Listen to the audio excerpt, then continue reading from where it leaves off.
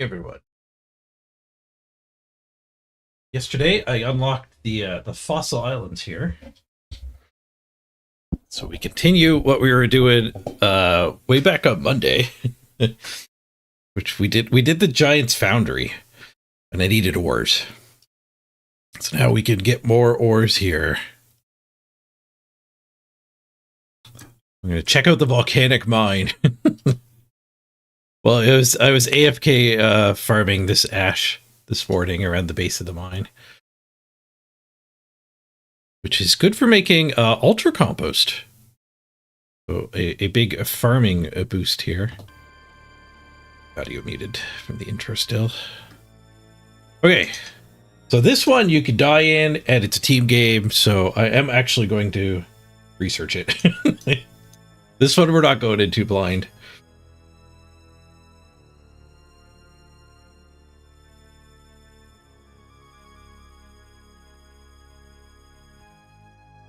Okay. Step 1, go to world 323.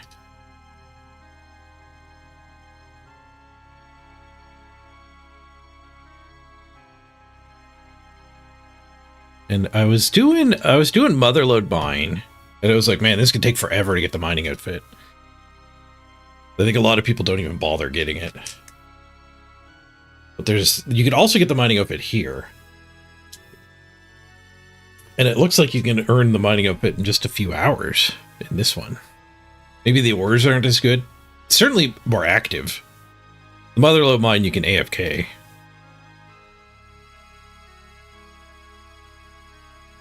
I've got 49 numalite, which you have to pay as an entry fee. So I might have to go farm some numalite here at some point too. It's 30 to get in. I wonder if I earn more numalite in here though. Let's kind of go in.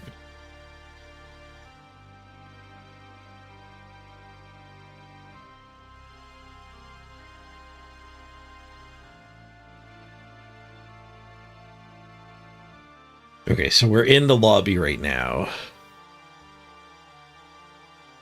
Preparation.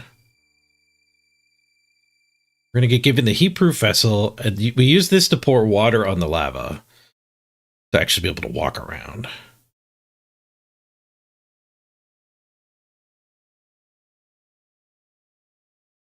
We have 10 minutes to mine the boulders. The thing will erupt and kill us if you don't get out before 10 minutes. Okay. And then there's boulders where you mine the boulders and you chip away at them. They get smaller and then they float down the lava flow. Then they get stuck again and you chip away at them.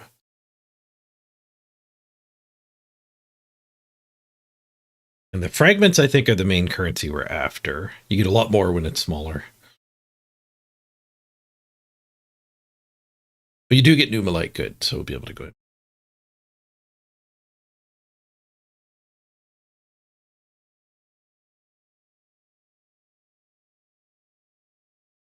Mine stability. Okay, so that's the main way you win, I think, is you shove these boulders down. That's what you're after. Volcanic gas, you have to keep around 50%, between 40 and 60%, in 3 different gas chambers. You can plug holes or open holes to vent to release it.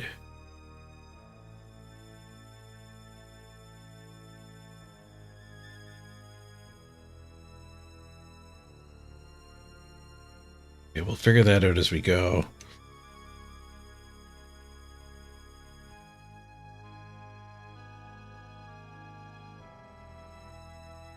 Good inventory setup. The full prospector kit. And prayer bonus for protect from missiles. So there's bad guys that shoot missiles. I don't have a whole lot of prayer bonus. I do have some, though. The shield's got prayer on it. Monk's robe.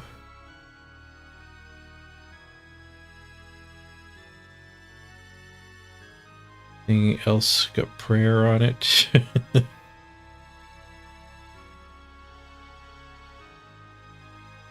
Okay, Do we just want tanky gear for getting shot at?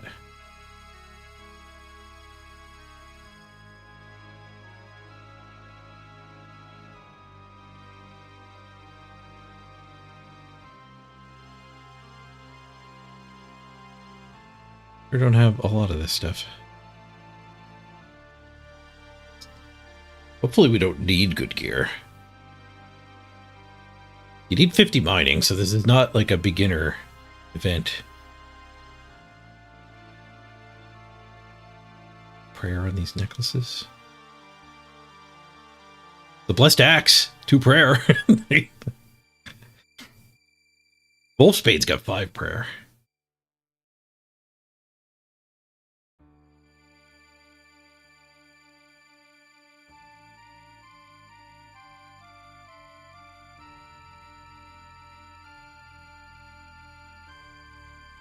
Oh, I got a monk piece here.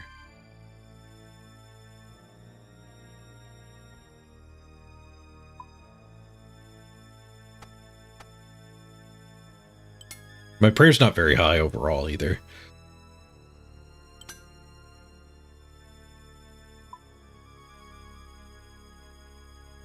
Hey, Richmond.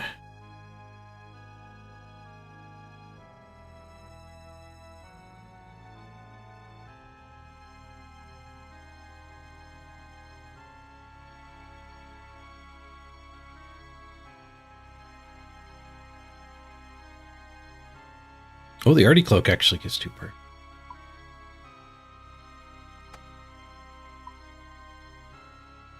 Prayer on gear is a little weird. I think for every like it's some sort of like, it makes your prayer last longer.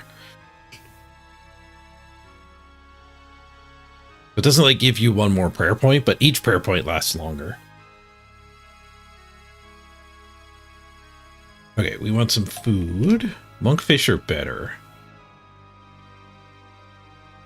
Well, I mean, I have these kebabs that heal 19, but I only have 16 of them, so we'll be rocking heal for 14 food. 12 to 16 pieces. Fur potion. Fur don't have that. Pickaxe, I have that. Yeah, but a potion, nope. Moonlight, I've got.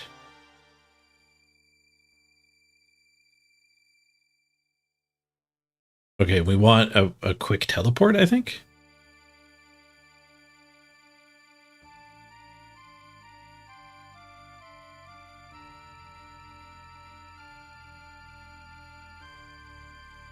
Oh no, these are to get your prayer back between runs, I guess.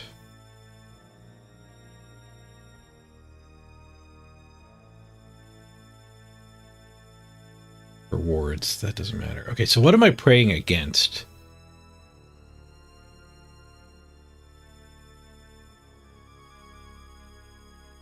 What's the baddie shooting me? Upon entering the lower level of the mine, lava beasts will begin to appear and attack players.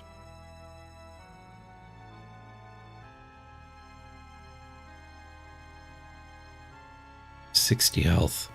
I think we ignore them. Everyone just prays range.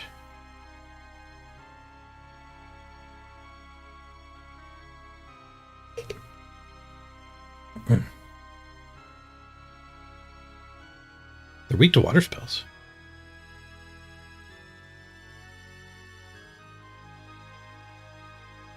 They do splash damage.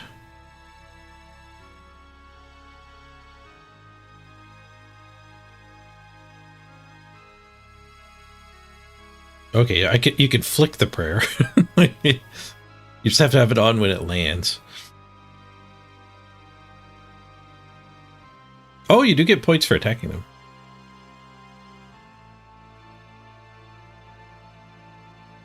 Oh yeah, but however, focusing on the boulder gives more points faster. Okay, yeah, so I'm pretty sure we ignore them. Hopefully I get carried. I think I'm ready to dive in, though.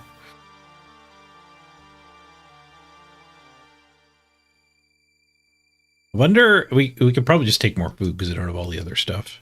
I need some free inventory spots, but...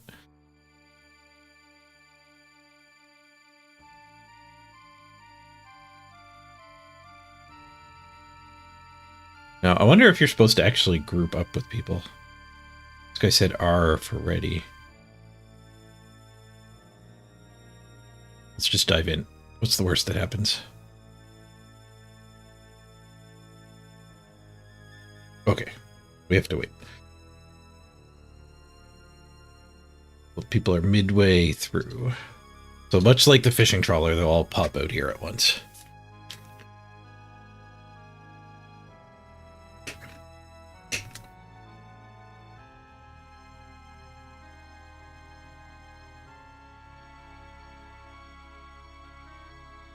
I wish there were shortcut keys. I wish I could just press like R and activate pre-ranged.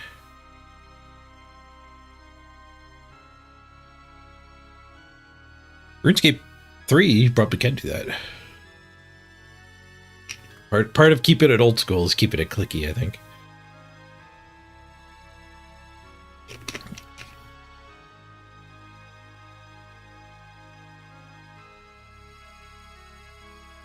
So we're trying to unlock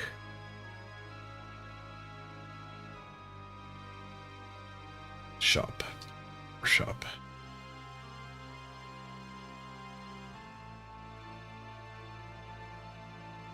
Okay, so we're not going to get ores directly. We actually have to spend our points for ores.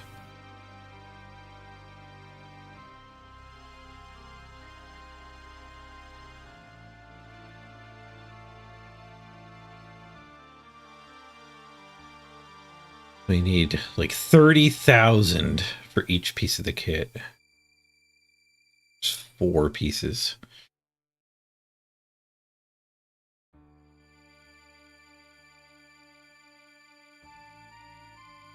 How many do we get around? At 50 mining, expect approximately 40,000 experience and 7,200 points per hour. That means every hour we can get 2 of the things. So like, oh no, I'm off by 10. Okay. It was 30,000 points, not 3,000 points. Yeah. 30,000 points. Okay, so it's 10 hours. It's about 20 hours in here to get all the gear, which is probably similar to the Motherlode mine. When I thought this was way better, I had missed one of the zeros here. Pack.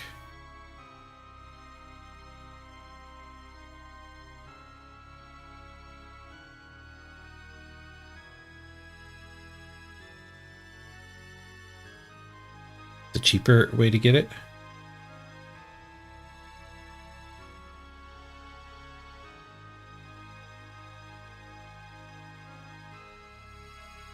No. There's 3,300 ores in it. They should never be purchased. Oh, but maybe this is the best way to get the dragon pickaxe. 1% chance.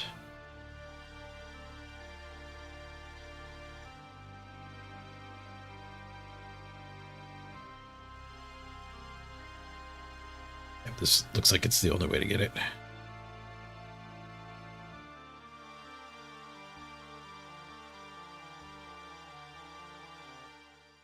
$2.1 million coins to get it fixed.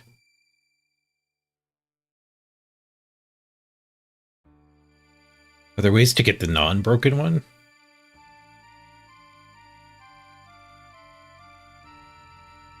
Upgrade it.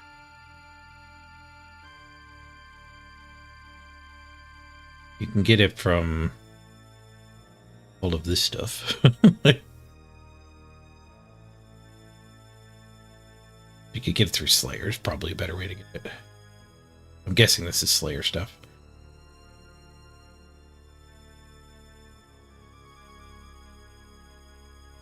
Actually, maybe these are bosses. You've never done this minigame? Too much effort?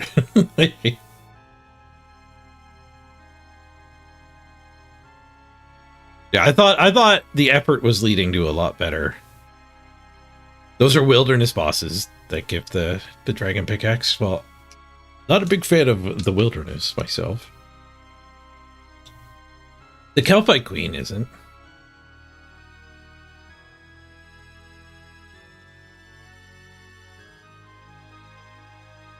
Wilderness.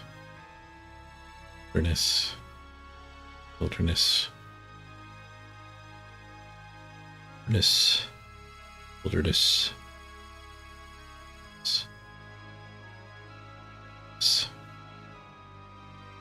Black Dragon Wilderness? Yep.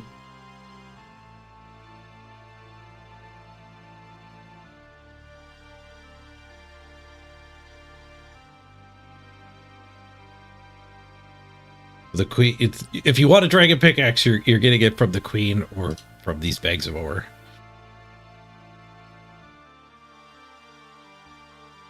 Oh, you can now enter the mine. Where's all the people? Am I on the right world? Maybe nobody plays this.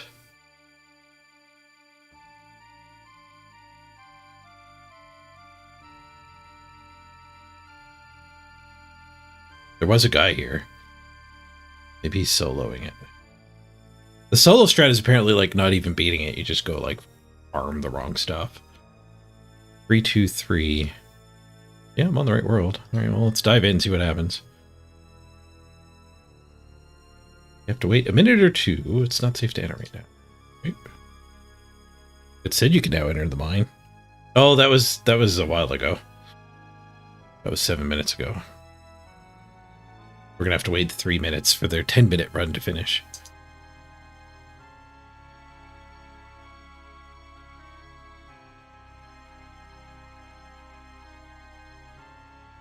We might not be here that long then. How much ore did I get in the mother load? That might be enough to get us some giant foundry action. I've got 200 mithril, 180 gold. Buttloads of coal.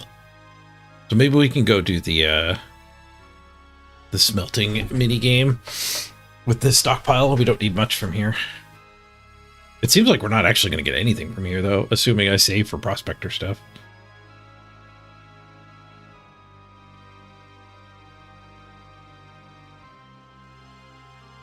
You can buy iron pretty cheap.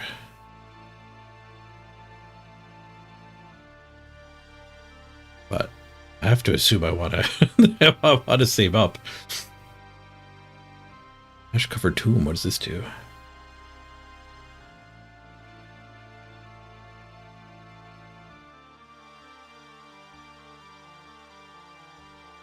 An enhanced fertile soil spell is unlocked. It's 87 magic. All right, well, we don't need that.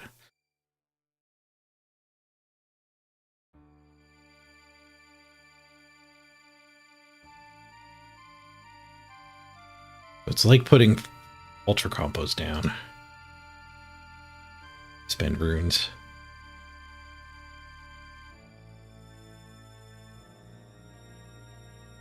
Astral runes. I've never even seen those yet.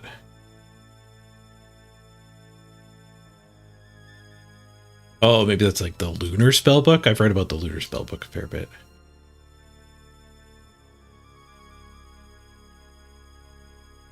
Oh, I could try the dynamite mine. I do have some dynamite.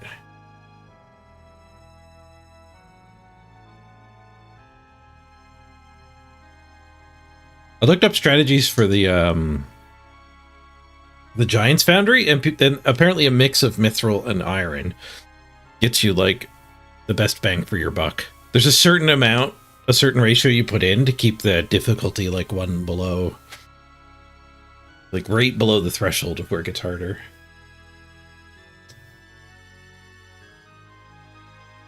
The looter stuff's hiding behind a quest, and presumably some requirements too.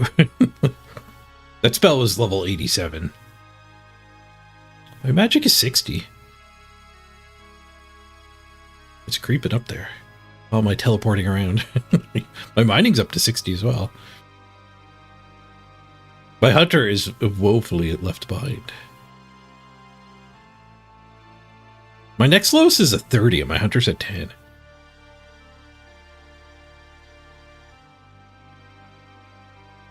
Okay, we're coming up on the 10-minute mark here now.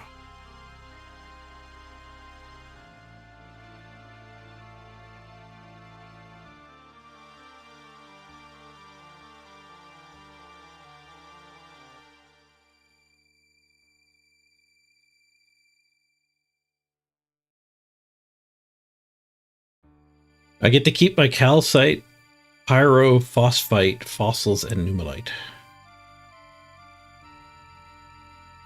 The ore fragments get shifted over.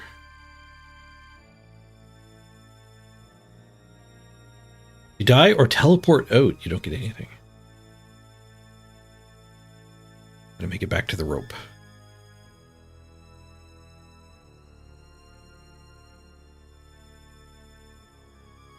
Oh wow. Yeah, that is the crab area. Thanks for pointing that out. You guys couldn't see my inventory. That was from when I was playing cards yesterday.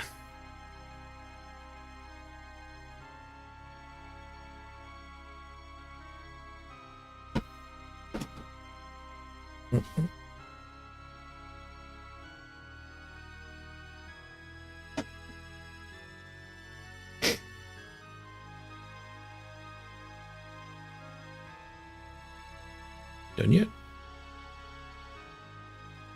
Oh, they're done. Okay, we're mining. There's nobody else here. The mine is dormant and will awaken in the next 30 seconds. Okay.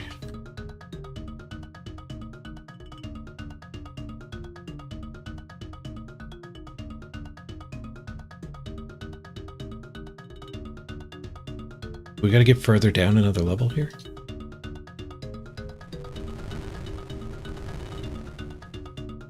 I have access to below. How do I get below?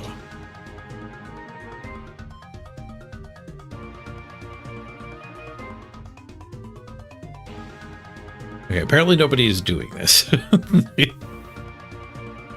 Volcanic mine might be dead content. You gotta find your own group, I guess.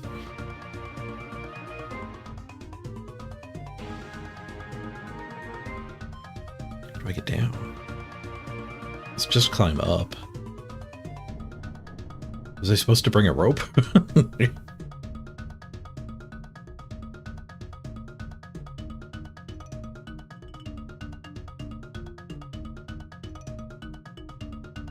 I have my bucket. Throw water. Cannot throw water diagonally. Pointless. There's got to be a ladder or something. Climb down, okay.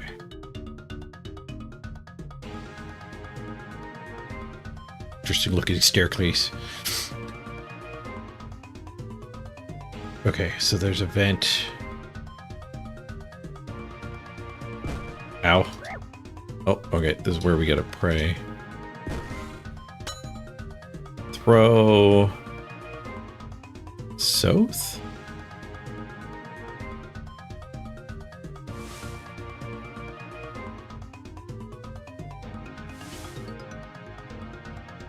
I don't know why I'm going here, but I made it.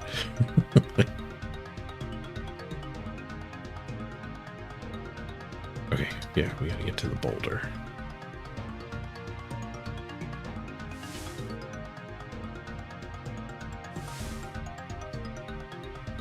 I mean, I don't think you could solo this.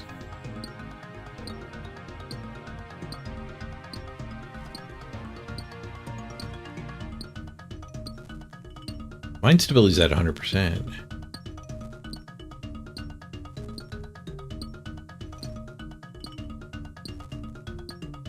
Okay, we're getting gold. We're getting fragments. I might need more inventory space than this.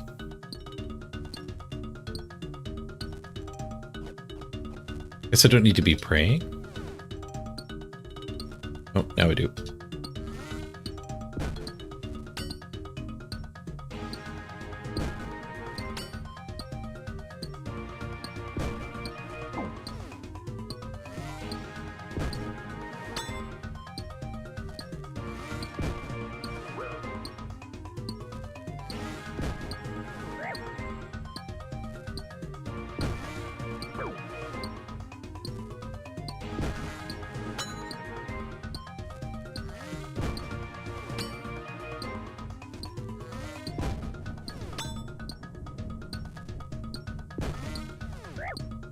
Where's all those viewers that wanted to play Wintertodt with me on Monday? Now I actually need people to play with.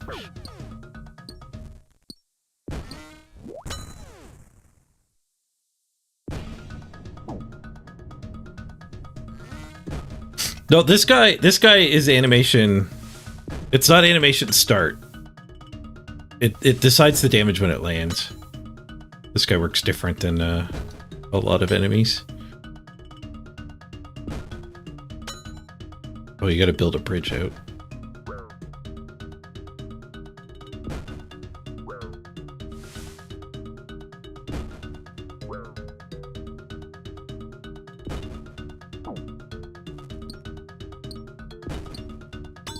Thing. Back to flicking.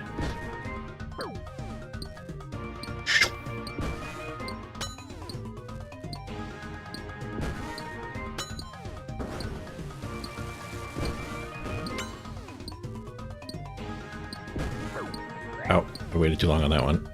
Something else hit me.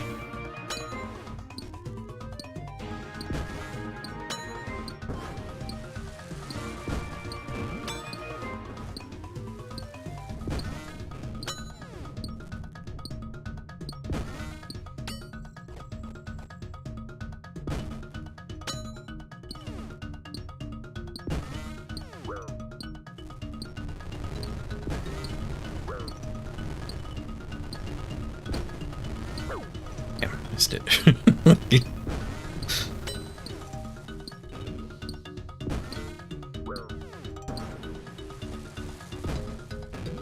Ah! Turning it off to eat did not work out for me.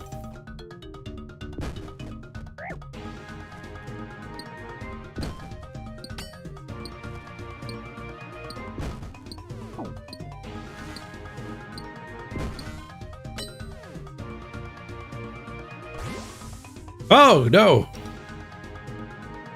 Did I die? Okay, not dead. Massive damage, though. So my little platform expired. How much time do we have left? 4 minutes.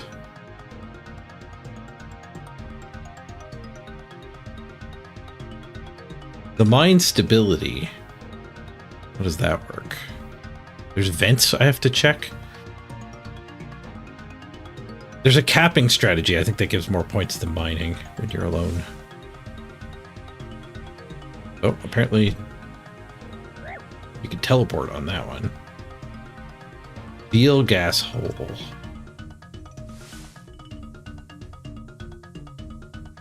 Okay, that fuel gas hole is the teleport. Just gonna shoosh this over here. If I take the rock, block, and we just unblock.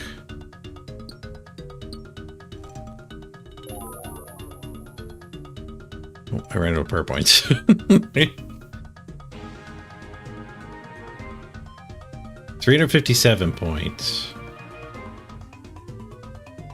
407 points. Yeah, you get 50 points for blocking and unblocking it.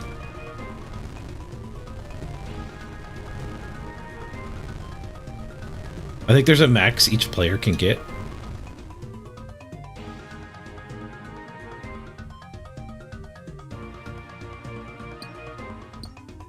From blocking and unblocking. So when I was reading the strategy, part of it was like everybody should take a turn doing this either at the start or the end.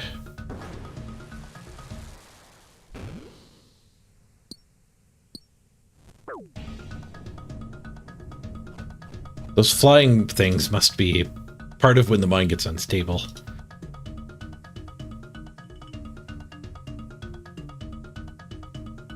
Yeah, I didn't get any points that time.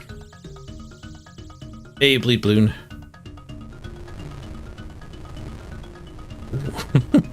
Whoa!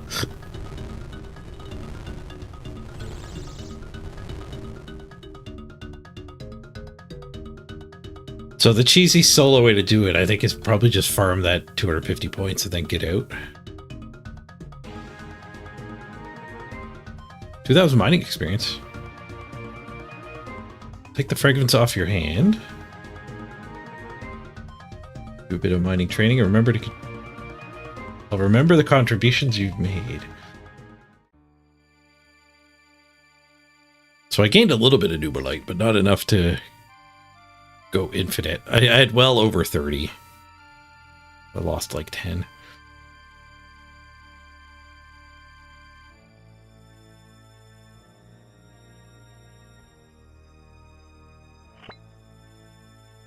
$557 points. Okay, so the points I was earning was the actual points for in here too. You went here 2 weeks ago, died instantly.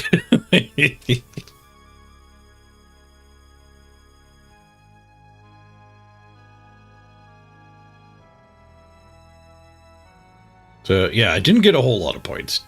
You need tens of thousands for these things. I got 500. So if I did that, let's bring up the calculator.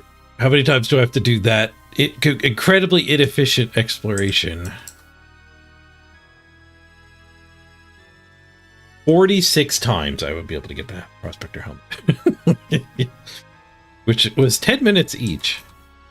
466 minutes. 7 hours. More like 8 hours.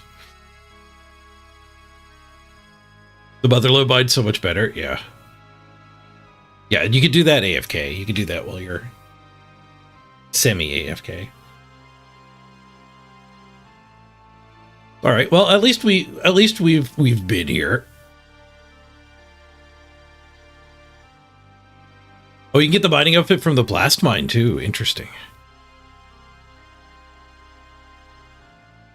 Yeah, I missed a factor of 10 when I thought this was better.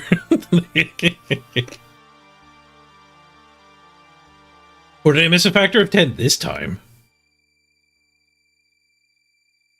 I missed a 0 on the helmet cost. Divided by 557. No, 46 loops.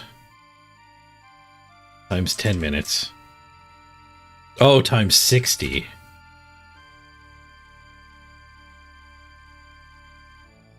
That many hours? Okay, well that's much different. 26,000 divided by 557. 46 of those, and that takes 10 minutes. And 10 minutes times 6 is an hour. 2,000 hours. Yeah.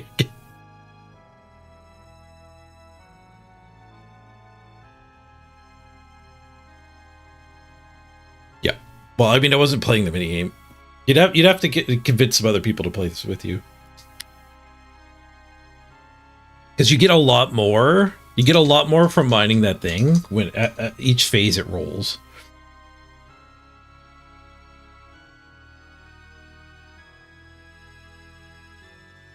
One in 20 when I was mining it. Dropped to 1 in 12 for some of my mining, I think. But when it's at the end, it's a 1 in 3. So you actually get your payday at the 1 in 5, 1 in 3 after it's rolled down a while. 466 was already in minutes.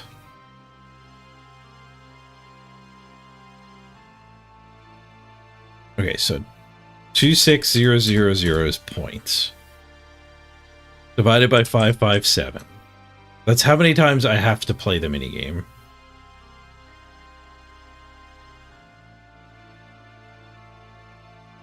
I have to play the minigame 46 times. The way I just played it. Moving to YouTube, Richard. It's hard to say where I've got more viewers at any given point with RuneScape.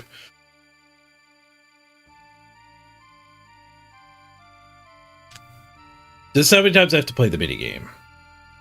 The minigame took 10 minutes. Times 10. So 466 minutes. Oh, I see what you mean. Then you divide 466 minutes, you divide by 60 to get out. Yeah, I did it backwards. So it's 7 hours, which I think is pretty comparable to the Motherlode mine. I don't know exactly the rate at the Motherlode mine. But it's way less clicks for sure. But again, I wasn't playing the minigame, so if you actually play the minigame, you probably get, like if you have a team and you're doing it, you probably get 4 or 5 times as much. It was probably slightly better, but it's not worth forming a group.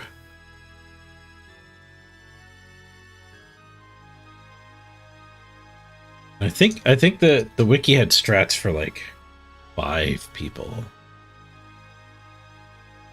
There's a 3-player strat, which I think had some compromises.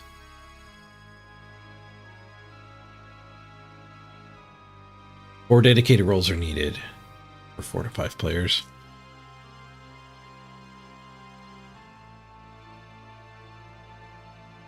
Oh, when you go over 5, it's not optimal because it gets harder.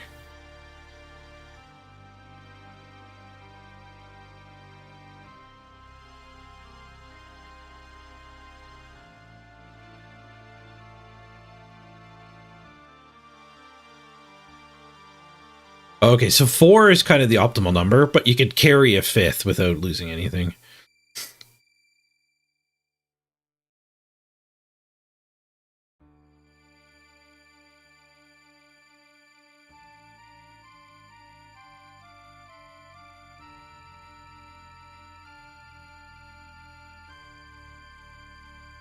And all that extra work and playing gets you 64,000 experience per hour. Where the Motherlode mine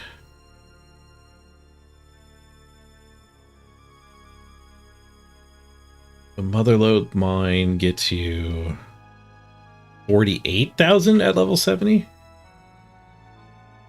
Was it over here? 48,000 for the Motherlode. 48,000 is the same. It's the same experience per hour. Oh no, this is the Motherlode I'm still looking at. 48,000 on the Motherlode. 64,000. So yeah, it is better.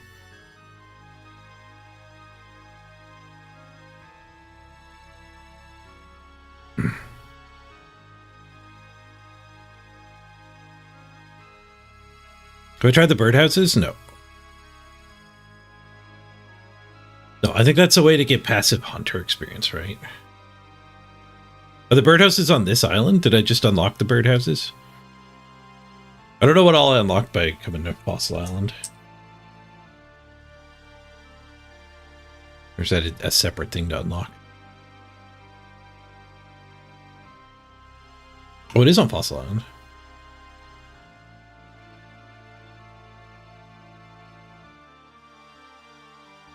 How much hunter do I need? Oh, just level 5. Nice. You won your first play match, Nuke? Congrats! One more win, and you get 2 tries at one more win to qualify. Sweet. Congratulations. That's great.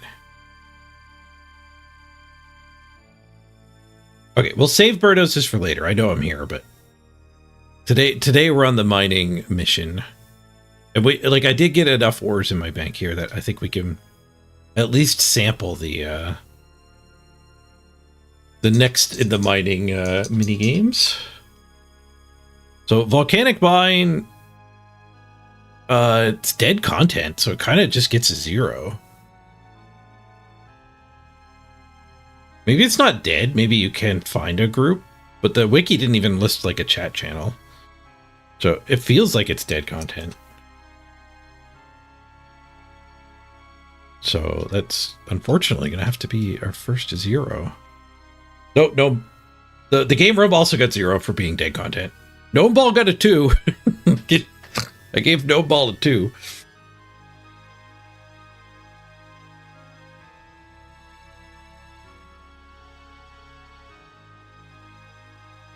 Those are both dead content. But we can go to the blast furnace now, which I have not looked up at all.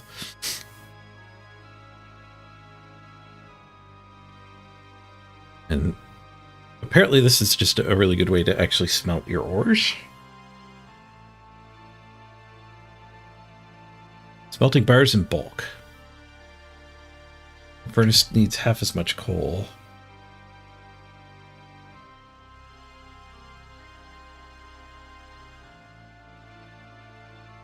I did do the giant dwarf thing. Costs you money per 10 minutes of use. 60 smithing lets you skip the fee. What's my smithing at? 46.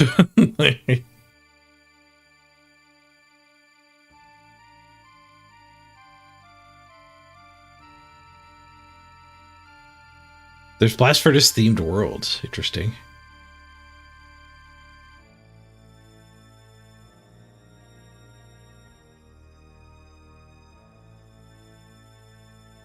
So the blast furnace world, you only pay 12 coins per tick. That's good because I probably won't be there for the full 10 minutes. I don't have that much ore.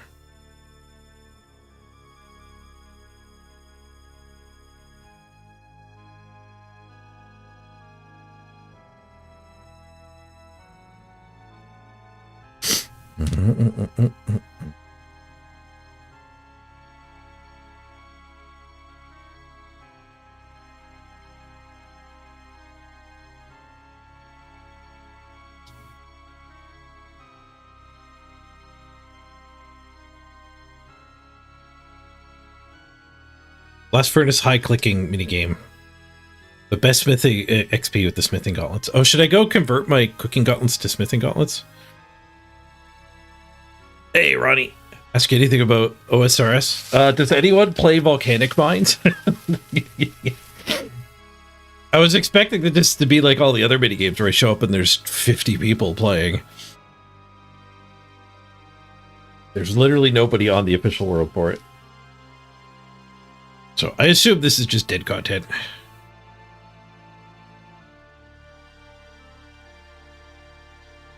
I do have the ice gloves. I do have the ice gloves.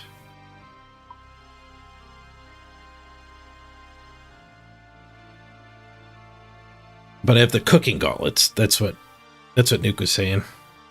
The gold gauntlets give you more experience when you're smithing your gold.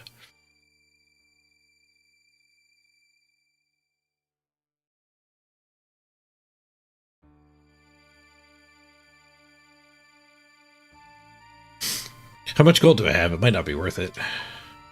I just have 187. Yeah, my money's more of the limiting factor here. Which is kind of what I'm hoping to do, is convert this into bars and then convert the bars into money on the Giant's Foundry.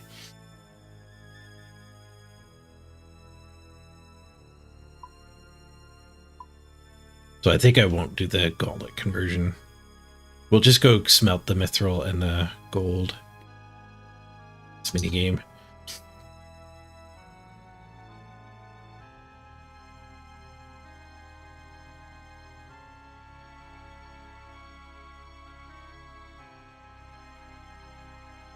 Right, transportation. We gotta go to Kaldheim.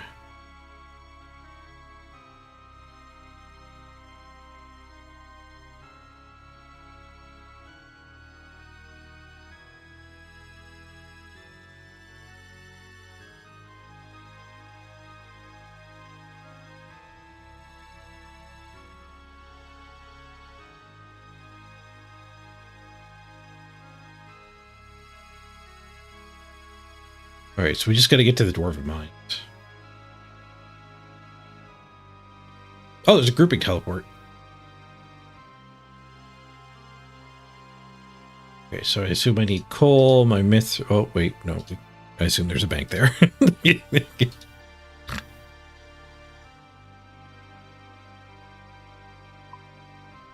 need that to pay for the minecart.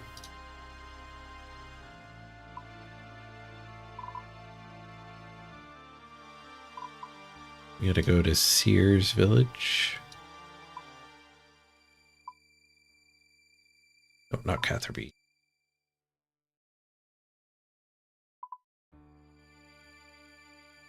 This area? No. This area.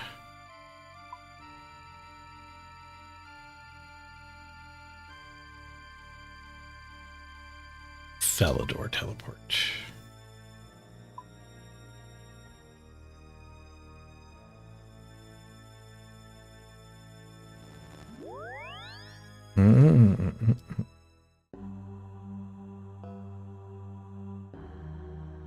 It's like 2.5 times the XP on the gold ore. I don't know if the gold ore is going to be like 100 and some gold ore. I don't know how significant that's going to be to double it.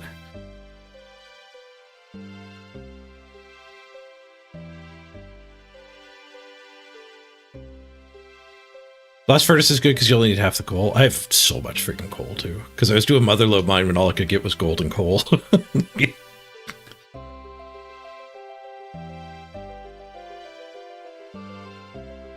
I still have my prayer gear on.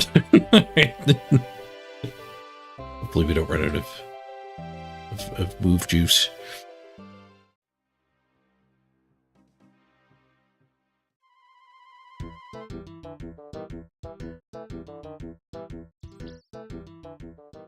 Okay, minecart.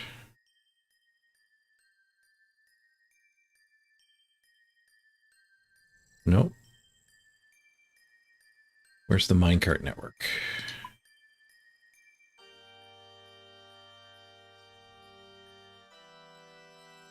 I haven't been to the mining guild yet. I think I can get in there now. But I just completely misunderstand the mission here.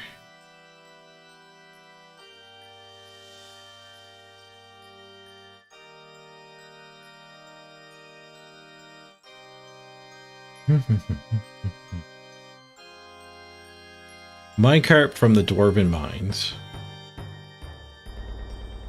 Okay, yeah. So I am in the right spot.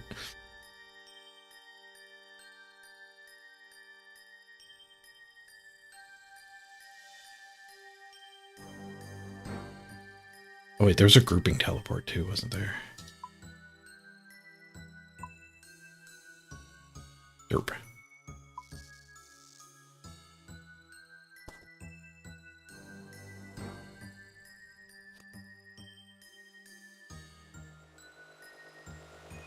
Yeah, I've been there before. I did some of the big dwarf quest. I haven't done the blast furnace yet.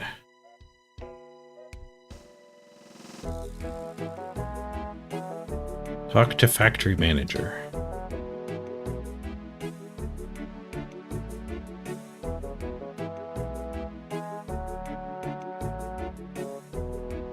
Built a new blast furnace. What are your people working on?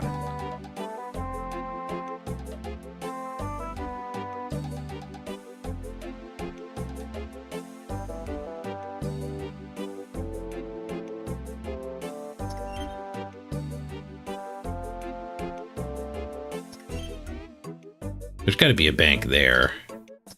Such an inventory heavy thing. Oh, okay, we're at the blast furnace.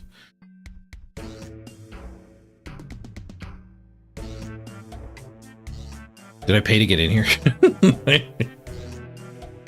No, I gotta pay that guy.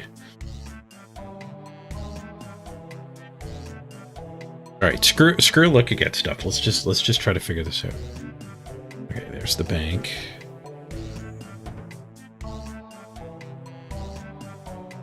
We need gold to pay the guy. Presumably, we're gonna go half inventory of mithril and coal. I don't know how much coal it takes to smelt mithril. I've never smelted mithril yet. Use coffer.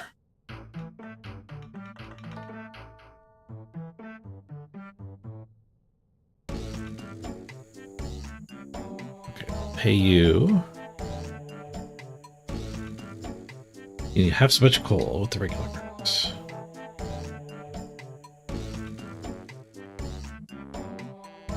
Check the bar dispenser, temperature gauge. Oh, we need more coal.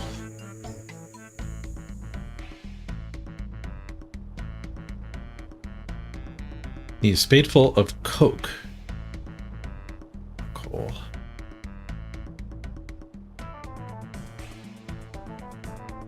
More inventory space.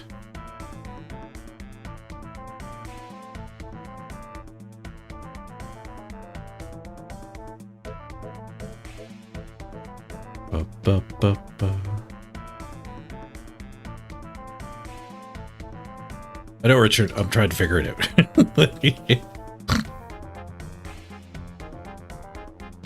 Select Coke.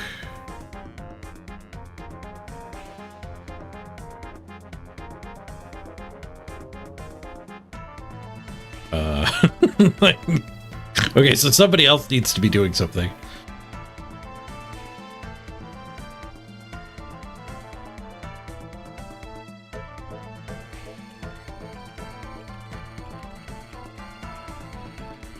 Okay, we're getting agility experience. That's pretty sweet.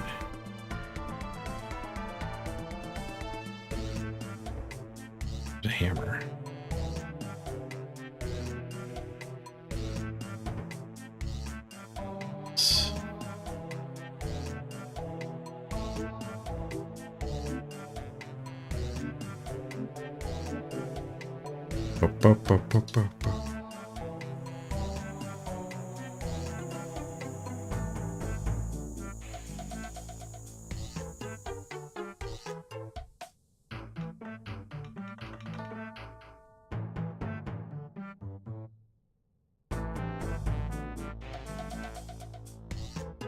Just sell them.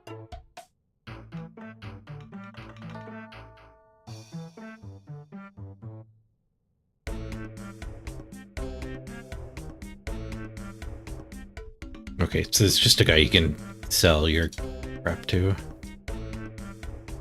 This guy actually sells you ore. Not cheap.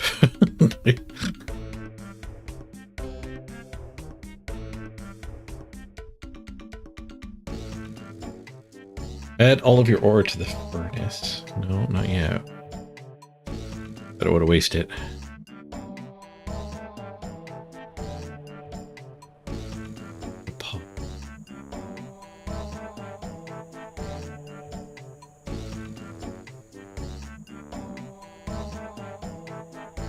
How does the Coke thing work? Oh, I have Coke.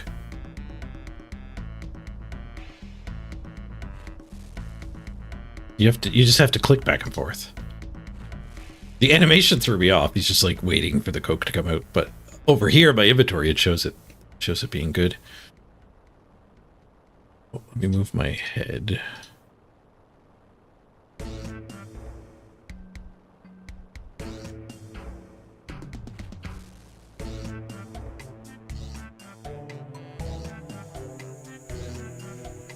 I need a lot of Coke.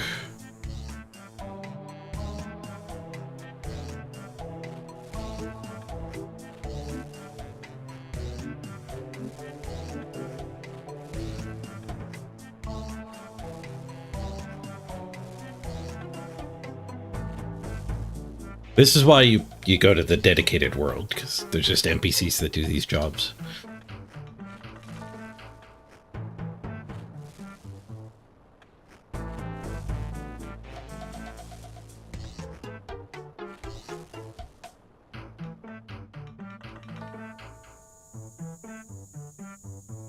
Sure hasn't moved yet.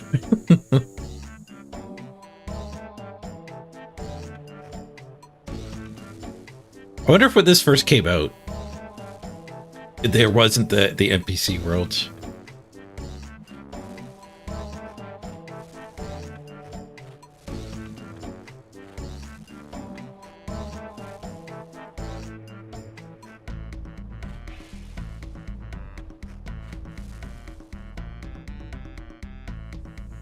Talk to him here.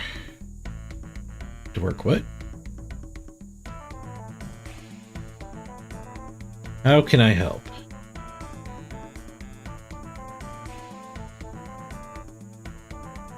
It works if there's a group keeping it going. Firstly, the stove needs to be kept filled with coal. If this runs out, the furnace will not work. Okay, it says coal here, but it's actually coke, not the in-game coal. Someone needs to operate the pump that keeps the hot air blast circulating through the furnace. Thirdly, someone needs to keep an eye on the temperature gauge. They should tell the pumper to start or stop. Temperature stays in the right range.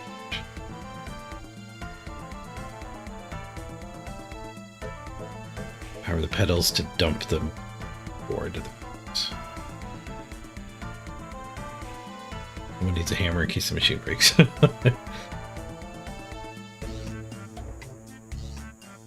Yeah, I am curious if this had to actually be operated when it first came out. Bank chest was added. Wow, it came out without a bank chest. Trading post has been added.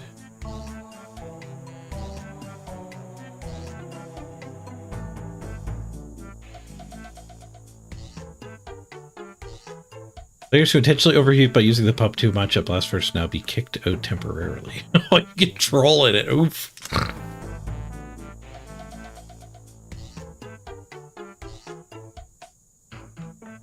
Cannons can no longer be set up. 3 dwarves are added to the blast furnace themed world, so we'll operate the furnace for an hourly fee of 60,000 coin.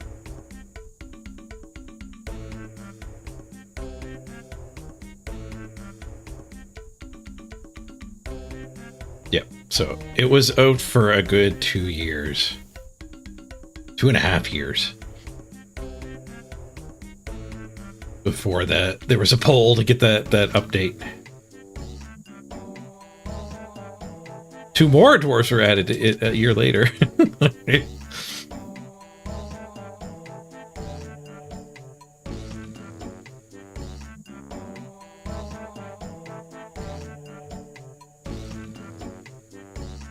I wonder if there's a world where there's people still running it.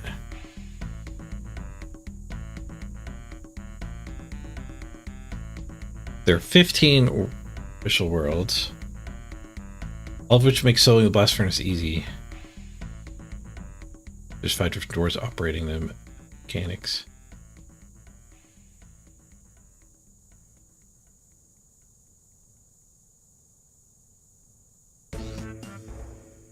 Oh, that's an additional fee too.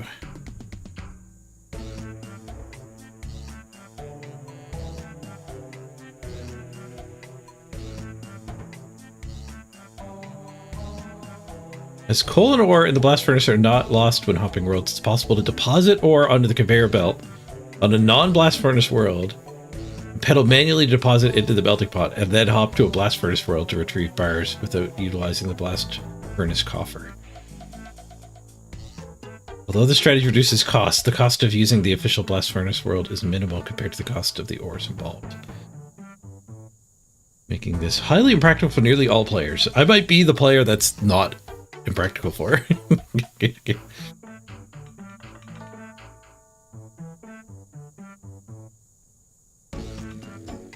You can work the pump to get your strength up without getting your health up.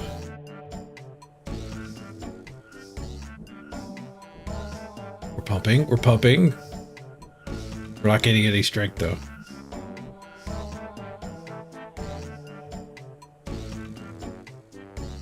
Maybe it has to be useful pumping. Oh, it actually did put the heat up. Maybe I can solo it.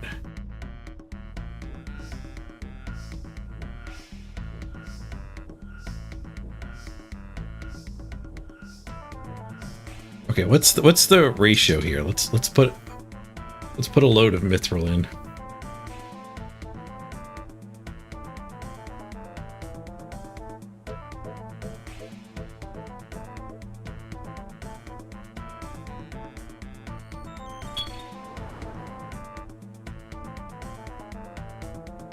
Okay, 1 mithril, 2 coal.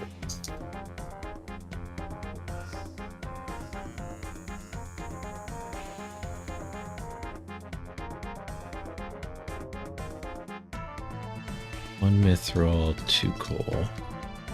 Let's see if we can get 1 bar to pop out here.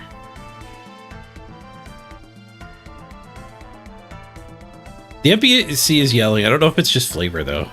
Somebody fix the pipe. That's not flavor. Oh, my payment ran out. Buddy by Incondo Hammer.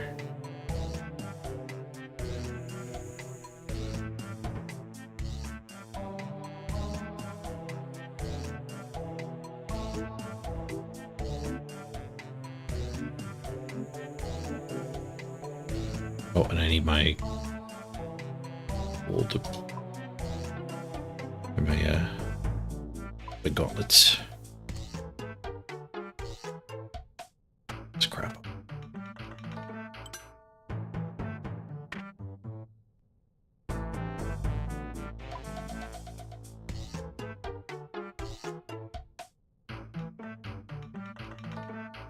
Okay, fix the pipes.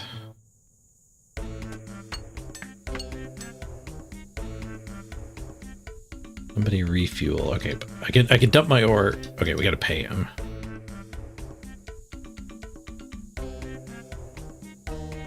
Minutes.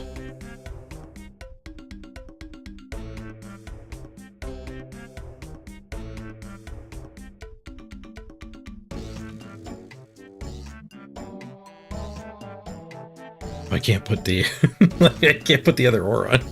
Very inefficient to sell this. It's a trading exercise.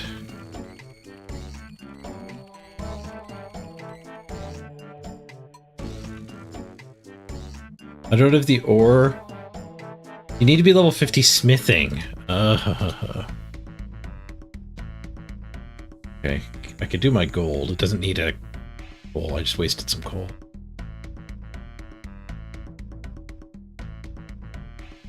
I don't have any iron ore, I don't think. Oh, I have one iron ore. There you go.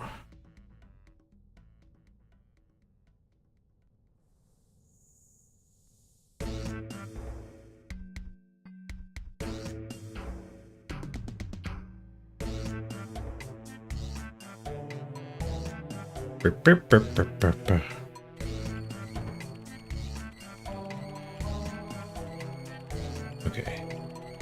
Now I got to get the temperature up.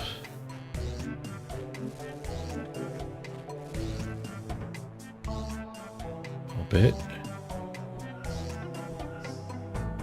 Now I'm getting strength.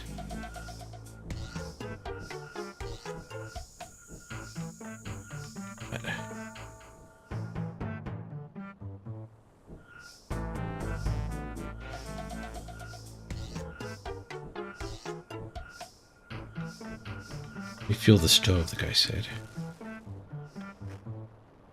I'm gonna work the conveyor belt. Well, there's nothing up there.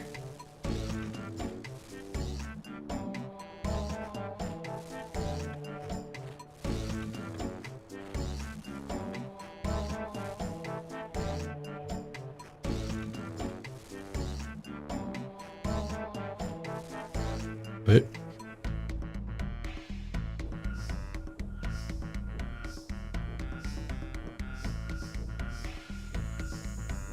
the temperature went down.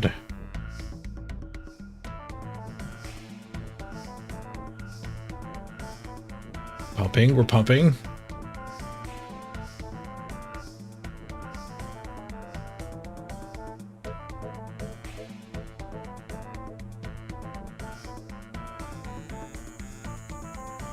It was getting there.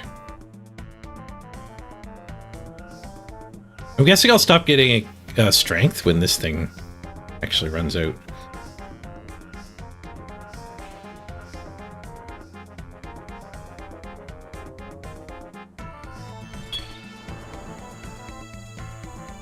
Oh, it broke.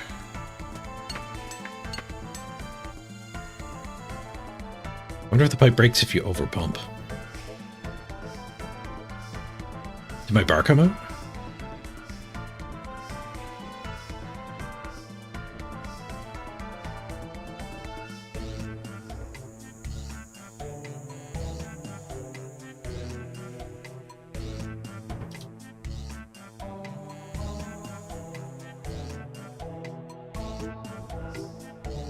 Pump harder, boy!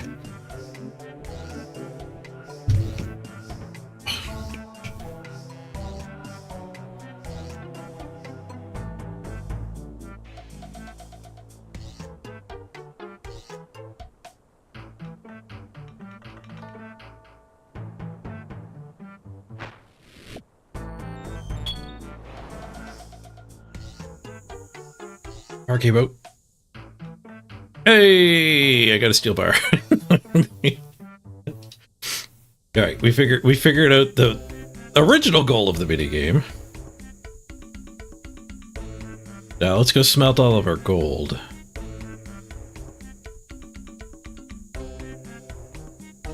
On the actual world. So the gold doesn't need any coal. It's actually kind of silly to do gold here.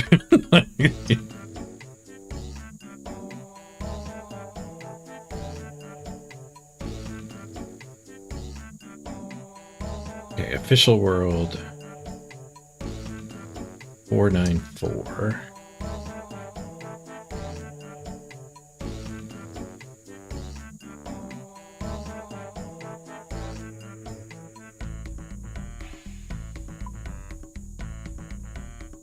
And you don't get points or anything here.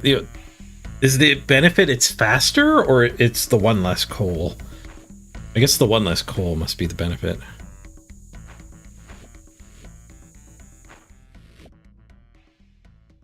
Oh wait, I wanted to be on a different world. I could cheese it.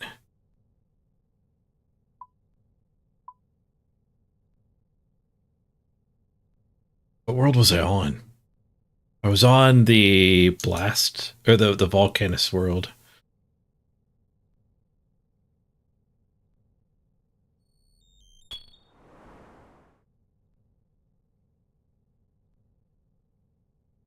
Volcanic mod. 323, because I paid there. I've already paid on that world. 323. Maybe the payment actually crosses over. I could have just dumped it here. Run any world.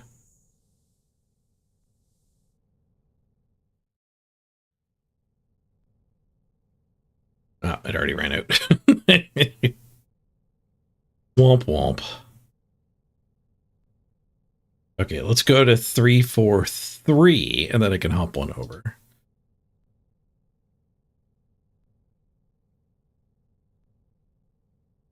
Not 343. 493. 49.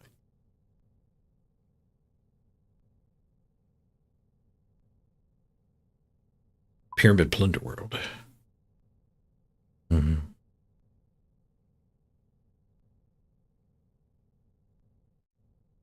Yeah, you only actually have to pay when you want to dump on the belt. That makes sense. Okay, we'll pay you. Oh, seems like it's a waste of resources.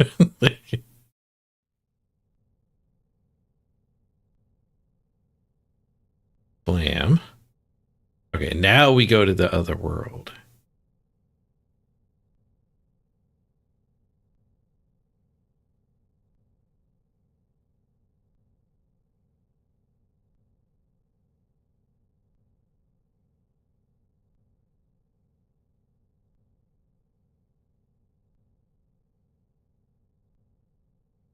Load the coal and ore on the belt.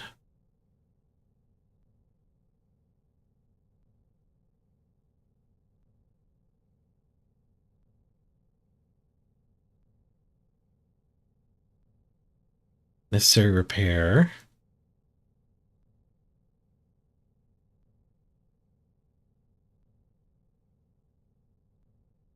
Don't hop when there's ore on the belt or it'll be lost.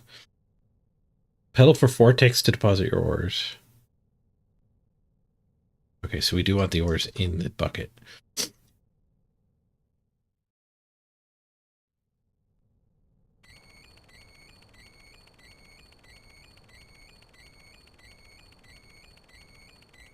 Up to the official world.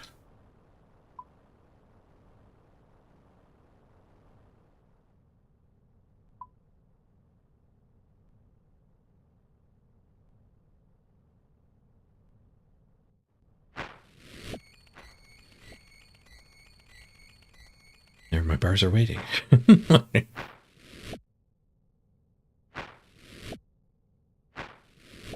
many would you like to take? Oh.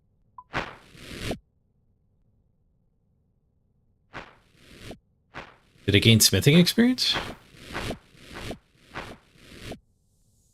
Or does that also cheese me out of experience? Maybe I gained it when I dumped it?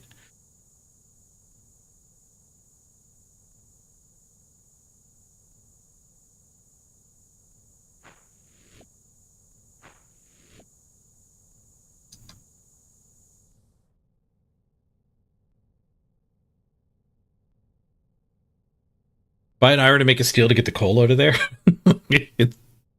Is the coal being in there a problem?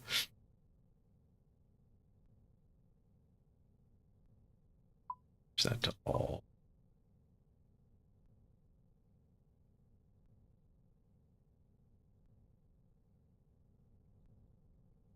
Let's drop some coins in. Oh, I don't have this guy's permission. I gotta go back. The world where I did pay.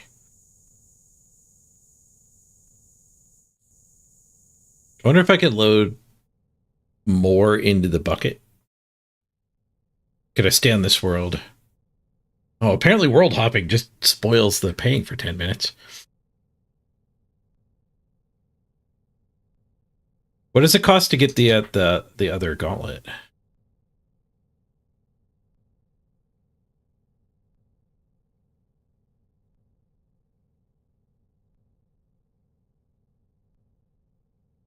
Find it from here. Goldsmith gauntlet.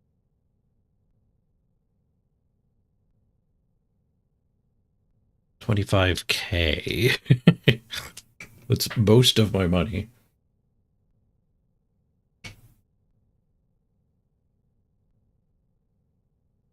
It does give you 2.5 times as much. Extra 150%.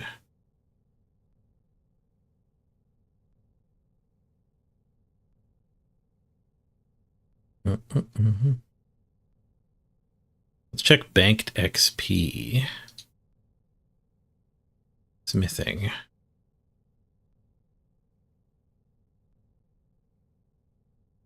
Yeah, I don't even have a level banked.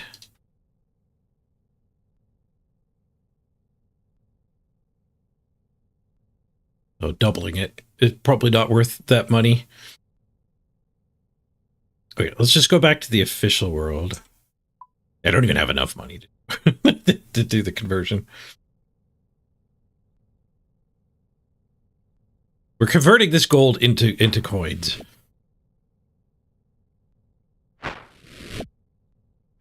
Okay, so we got to pay him for 10 minutes. We have to deposit in here.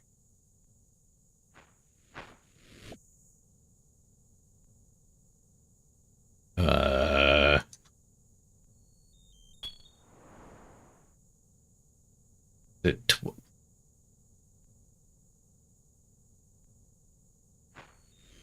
1,200 per minute. Okay, let's do 2,400. See what we get done in 2 minutes.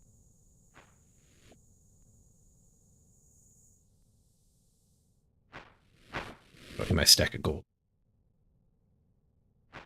Yes, and don't ask again.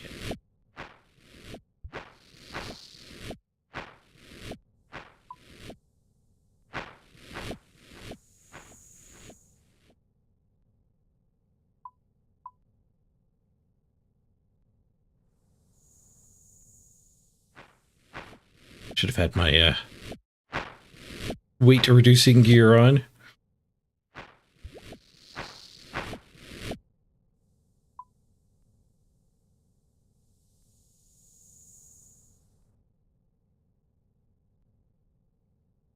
We'll be able to get all this done. 2 minutes, hopefully.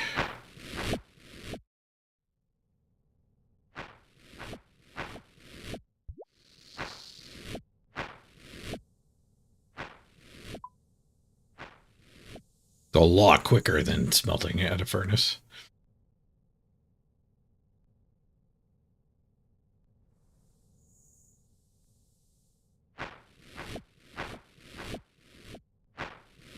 When does the smithing XP pop up? There it is, 600.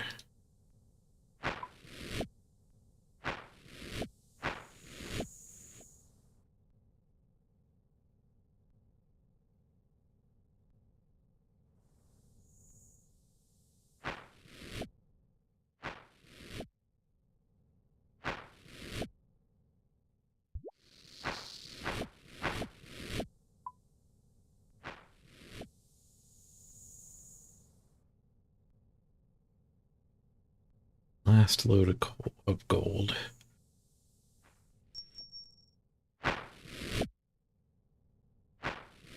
I ran it.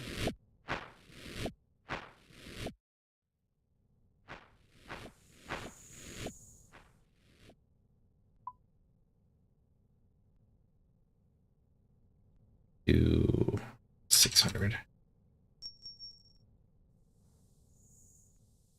Definitely wasn't worth it. But now I've done the minigame. Calling this a minigame is pretty generous, though.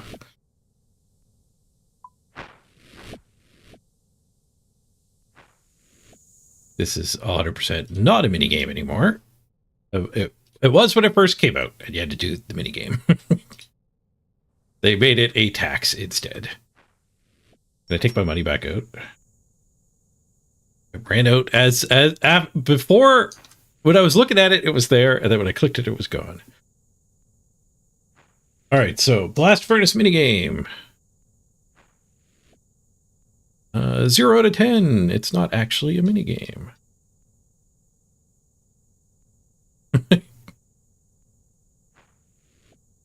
It's listed as a minigame. It is not a minigame. It is a way to smelt that is slightly different than smelting in a forge.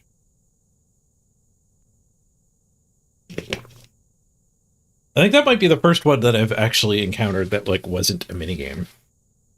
Like, say what you will about Gnome Bowl under here. It is actually a minigame.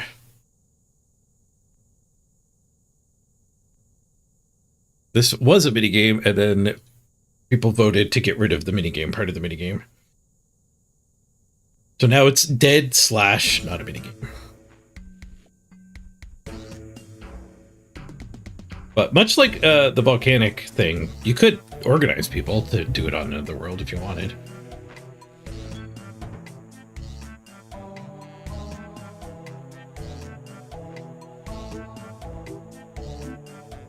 See, forestry is a community activity that actually is a minigame.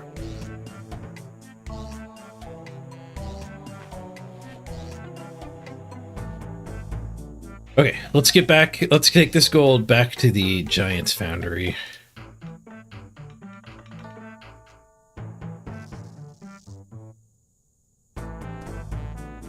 Yeah, there's what, 4?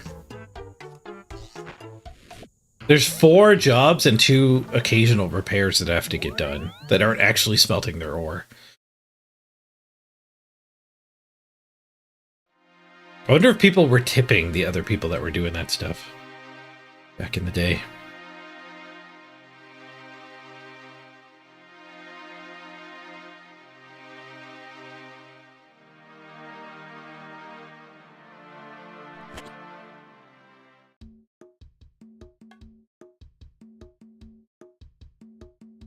Bank here first.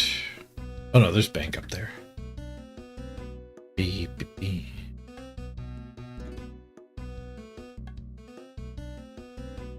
See how many swords we can make. See if gold swords are worth something. This might be an incredibly inefficient use of my gold ore. I think I should probably be making necklaces and enchanting them.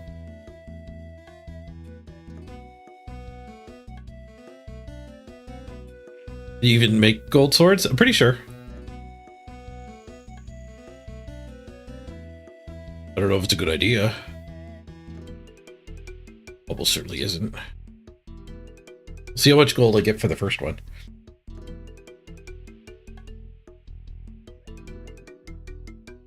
We did do this a little bit yesterday, but I didn't have enough ore to do very much of it.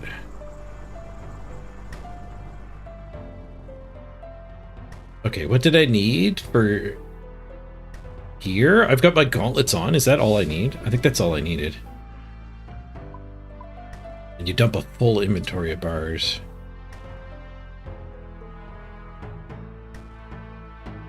One gold bar is worth 108 on the Grand Exchange.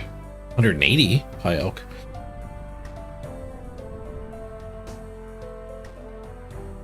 We'll see what I get for 28 of them.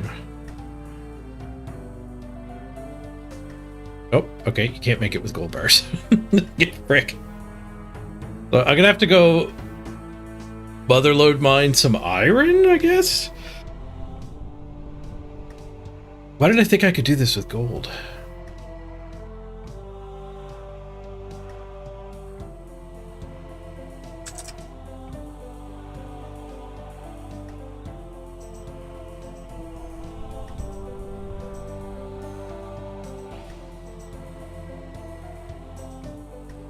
I could maybe get my smithing high enough to do mithril?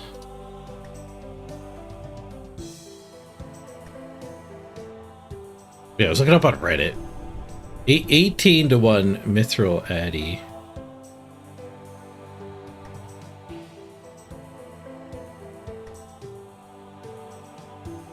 People figured out the right ratio here somewhere. 9 mithril and 19 steel. Keeps it at difficulty 4. Rather than increasing it to 5. These guys were talking about experience though, not cash. Yeah, gold would definitely not make a very good sword.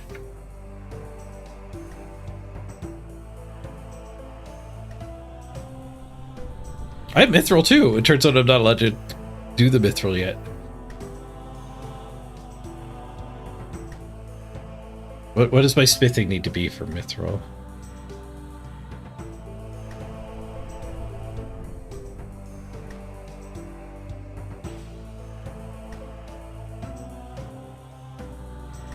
$50? 50 smithing's gonna take a while. But smith, I could turn my gold into necklaces.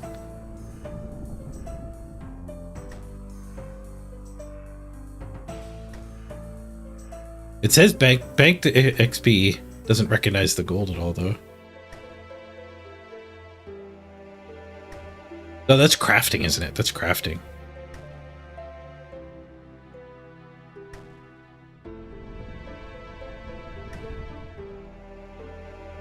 You can't smith the gold either, I assume.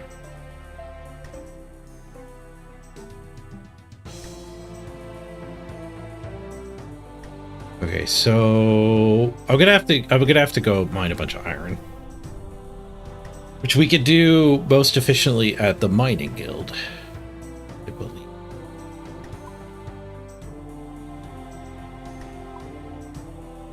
They're mining it here.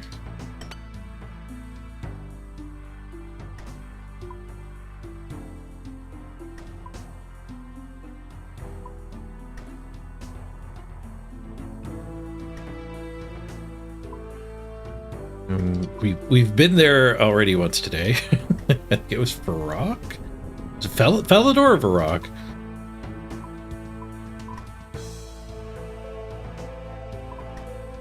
Felidor.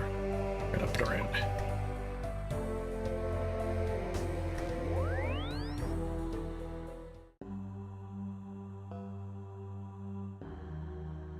Let's run again.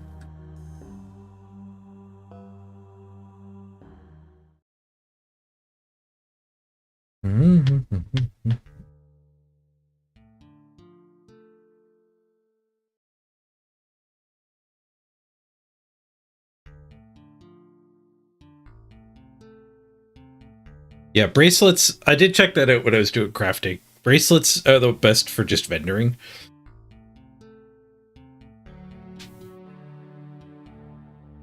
The utility you get from a lot of the other ones, though, does mean you want to spend some of your gems on all the various necklaces, rings, and whatevers.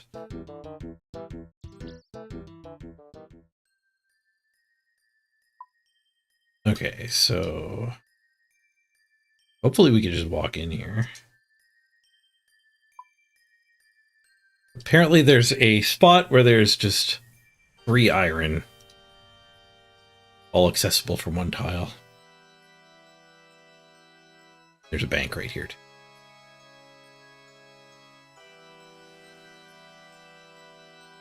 Yeah, I guess when I said necklaces, it was just shortcut for jewelry.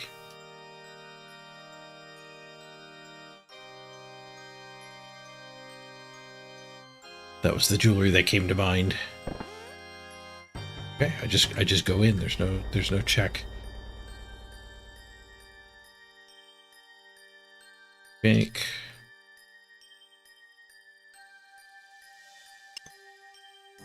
Not a bank.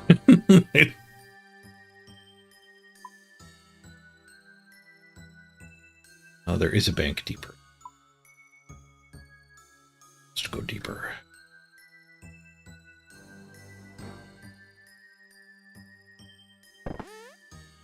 Oh, there's a building in Falador you can go down. Gotcha.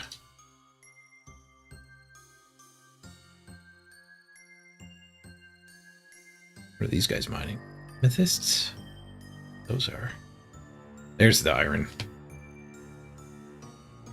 Alright. Strap in for some hardcore mining content. Look, a double already. My achievement diary armor.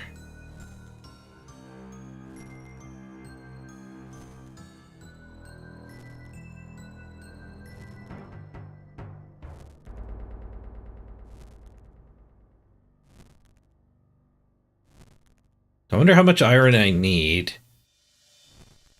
to get up to be able to smelt the mithril.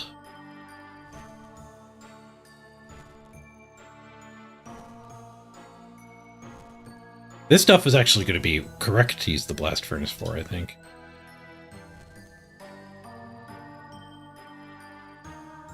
It's the deposit. Fury quicker.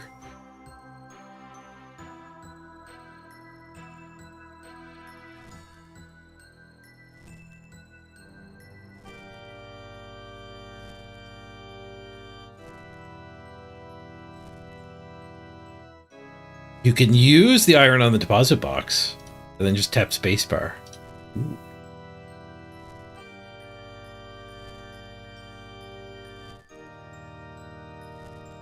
Now, do I want to do steel? There's two different things you can make with the iron ore. Iron and steel.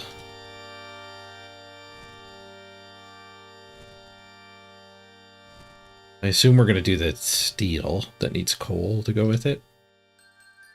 Unidentified mineral. Interesting. That's all about. Something else in my inventory. The quick deposits. Not where we want to be.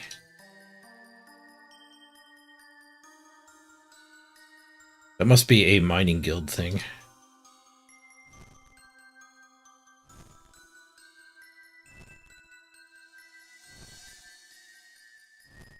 Apparently this is the best way to level mining.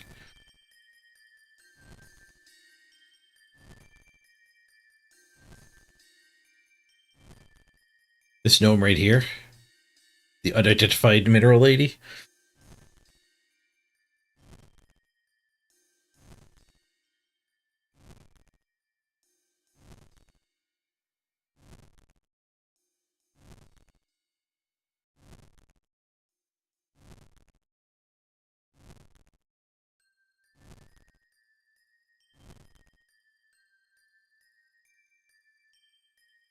Mining gloves. Superior mining gloves.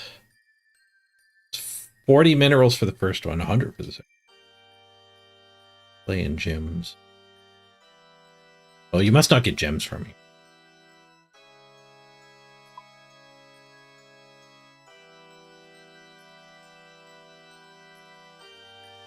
Either I got really lucky finding one already, or it's not going to take too long to get those gloves. Whatever the gloves do.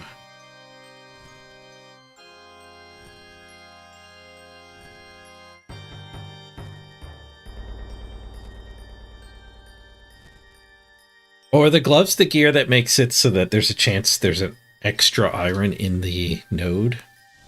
You can tick it twice.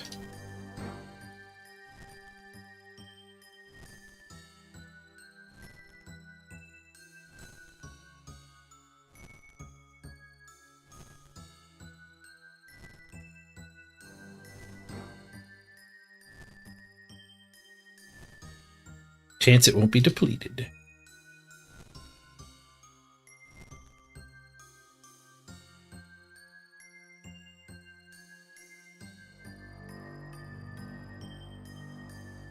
4 for all.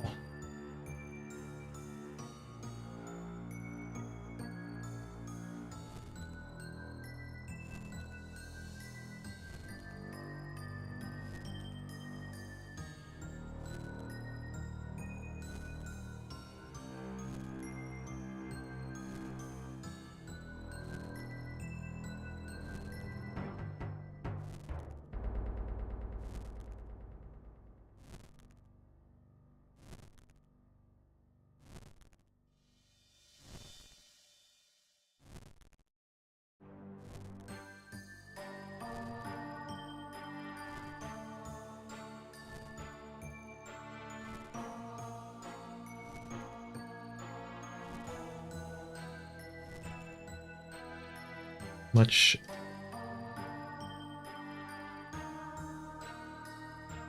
How much do we want to farm here?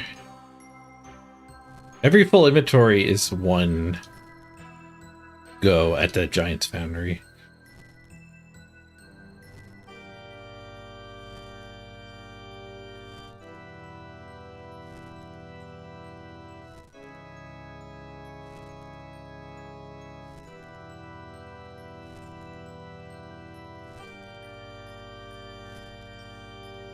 I think when I smelt it, I'm just going to do it in Edgeville.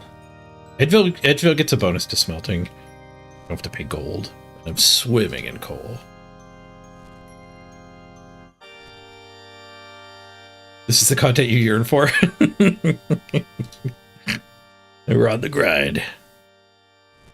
Enough to get smithing 50, whatever that is. I guess we should break out a calculator.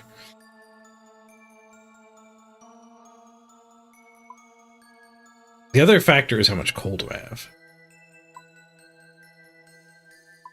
I have 1,000 coal, so in theory we could go to 1,000 iron.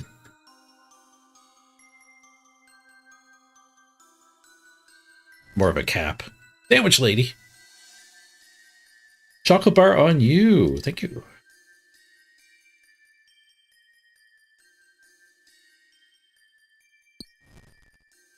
Good at chocolate bar does me.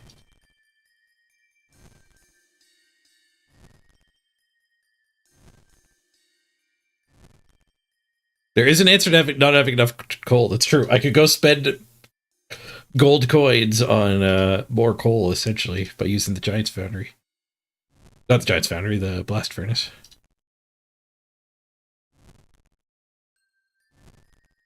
Oh, yeah, we can mine the coal right here.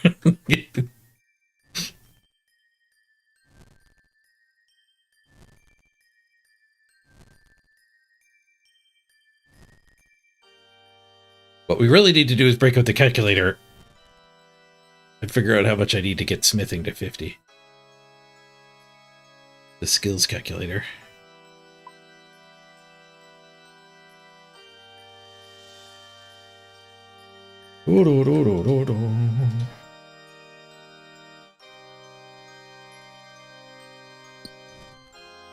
Oops, I missed a tick.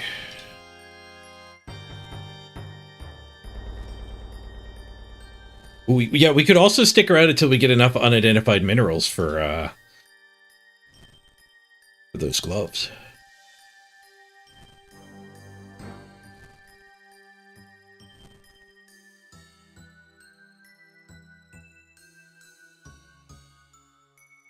Mining gloves, superior mining gloves.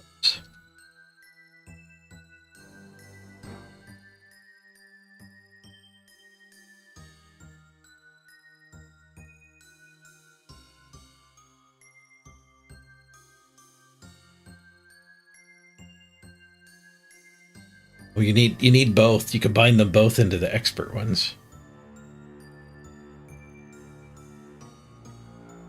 When mining certain rocks with the gloves equipped, will not be depleted until 2 or 3 ores that type have been mined. You continue mining until it's depleted.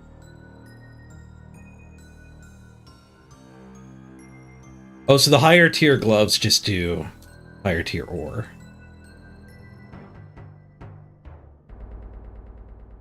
Oh, and they also do the ore better. Okay. But I am going to want to buy all 3. Both. And combine them into the 3rd. I guess there's a fee, so you are buying the third as well.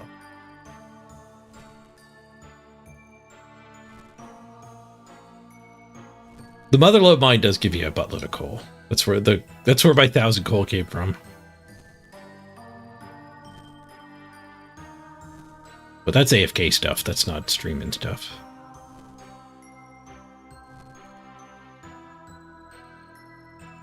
Two unidentified minerals.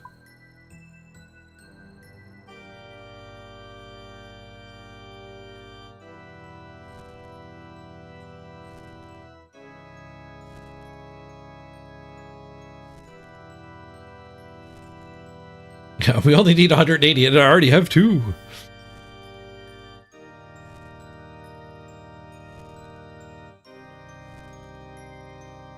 What did the beginner ones cost? It was pretty cheap, like 30.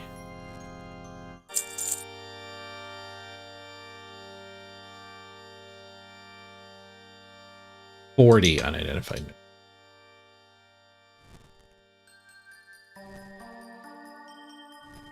Once I get the beginner gloves, we double our efficiency here. Our click efficiency. It doesn't actually make you faster. Keeps you from getting carpal tunnel though. The Motherlode mine also keeps you from getting herpal derpal.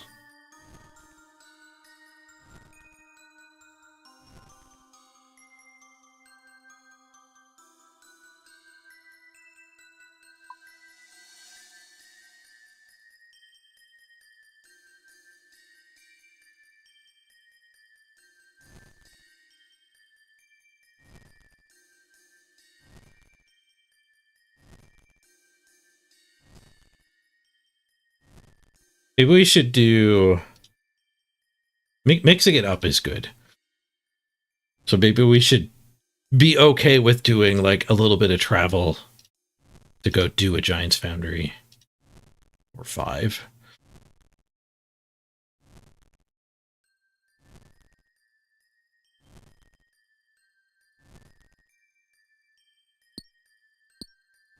Ooh, he actually did a tick when the sapphire appeared.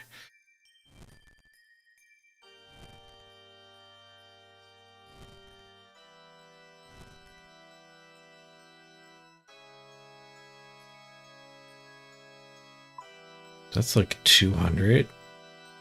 Maybe we want to get up to like 280 because that's like 10. Yeah. Let's do 10 giant swords. One more round here.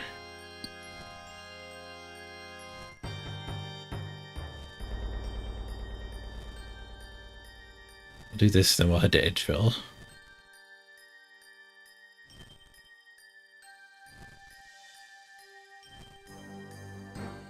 We'll make 10 swords, see how much cash we get. Is this a good money-making endeavor?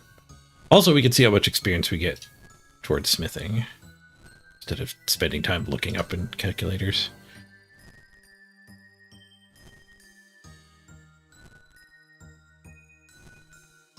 Another mineral. 3 minerals.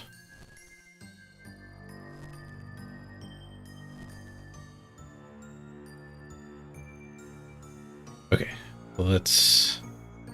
How do I get to Edgeville best? I guess just a teleport. That's probably a spirit tree situation. Yeah, I think it's just a spirit tree. For the Grand Exchange.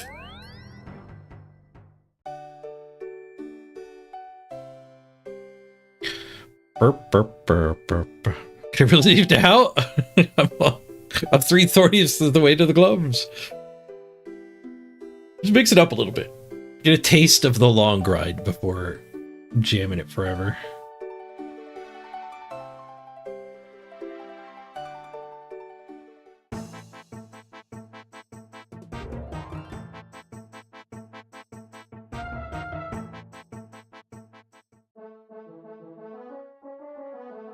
The gnomes have some pretty intense music. I guess that's the gnome battlefield.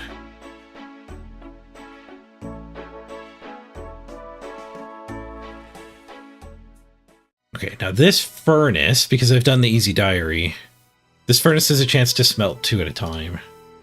It doesn't double the amount you get per ore, but it just goes quicker. Like a 10% chance. Okay, so we go to X for the half. Coal. Not the only one here. All of these people are on the blast furnace world, so everyone was like, ah, fuck it, I'm out of gold. Yeah.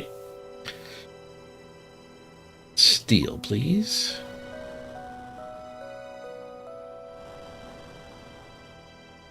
Blast furnace is quicker, but it's more clicky too. There's a lot of us here.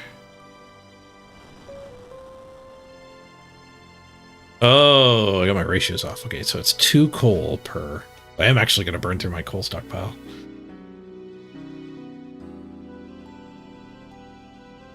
So I need... What's a third of 28? 9? Set... No, X to... 1 of those and 2 of those. 1 fun inventory slot left. Oops, I clicked the tree.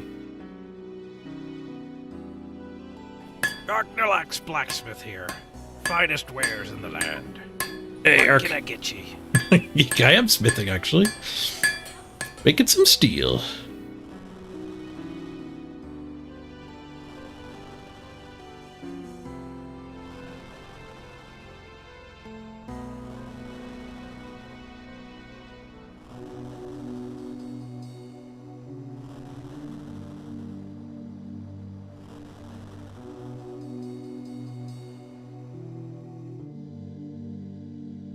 It's so rich selling swords to those giants.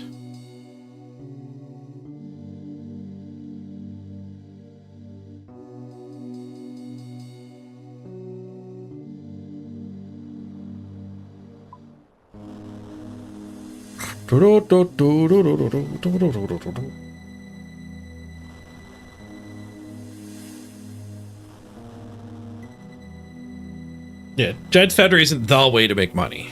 But it makes you money while getting you skills, which is the best way to make money.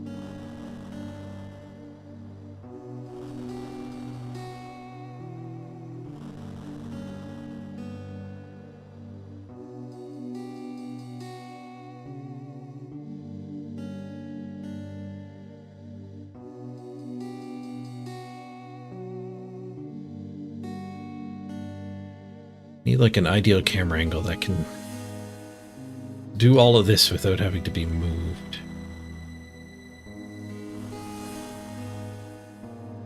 Oh, this might work. I need the furnace to end up over here. It's not blocked by the bank interface.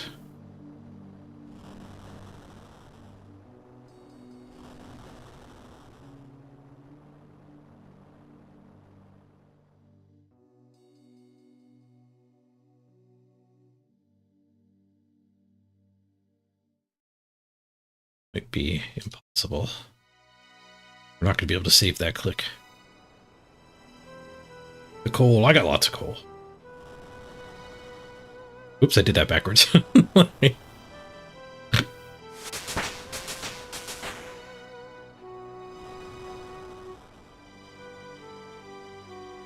that was somebody else leveling. That wasn't my level.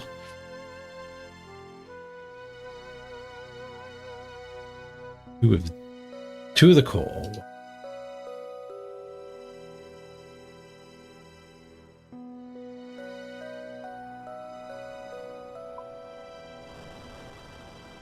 It cost me like 2,000 coins to do the like 3 or 4 stacks of gold. So it would probably cost maybe like 6,000. Oh, plus the 2,500. So like, let's round it up and say it's 10k to do this at the blast furnace instead. Would I pay 10k for 300 coal? I don't think I would.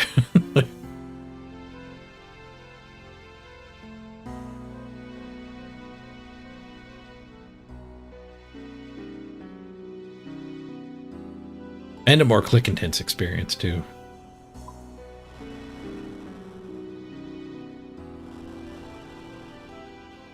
Wait, what happens when you put iron in the blast furnace?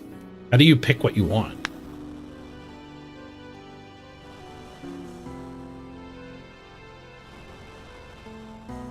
Do you just always get steel? You must always get steel. Ooh, a double dip. I'm gonna run out of run energy. Nothing a bathroom break, a well-timed bathroom break won't fix, though.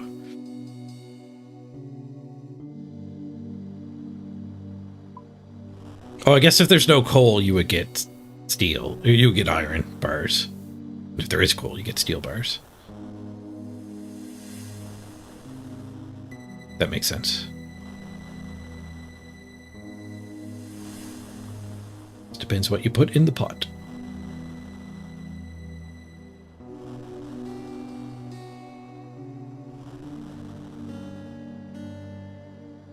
We're about to get smithing 47. I would say this is probably going to get us the smithing to use the mithril.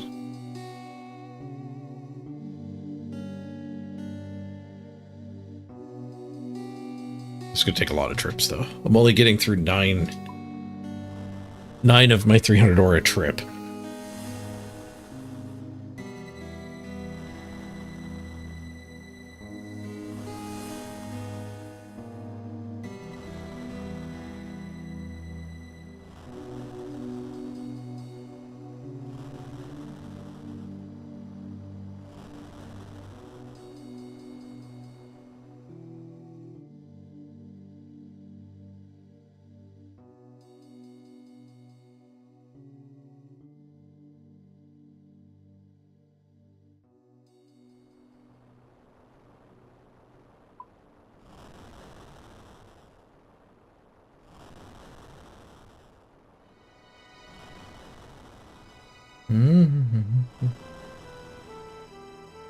The blast furnace would be 24 coal, 24 iron.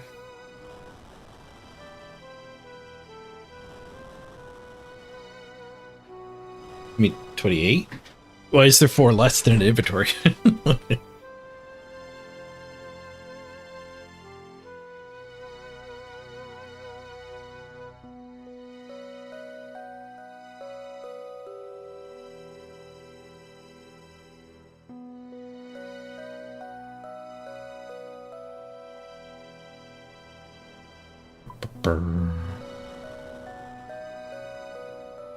Actually, I think I only did like 100 gold. So my expense calculation, I think, was off.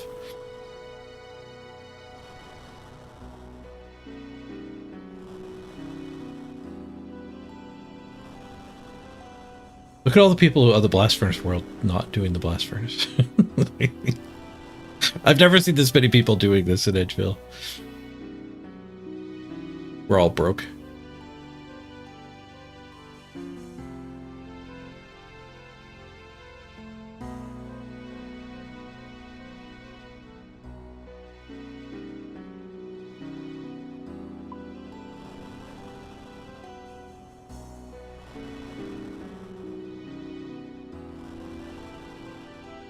I wonder if something like this would keep the furnace just over here. There probably is a spot to put the camera where I can save a click.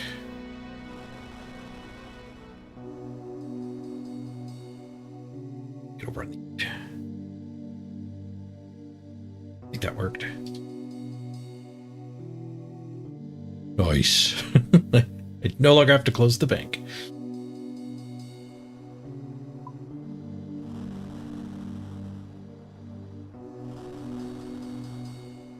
$17.5 a bar? It's alternating. We're going to get a bunch of smithing from the minigame, too. When we turn them into swords, that's also smithing. Ding! Members can now make Shizen Boots 1.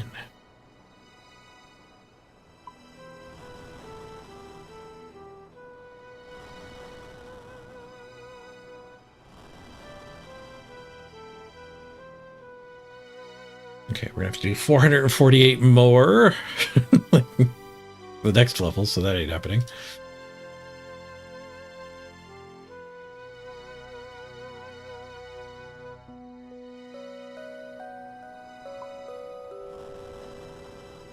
I'm very satisfied I found the perfect camera placement.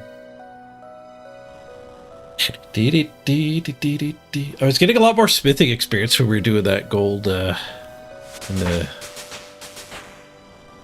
Giant's Foundry there.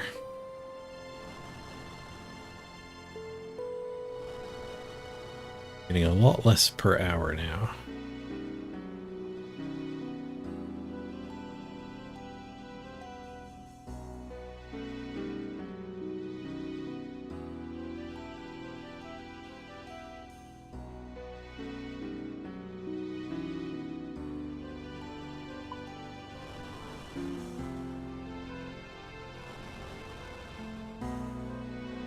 Could have been getting 150% more. Yeah, per hour though. It doesn't really jive with me that RuneScape community is fixated on per hour. Like all these add-ons showing per hour. I just want to know the raw number.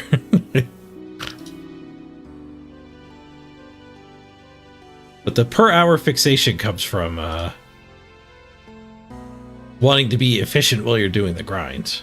So if you're trying to figure out like what's the best way to do this, the fastest way to do this, then the per hour matters. But like per click, per fun, just how much did I get done today? Like stopping and spell the roses is fine. Like if I go and I alt tab and I read up what mining gloves are, that hurts my hourly rate, but it doesn't change what I've accomplished today. So like this graph is kind of fun. It's a fun add-on showing experience being gained, but it's measured per hour. Or like how much have I done today calculation. I think I would like more.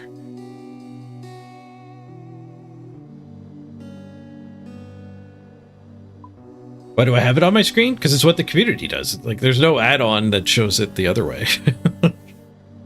I mean, this kind of does, but like it pops up and closes really quick.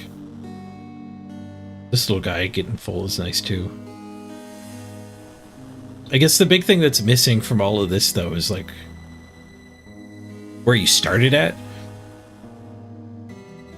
Like what have you actually accomplished? Like when I goofed around in the volcanic mine. Like how much mining experience did I gain there? When I was doing my WARPFORGE dailies before I went live this morning, and I was mining the volcanic ash, I don't care how much I was getting per hour while I was doing that for an hour and a half. I care more about like what's the raw amount I got. And none of the add-ons show you that I've seen. Because everyone's just fixated on the per hour. And like every video you watch, people talk about the per hour rate.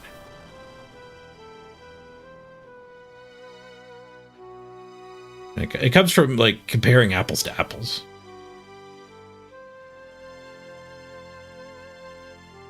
The wiki too. The wiki will show you like how much fishing experience we get in Temperos per hour. Not how much fishing experience we get in Temperos per run. Like if you play a game of Temperos, you will gain 86,000 fishing experience. That's not the way it's presented. I think that's a gross overestimation too.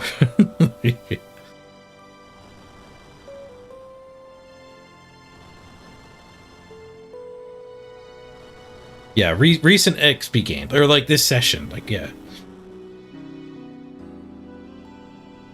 Like this kind of shows you your overall, but like I find one place where this manifests is when you finish a quest.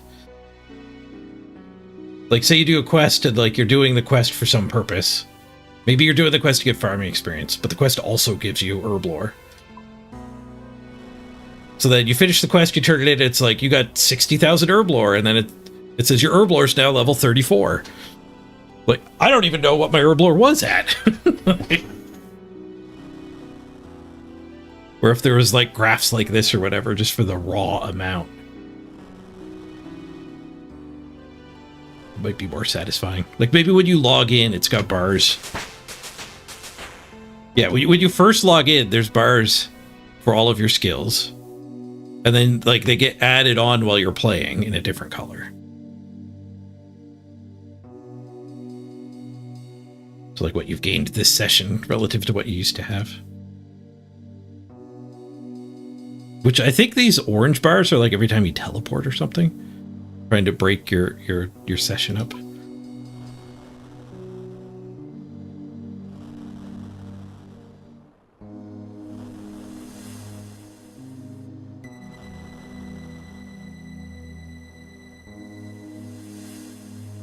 Oops, I did it backwards again.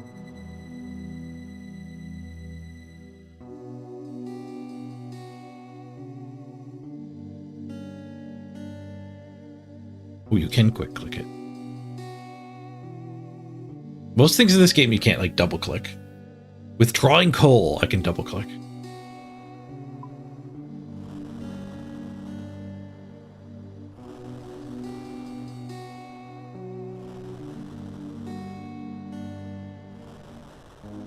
Something in this guy that shows a graph? I don't even know what add-on is making that appear there.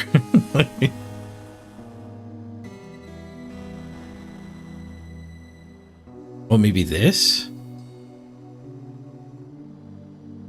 XP tracker.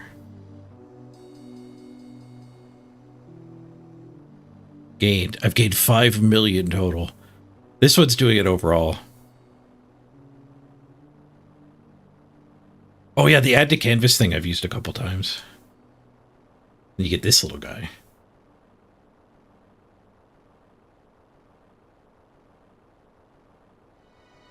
I guess the problem with these things is they lack the context of like where you were when you started the activity.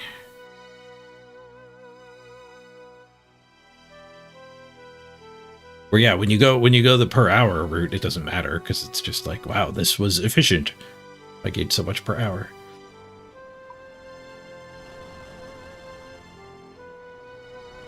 XP gain. Yeah, so it shows like my account. I've gained 17,000 over my whole account.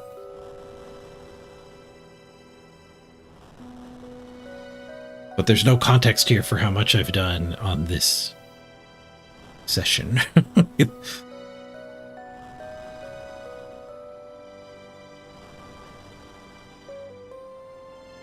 This must be the same thing that's over there. There's a reset.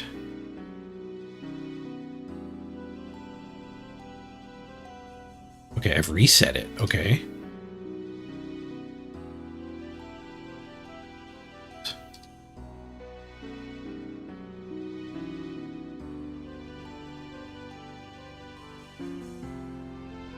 I'm gonna start filling in fresh.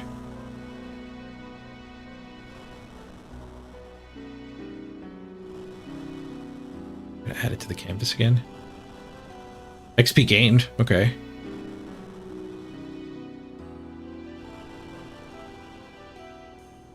If you reset it, it'll start showing you the raw number of gained.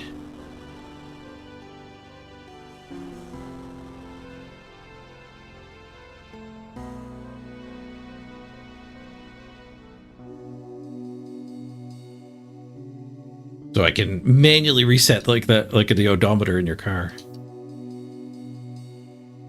So before we go into the Giants Foundry minigame, I can manually reset it and just see how much I gained from 300-ish. 300-ish swords.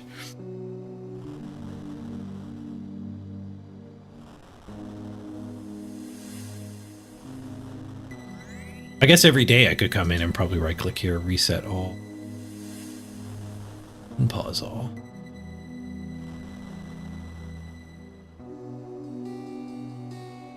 Oh, when they're paused, it's because the per hour rate is shrinking because I'm not actually doing the activity.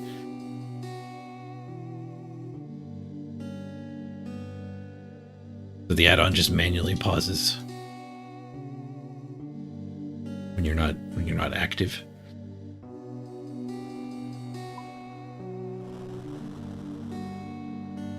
Yeah, no, unpaused smithing there.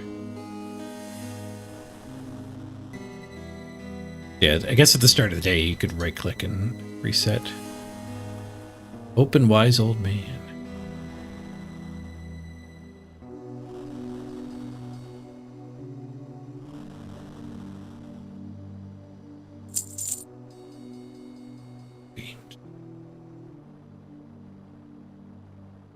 Last updated 3 weeks ago.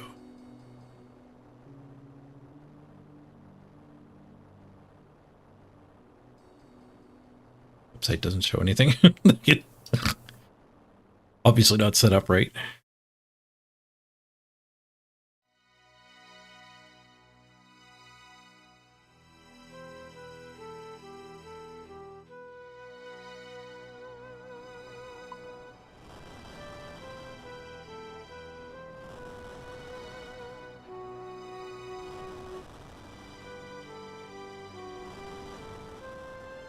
Pausing only matters for the XP per hour. Which again, I don't particularly care about.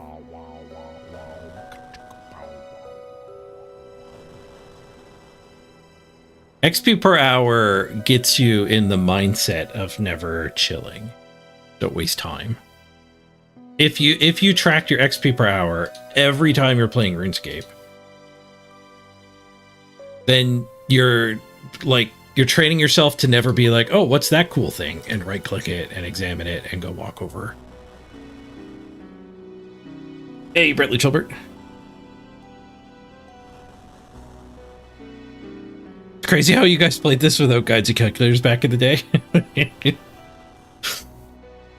When I first started, I actually did that. If you watch the VODs for my first RuneScape streams, I was getting every skill to level 10 naturally. Was my goal. Where I had played a little bit beforehand and kind of tainted it. But I wanted to get a taste of RuneScape as somebody who had never played it before. The way people played back then. Where the advice everyone gives is go do quests, because quests just turbo you. And I think that's actually bad advice. Like, if you're new to RuneScape, you should not go do quests. If you're making a second account, absolutely go do quests. But if you're new to RuneScape and you want to see what all of the different skills are, just click them here. And like go fish some shrimp. And then cook your shrimp. Click on the skill and see what it tells you to go do. Is it good XP per hour? Nope. But you're actually going to play the game.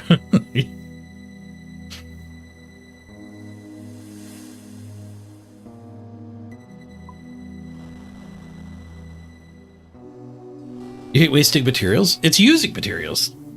I'm converting this coal into gold. This gets me more gold.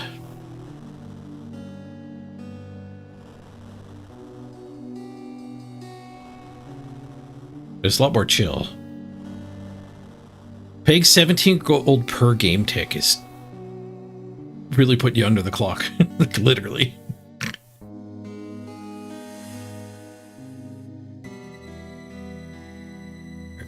We almost got enough for 10 steel swords.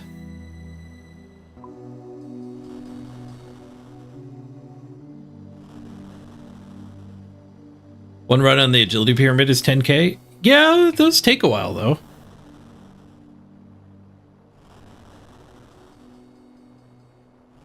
And aren't especially fun. I don't think they're horrible agility experience. I don't think they're both most efficient for me at this level. But as you get higher level in agility, the pyramid's not that fun. The pyramid's where I've gotten almost all my money.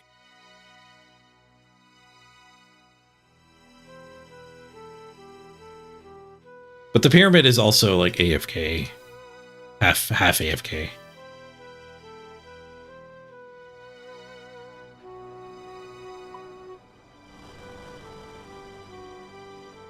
I do the agility pyramid while I'm playing a card game. You just go click on the stuff during your opponent's turns.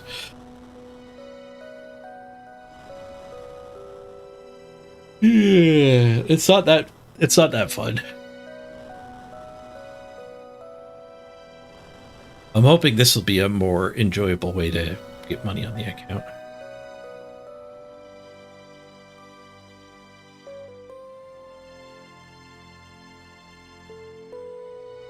Weight matters a lot for like stamina purposes. I've never had stamina issues there. Get the graceful outfit.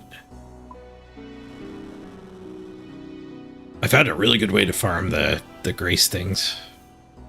Your weight actually matters for failing agility checks? Really? I had no idea that mattered. You do need to bring a bunch of water while you're there. But I would have been in my full graceful, so I don't know if water would actually put you over 0. Does negative weight help? Or is it all just the same as 0? One more trip after this.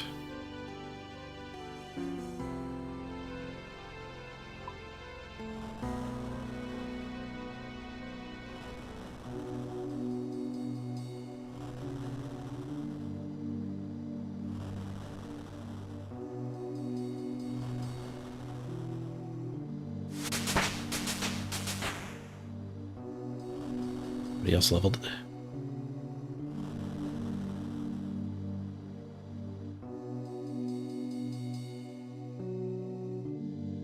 Okay, how much do we have? Do we have 280?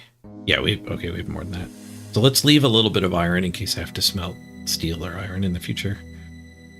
West.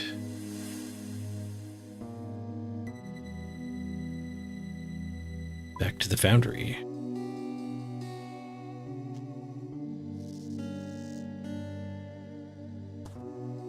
See how much gold we get for the fruits of our labor here.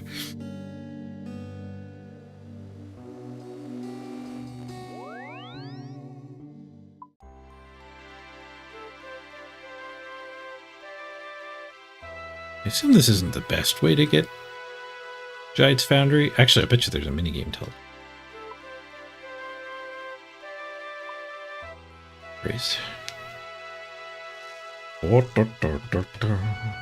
was going to say, I don't know if this is the best way, but it's the way I know. And as I was saying that sentence, I realized, you know what? There's a Giant's Foundry teleport.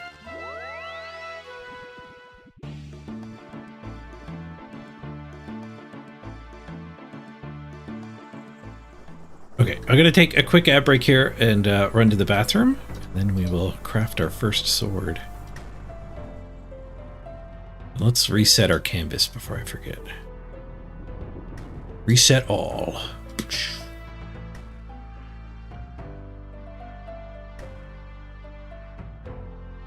Right. Be right back. Stay tuned for the sword making.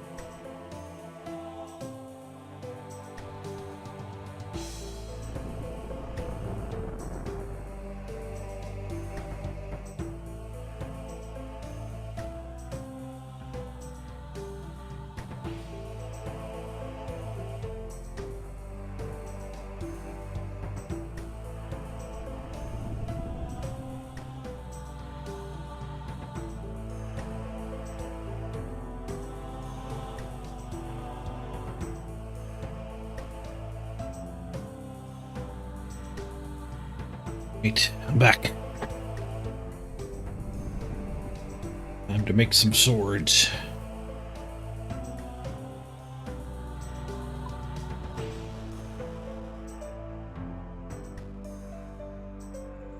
Okay, what are we making? What are we making? That's a shop. Give me a commission. A broad light sword.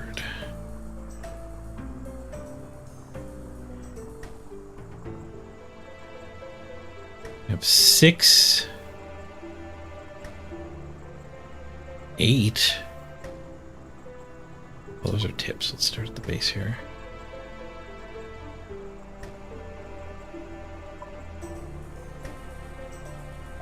Oh no, that only counts if it's the right type.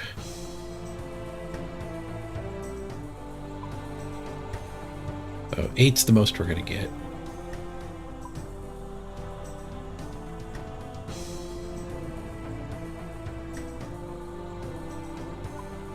Eight's the most we're gonna get. Probably with the default, 8's just the most we're gonna get.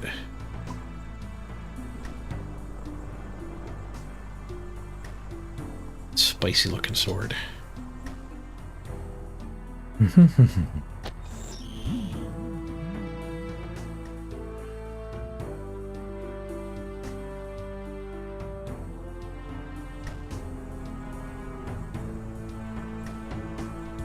Oh. Hands.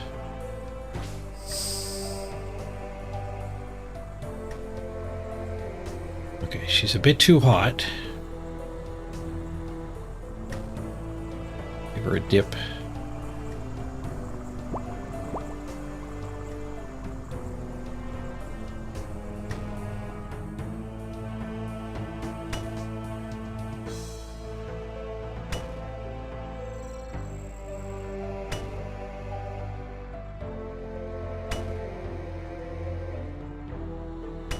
Smashy, smashy.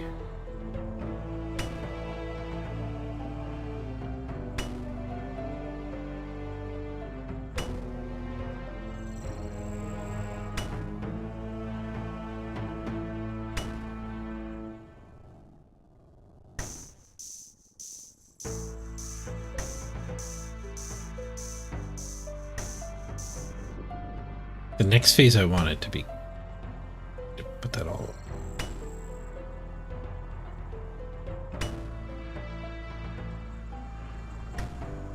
Okay, now wait. I almost damaged it. We're gonna get down into the yellow, and it's gonna heat up as I use this station.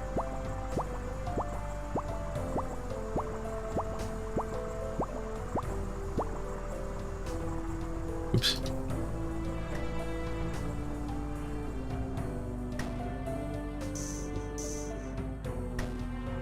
Ah, I didn't get there quick enough.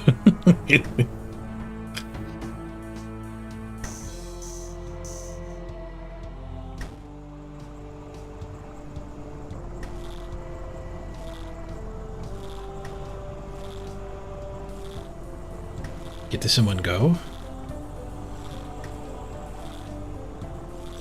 I don't think we get this in one go. I'm gonna have to cool it.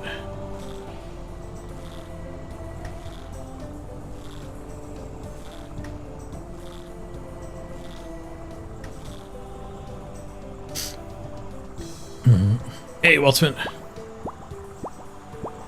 You tried some vampires? The UI's driving you nuts? Yeah, it's rough, isn't it? I think you could overcome it. Like, you could get used to it, and Vamps isn't that awful. But there's a learning curve.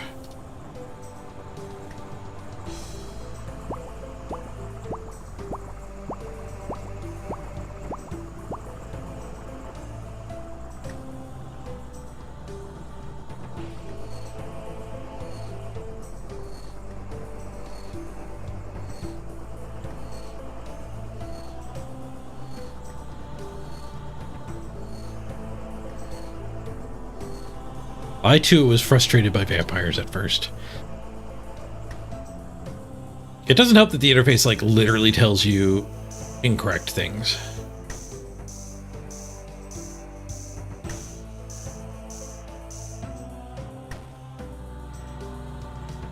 But you can learn when it's lying to you.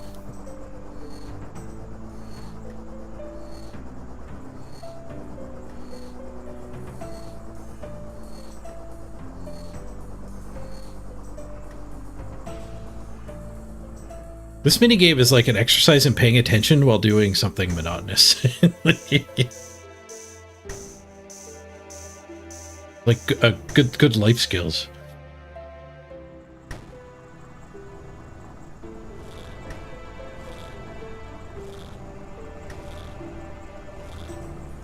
Don't get distracted.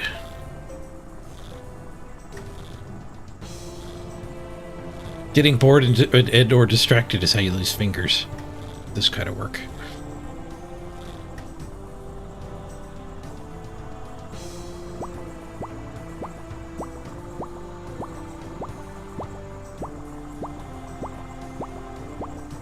You screw around, someone's gonna lose an eye.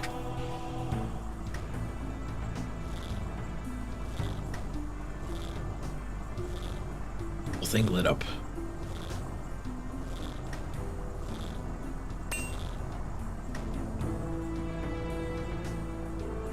And in. Sword looks good. Ooh, 3,600 smithing experience. Let's go. Sword completed in 6 minutes at quality 54. My best sword yet. 7,000 coins. Ching.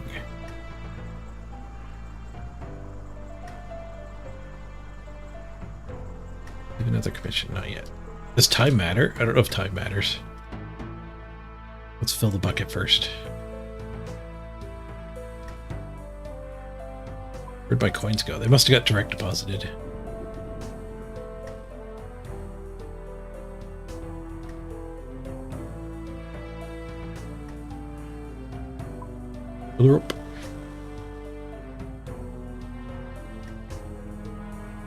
Bronze actually pays more than steel, really?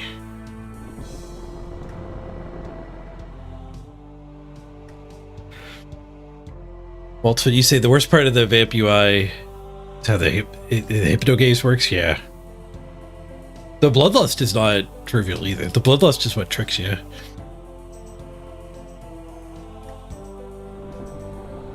It also doesn't help that the team just like naturally explodes some games too.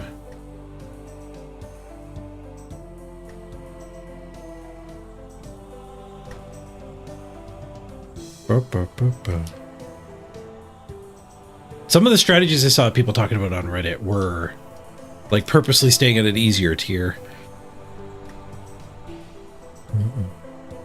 You learned the Bloodlust watching me. I'm glad I could help. A narrow, heavy sword.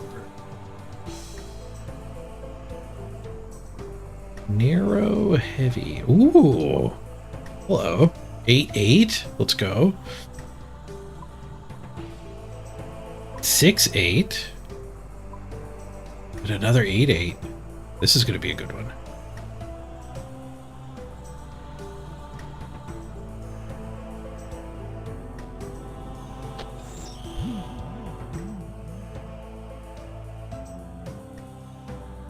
Oh, you can just buy your bronze bars too.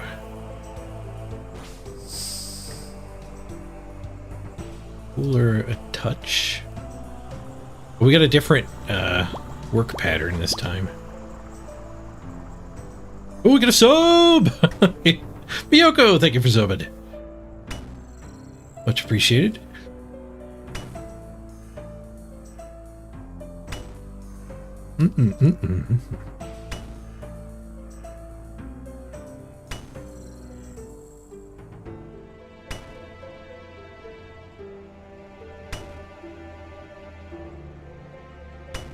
Smashy. If you weren't here yesterday, the way this minigame works is you have to keep the temperature of the preformed sword in the right range to do the work. So this is all the work I have to do. This is the temperature the sword is at. And this is the quality of the sword. And if you whack it at the wrong temperature, the quality drops. I have to polish it, but I need it a lot cooler.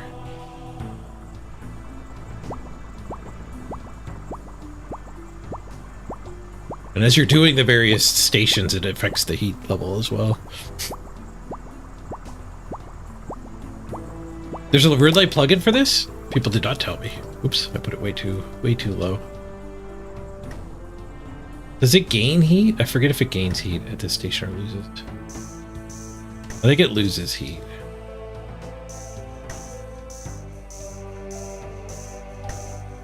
This one it gains. Lose, lose, gain.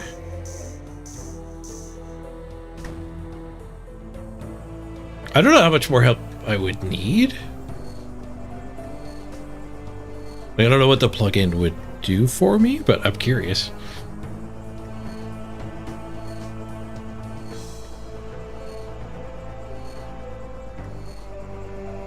It's lighting up for some reason. I wonder if it lights up when it's like the ideal time to go reheat it or something.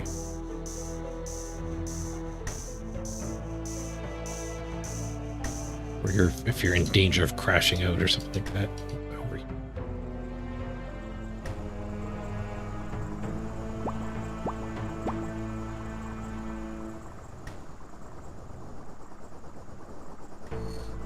Oh, picking the best form. Yeah. That's not too hard to do. Knowing which forms to buy, though. If the add-on just tells you, like, the ideal order to buy the forms, that would be really good.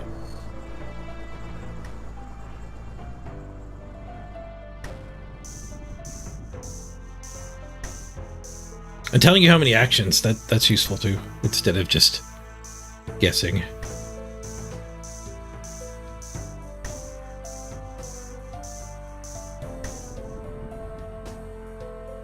I guess we don't want to give it another one. It would overheat.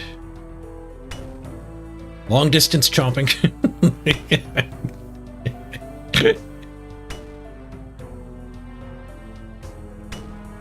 Love the jankiness of RuneScape. I love that it makes sense though. Like the actual tile I'm standing in is the teal one. When you desync from the server, it's kind of cool.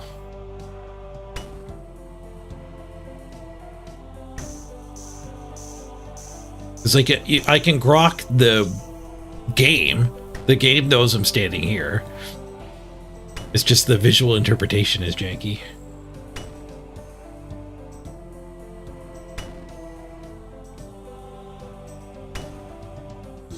That was a risky hit. It was almost cooling too far. But this station heats us up, so we need to get bottom of the yellow bar.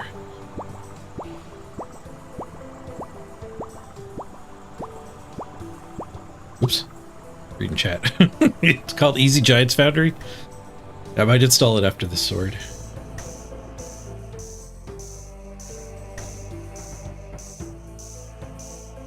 I do like more data.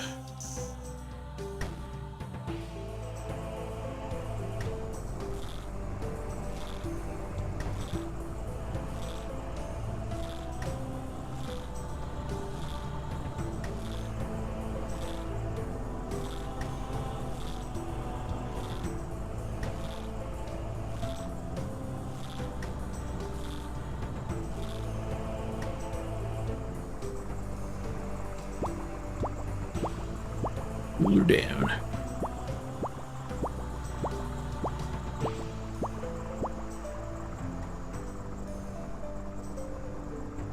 Yeah, like if the add-on there tells me like how many hits I get while still staying in the temperature bar and how many hits I need, that could save you. Could have saved me a few dips here. Board.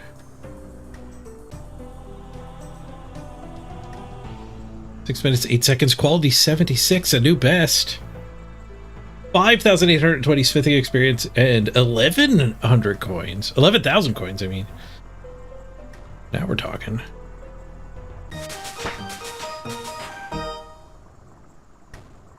You make steel plate bodies. 48 smithing. Okay, let's get That add-on. Easy. This one's externals. Easy. Giants Foundry. Easy blast furnace.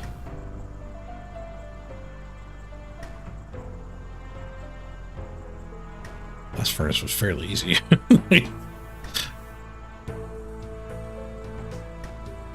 Okay, easy Giants Foundry.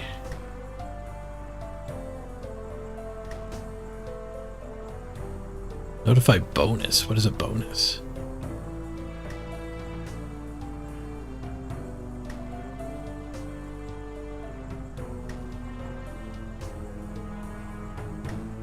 Oh, that's a Windows notification.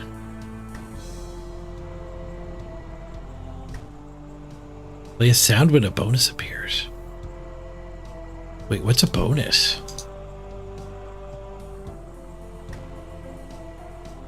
Did I not read the wiki yesterday? Maybe I didn't. Roll F. Bonus.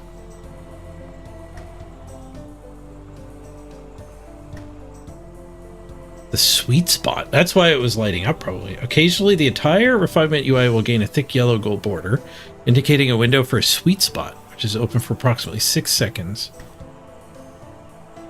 Only appears when you're working a machine, immediately after the machine ticks. During this time, clicking the machine again once will change the border to green, which results in a large amount of progress gain. About 5% on the next tick. A small amount of quality being regained equal to 1 unit of lost quality.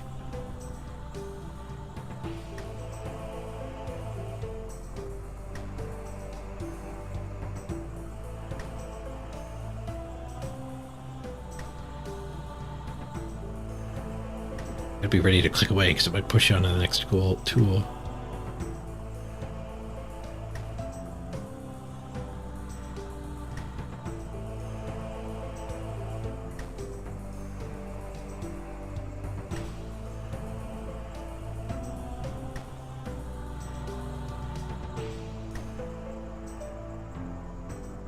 Oh, okay. Well, we learned something from installing this already.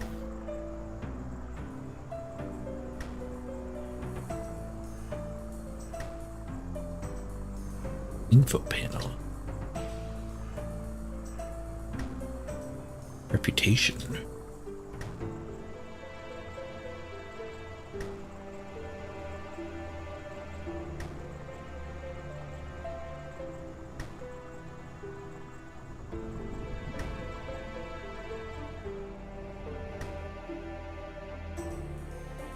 Well, I actually have 35 bronze bars worth of stuff. I have a bunch of iron daggers I could build down. Where's all my bronze at, I wonder? Probably wants to cook my actual gear. I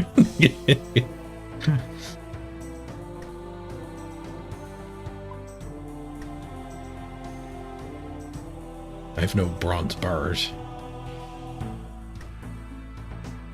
Search for bronze.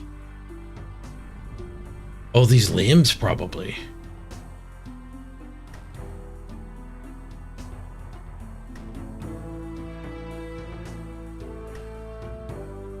Yeah, it's probably all the limbs.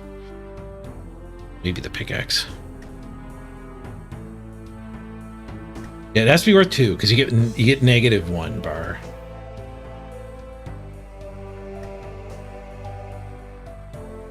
I don't know what the reputation being tracked there is. Let's just keep going with our steel.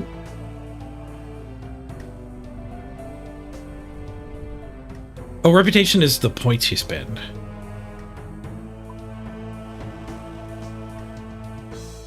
I wonder if I can buy a mold.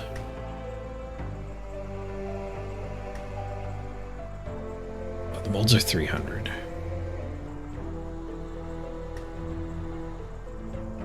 There's definitely an ideal order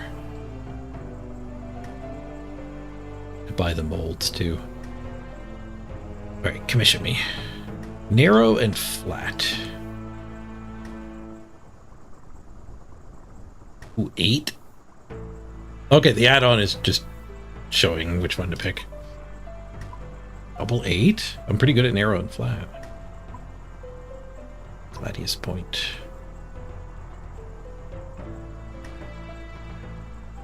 Oh, we got a big highlight. What to click on next? Score 44. Score 33 for what's getting poured. We're starting at a 77.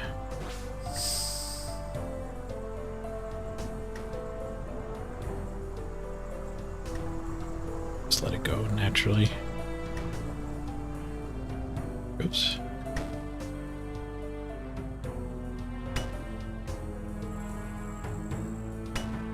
I don't know if I skipped the tutorial telling me about bonuses, or if it just doesn't tell you about bonuses. I don't like the outline. I'm going to turn that off. That is ugly as hell.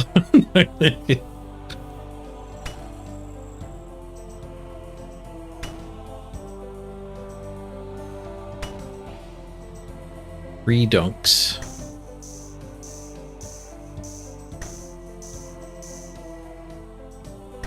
Yeah, the outline might be needed for it to tell me, like, how many dunks I needed there.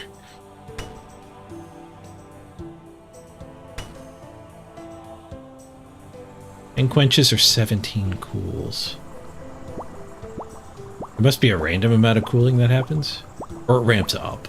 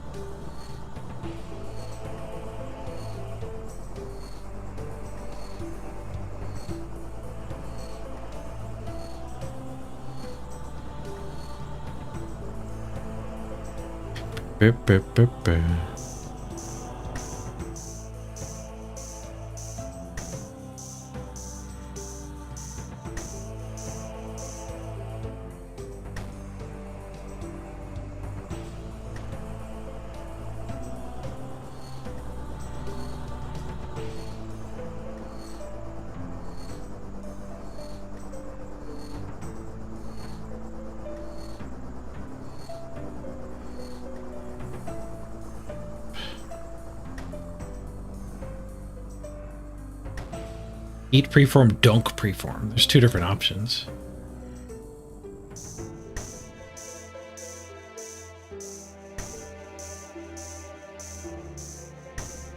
Okay, dunks are doubles, maybe.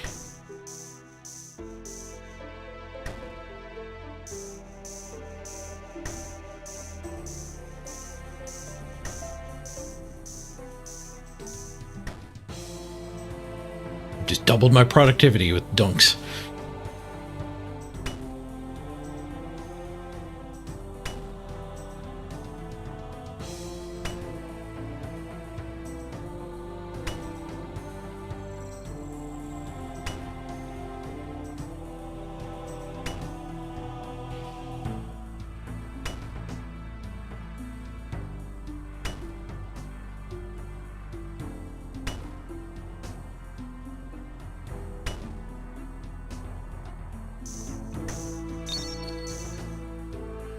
Oh, I didn't get back in time for the bonus. Unfortunate.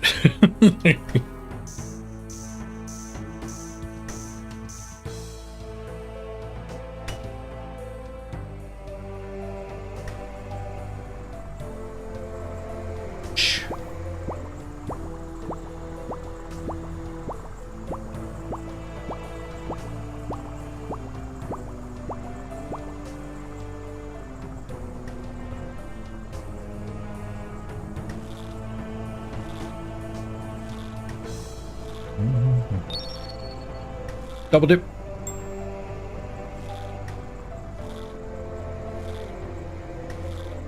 A double dip might mean I don't have to run back to the quencher.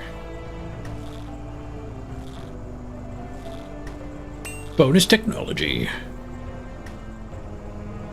Ender in. Ooh, another 11K. A bunch of rep. Not my personal best. Best time with the add-ons help.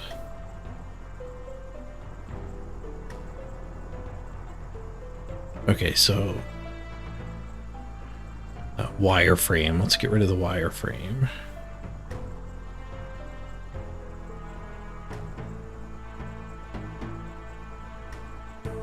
Highlight style, clickbox or border? How about none?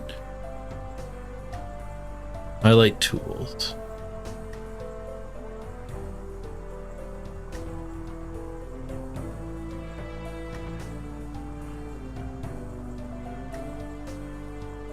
Okay, turn off all the highlights.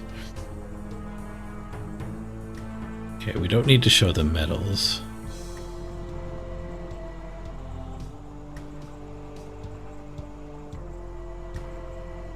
Makes this thing very busy.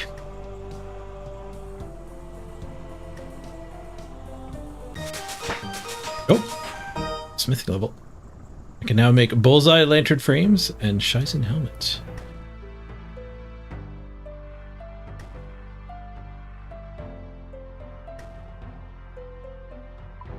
And we're getting rich here. Good, good. More money. I've gained 15,000 experience. Yeah, that matters a lot more to me than 41,000 per hour. I don't know how long I've been here.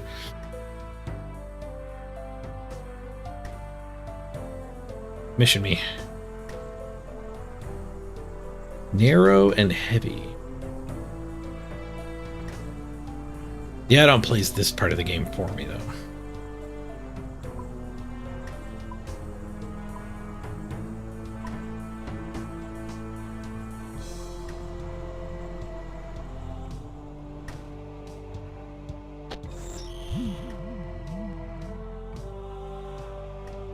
Starting at 79.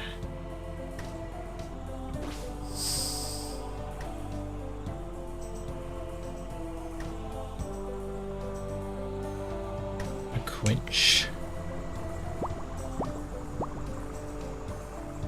I turned off the text on these guys.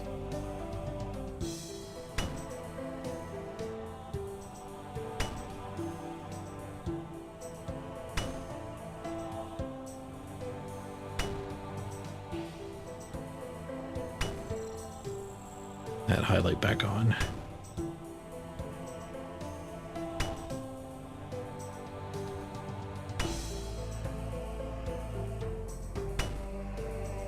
Don't want to do the last because it might waste our bonus.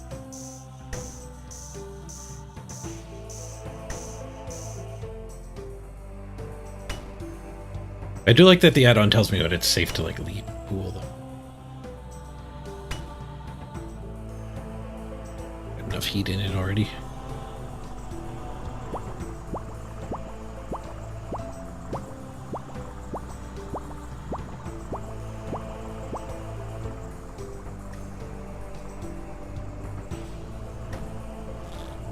We're gonna have to revisit the waterfall. Bonus.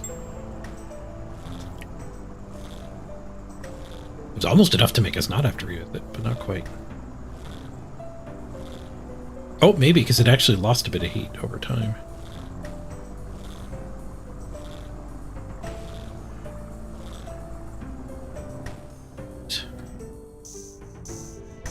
Dunker.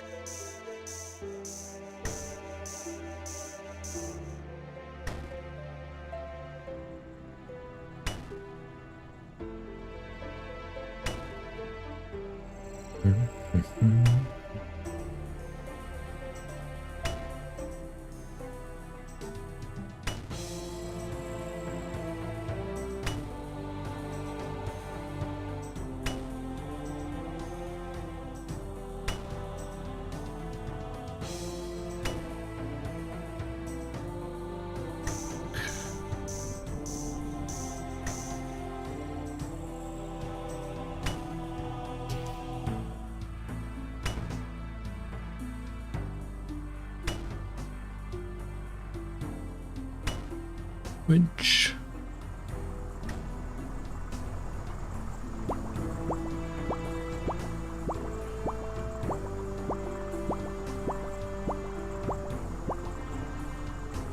So I wanted to keep it maxed. Lost more heat. We should get another bonus at some point. There it is.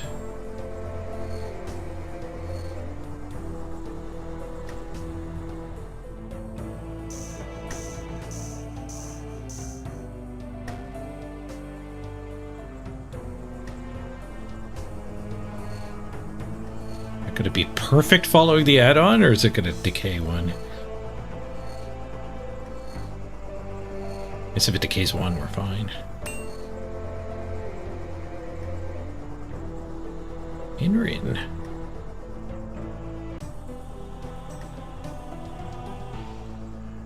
Okay, I should be able to buy a mold now. Shop. What else do I want from here? Smithing stuff?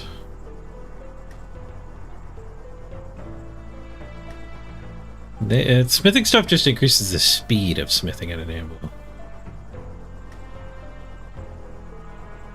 which is of dubious use. Colossal blade.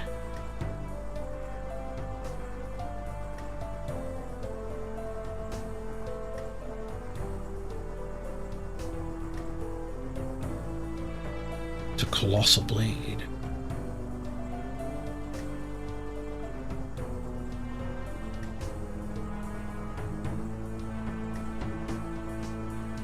Rewards here.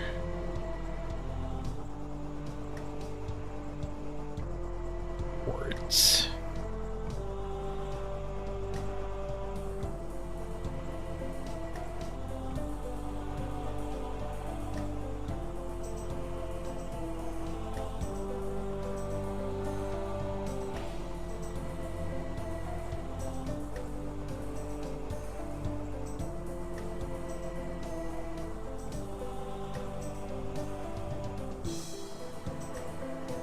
It's possible for forging swords to be profitable, especially using steel bars.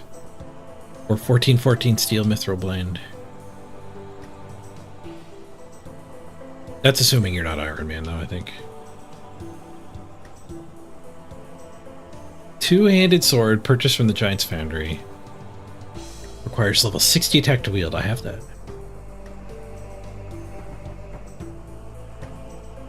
Similar to the stats of a barrel chest anchor.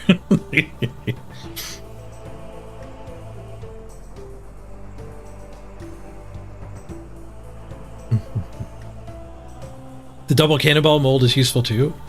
I've been told in Iron Man you don't really cannon stuff though. It's not worth it.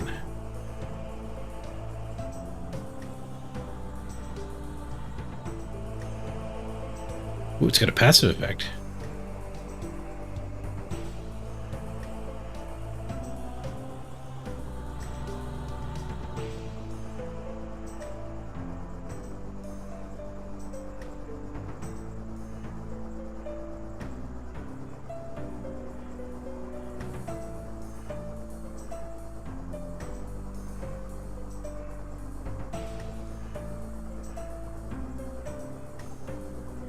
Holy crap. 98 slash? Plus 100 strength bonus? What's my rune scimitar?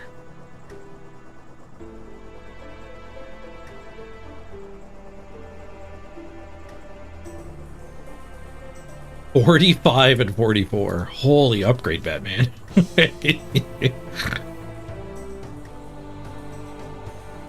And it's got a passive. Increase the wielder's maximum hit against larger enemies.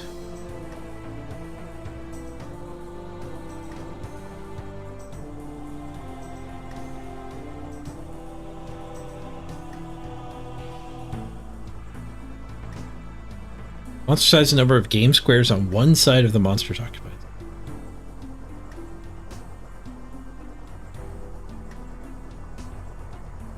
So pretty good against bosses, I guess?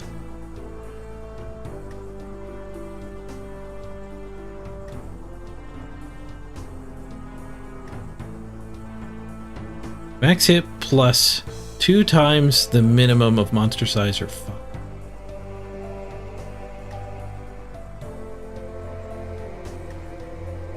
So you gain 4 max hit against a 2x2. Like a unicorn.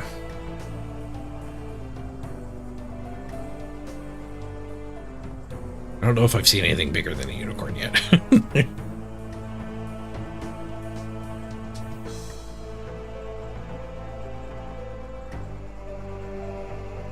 Okay, I want this. How do I get it? How much do I need? 5,000 rep. Oof. It's probably still going to be efficient to buy molds first.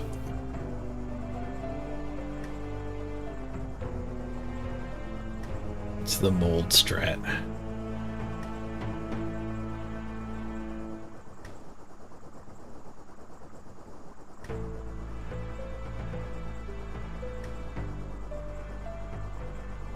Mold list meter. There's no strategy to it though. All the purchasable molds and the requirements for purchasing all of them costs 400.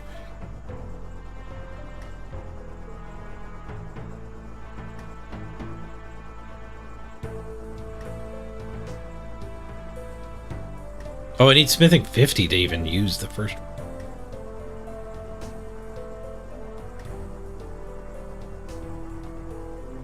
Oh no, one of them's only 48.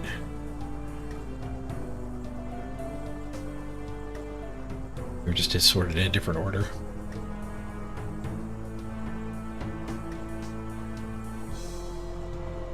Best mold combos. There's got to be some sort of tipping point. Like the first mold is obviously going to be worth it. But all of the molds are obviously not worth it because the sword costs less than that. Unless you plan to go well beyond just the sword.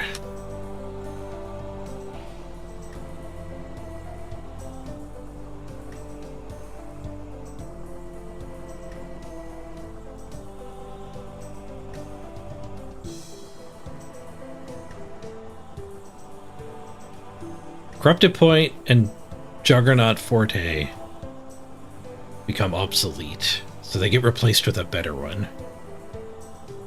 The serrated tip replaces the corrupted point.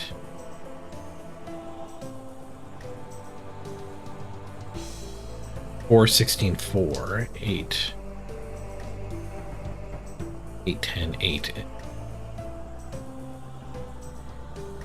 Interesting. The 8-8 narrow spiked is apparently never used. So the type of sword he wants must not be fully random. So you never get a narrow spiked. The conclusion we can draw there.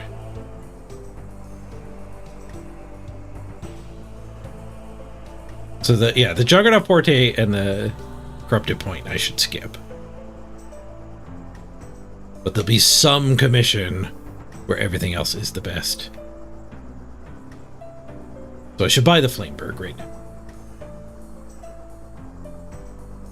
Give me one Flameberg. Flameberg Blade. Am I smithing 48? Yeah, I'm 49. Okay. We have our first unlock.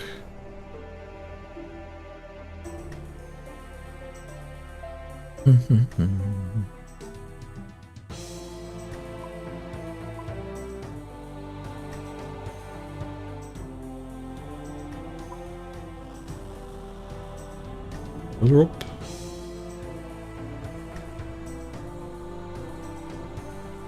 Mission me. Rod and light.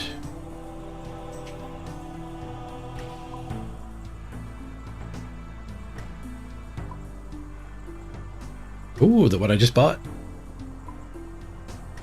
The one I just bought is equivalent to this one. For broad and light.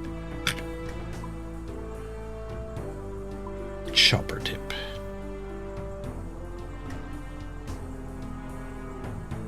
I didn't gain anything from buying that on this one.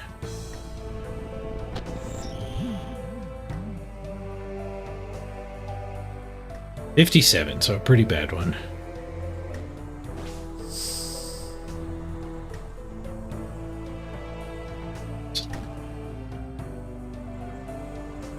You don't need to quench it either. If you're doing mithril swords, like these get a lot harder. This chart gets a lot harder. The higher tiers. Unlock mithril at 50, right? We're pretty close to that. And then I think a 14-14 mix becomes recommended by those Redditors.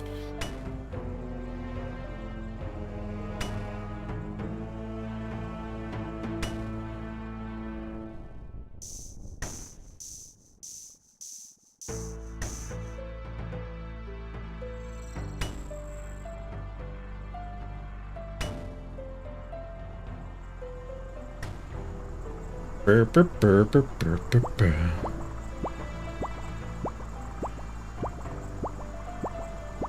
The wiki's got a part where it has the best ally mix based on your smithing level. Ooh, okay. I'll check that out.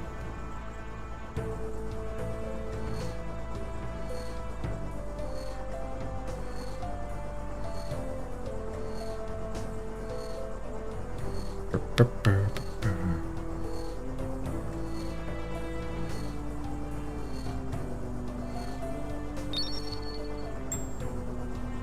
So barely had enough heat for that double dip.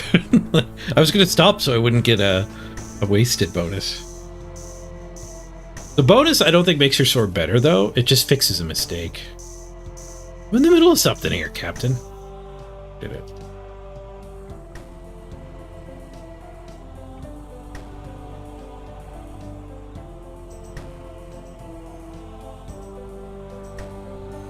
Opal.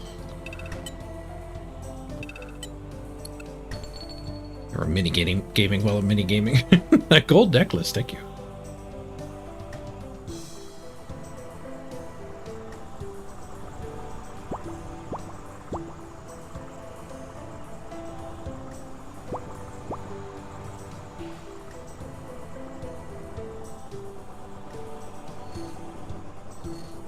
An amazing 200 gold. Oh no! No! That gold necklace cost me so much money. Distracted.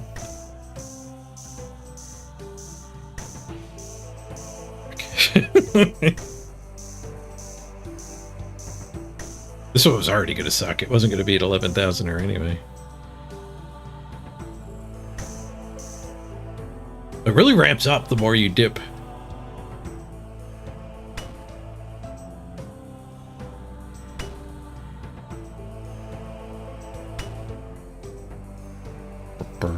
So if I get another bonus, I can fix one of my 2 derps.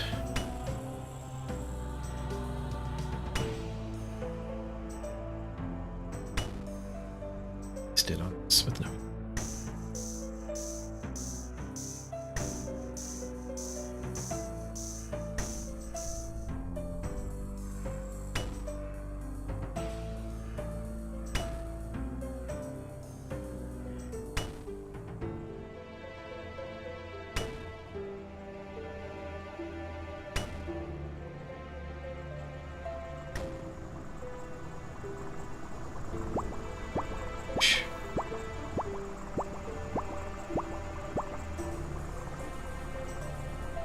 Give me the bonus.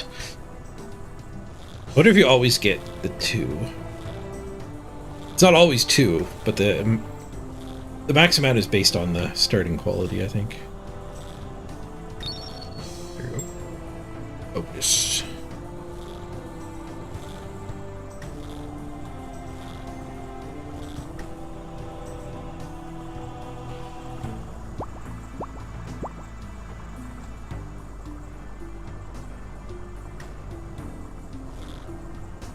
Job's done. 1 error.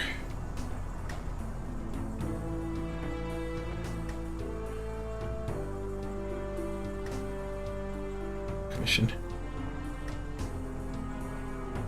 6,000. Womp womp.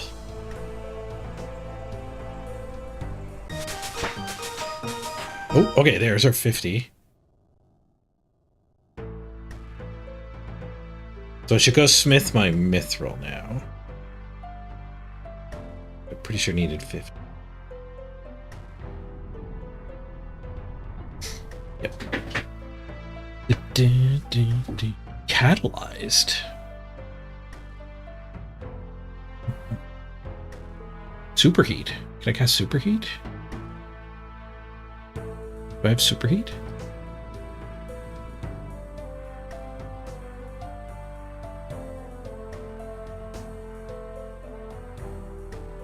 Smelt ore without a furnace. So that would take a nature rune for every ore?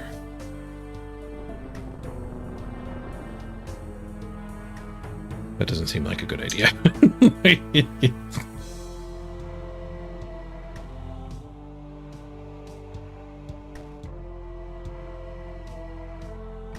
Okay, let's check out that the wiki has the optimum alloy chart.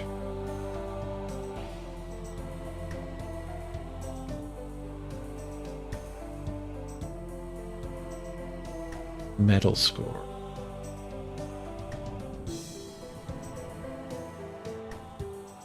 Based on smithing level. All mithril at 50. Oh, there's another option down here, though. 19 steel, 9 mithril.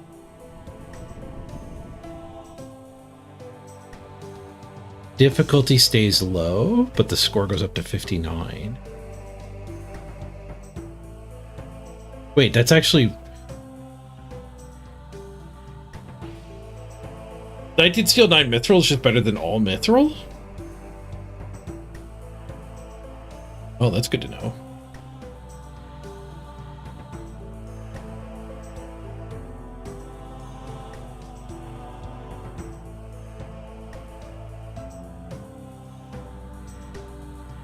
Strategy guide. This will give us more info. Alloy choice. Do not immediately assume that the highest quality alloy is the best option for your level. For below level 70, all alloys are profitable to make. Using the best alloy quality is advised unless a lower sword difficulty is desired. I want the harder swords.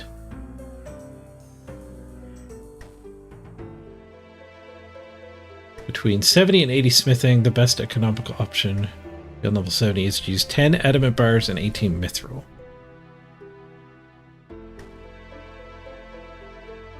It's also the best option for both experience and Foundry reputation per hour.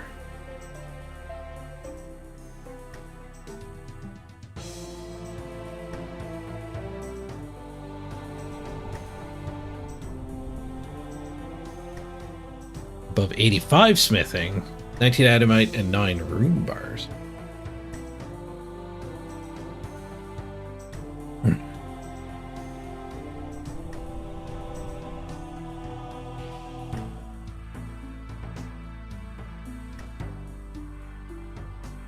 Oh, but 10 adamant and 18 mithril is 3 times as cheap, but only 15% worse experience.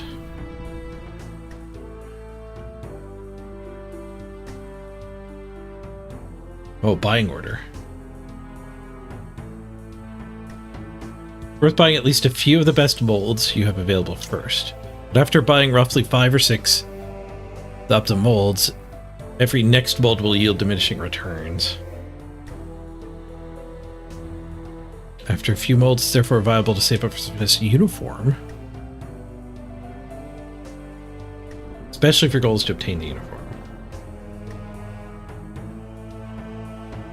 Oh, the uniform actually helps here as well.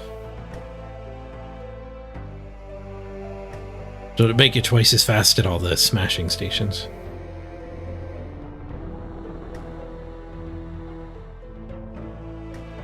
The effective gain in experience and reputation per hour by using the uniform is about 15% when the full set is obtained.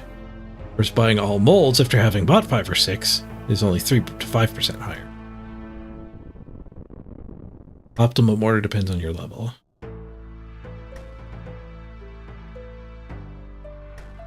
It might be good to buy a new mold when you hit a level that unlocks a new optimal mold.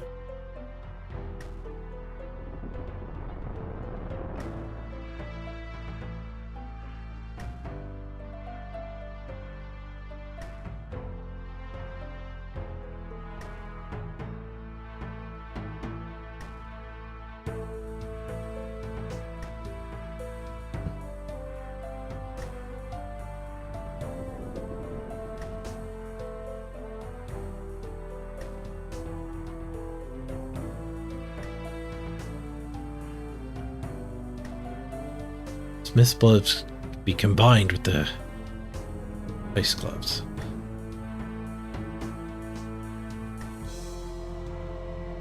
It restores 50% of your run energy when you end in a blade. Yeah, I haven't had any energy issues.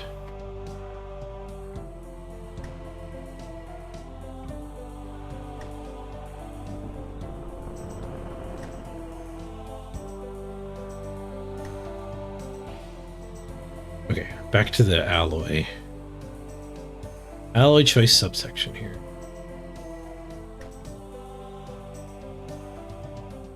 For 80 or higher.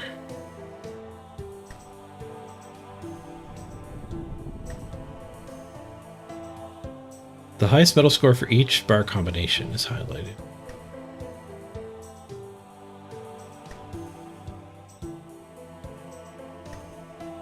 Okay, so yeah, you do want alloys. You don't want pure. So even where I was at, I should have been doing bronze and steel mix.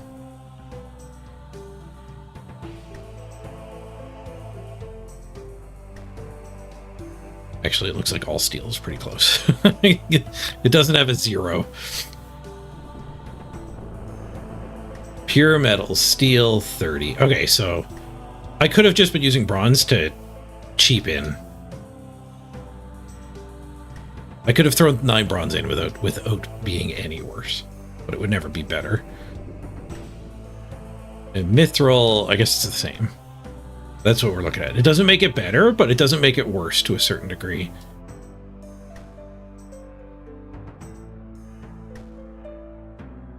With the exception of iron. You don't actually want to make iron weapons. Iron and bronze mixed are better. Oh, and then it goes again down here. Iron and steel. Better than either alone. If I sort this by level, it didn't actually sort by level. There we go. So at 50, I can get 65 if I do steel mithril mix, 12 and 16. Actually, I could do 14, 14.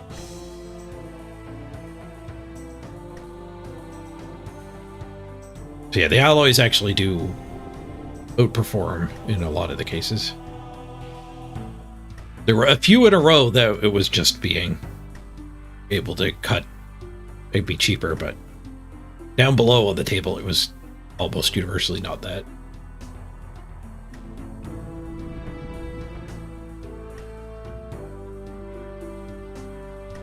Yeah, as soon as you get to mithril. Mithril and bronze, I guess, follows that. Mixing bronze into stuff, that's what it is. So it was just sorted by, like, bronze. Yeah, all the bronzes were at the top. Bronze you can put in for free. But putting anything else in improves it.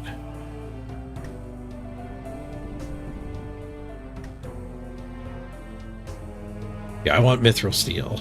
14, 14. Well, let's go get our mithril done at the Foundry. Which we should have enough coal for.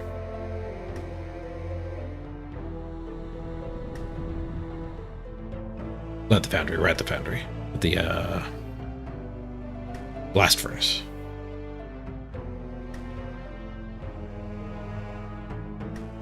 For the blast furnace, I don't need the hammer.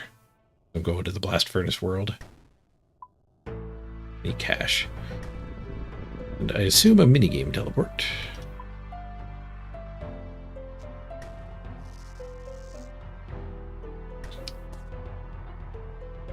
I want that sword now. That sword's such a huge upgrade. Everyone is all like, Rune Scimitar's great, get yourself a Rune Scimitar. That sword is twice as good. I guess it's a heck of a grind. Maybe that advice is assuming that people aren't ready to do a gigantic mining, smithing grind. Am I still in a blast furnace world? Yep. Okay, so I need... Let's see, what are we gonna do here? I can preload all the coal? Is that how it works? Now I need the minigame for this.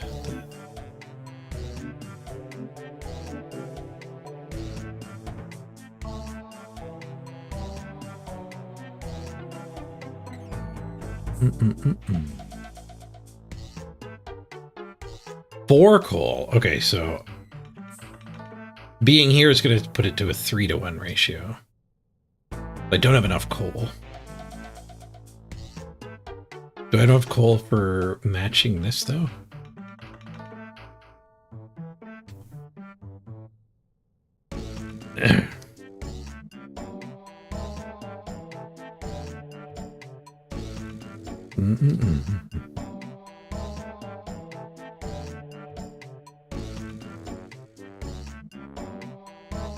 Oh, is it double? Is it half? It's not one less, it's half.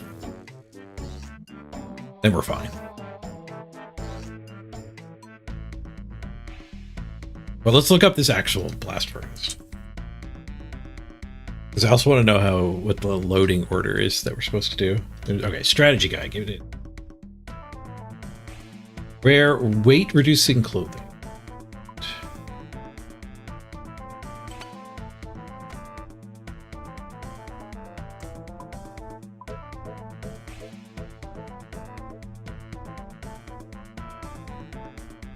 There's a lot of running around.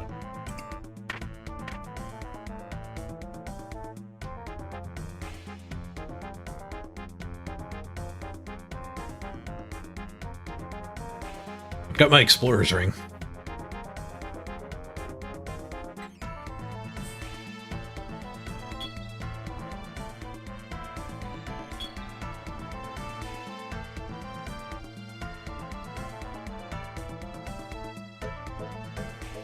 I don't know if we're going to be running around for that long.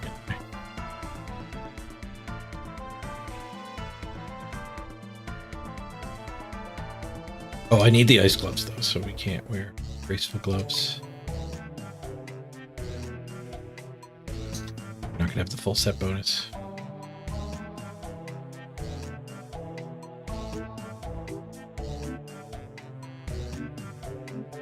Coal bag. I never got the coal bag.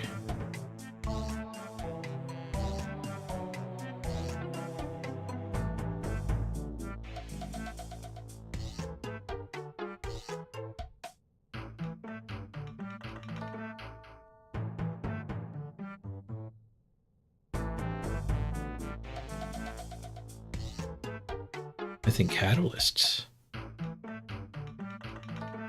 Purchase from Giant's Foundry.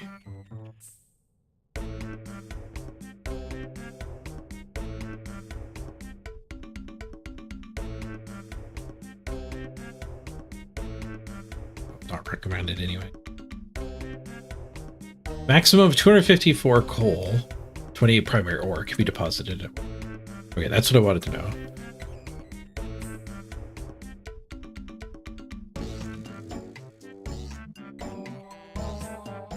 So I can load my coal in the other world and save cash.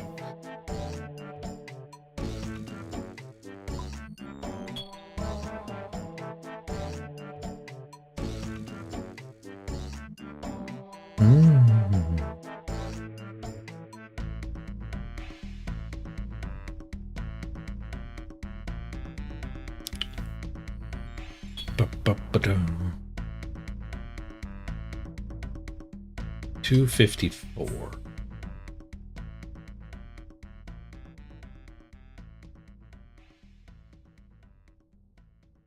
Okay, so let's go one world over.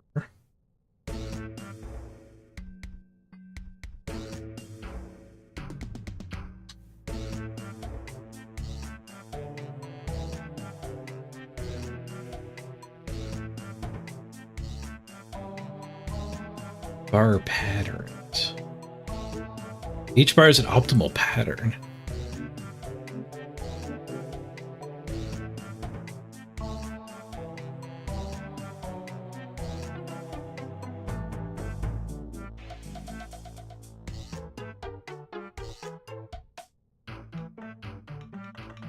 Recommended to collect when returning from coal runs due to the delay of smelting. All right, so if we're not going to cheese it, 27 coal, 27 mithril collect. Oh, it's assuming you have the coal bag. I do not have the coal.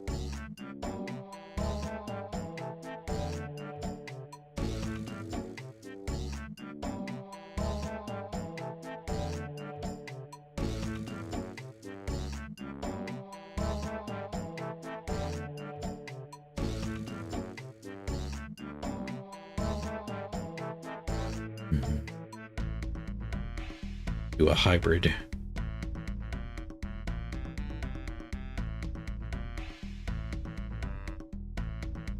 This doesn't mention the world swapping.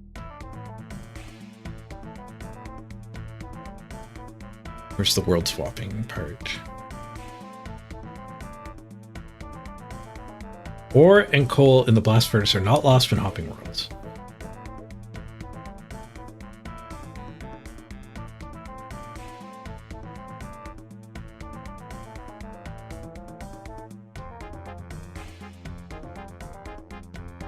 It does say it's highly impractical. But here we are.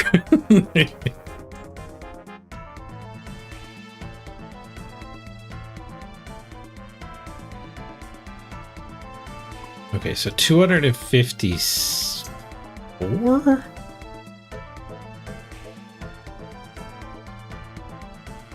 $254. How many trips is that? 254 divided by 28. 9 and a touch.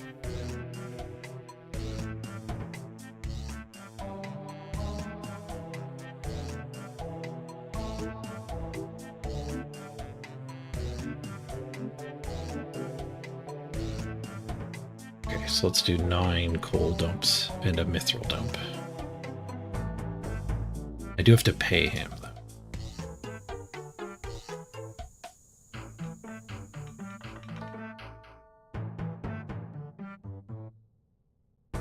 One coal dump.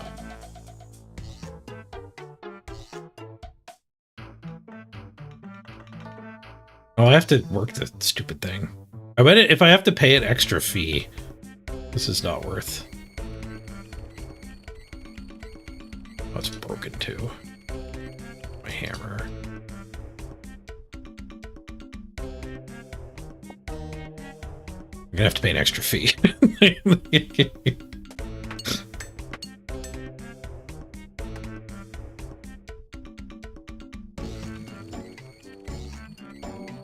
I wonder if I can put more on the belt, if the belt has a max.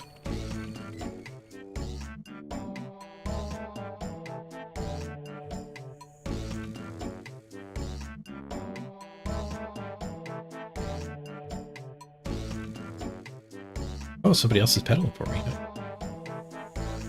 No love.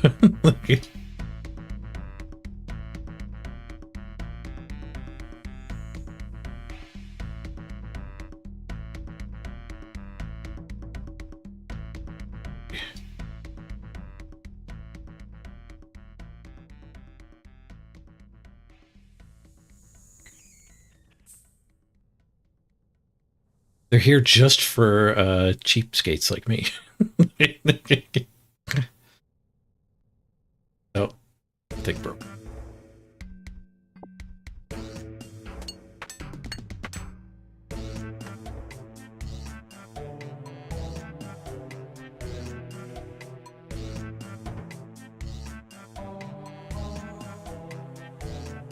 I lost track of how many runs I've done. I think this is 3.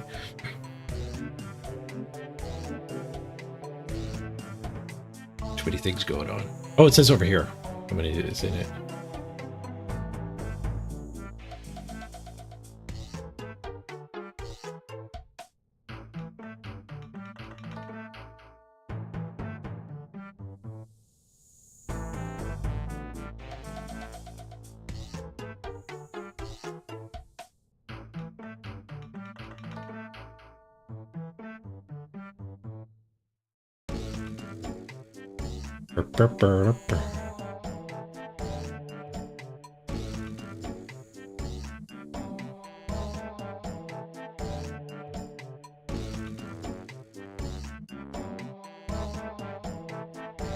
forget what the maximum even was. I guess it'll balk at me. 254. I think we're kind of there. Yeah, I could only put one more. Put a mithril in. Oh, I ran out of energy. Didn't expect to run out of energy, but I guess these are really heavy.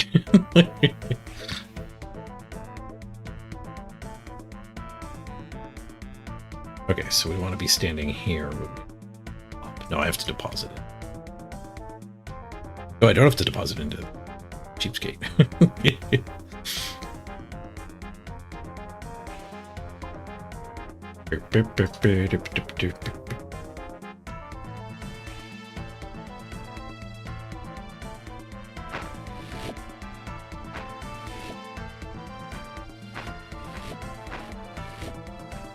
Oh, I didn't get my bars.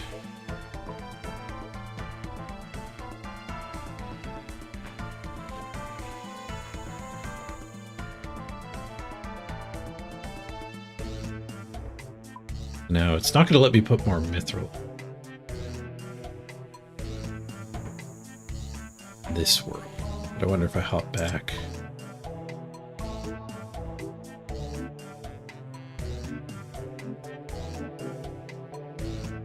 But I think when you hop worlds, you lose your 10-minute fee. Yes. So let's stay on the other world. Just pay the dudes.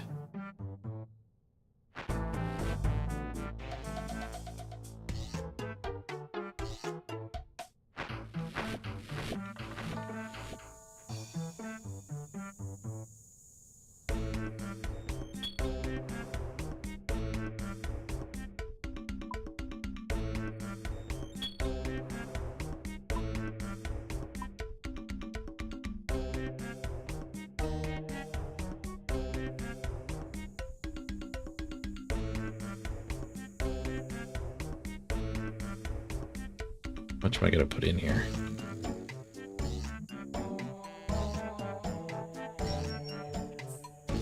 That'll be more than enough.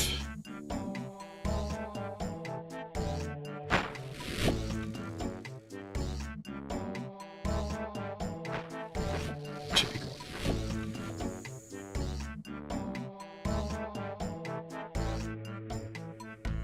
Yeah, this isn't going to take many trips at all.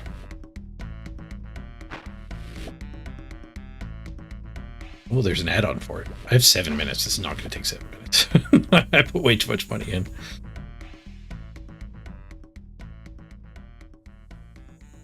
Wonder if I can take it back out.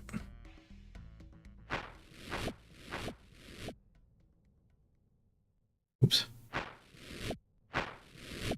Should collect your bars. Oops. Oh, damn it. Maybe it is going to take 7 minutes. I skipped a step.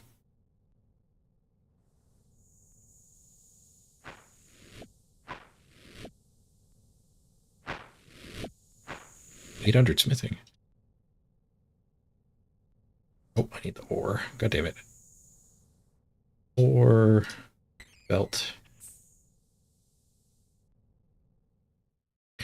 Da, da, da. Should have waited for my turn. Am I interfering with other people? Oh, waited for my run energy. Yeah, I've got the Explorer ring. And like I've got more than enough time. I put too much money in. Energy.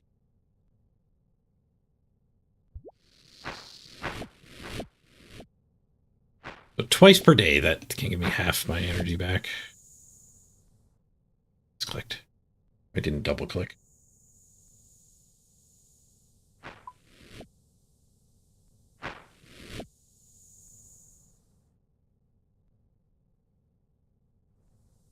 Yeah, we're almost done. Still got 6 minutes. It matters if I can get my money back out. Am I out of coal? Why wouldn't it take all? Oh, I am out of coal. I am out of coal.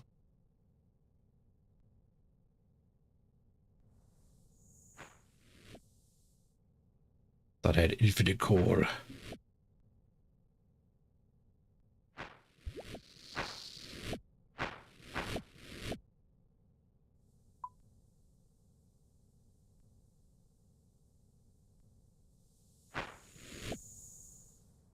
It takes 2 coal trips for every mithril trip.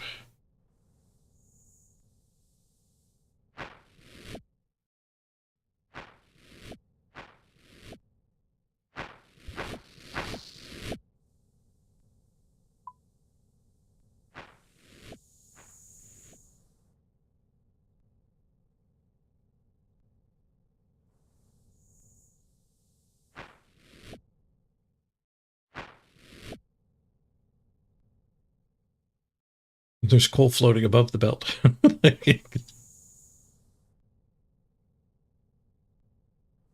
Well, better than 4 trips that it would have been if I smelted it at the regular furnace.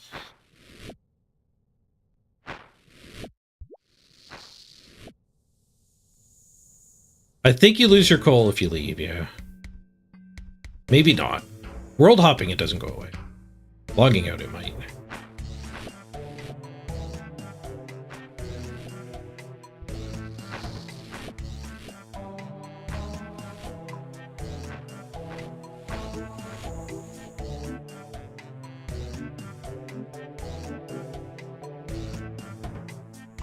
Maybe the 10K wasn't as far off as I thought. Last run energy.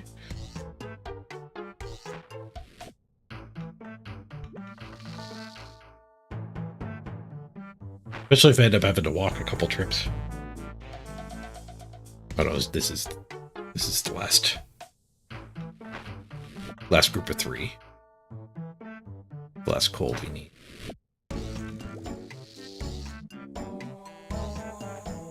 The coal does get stored there forever. Nice. Might be relevant because I just put a little bit extra in.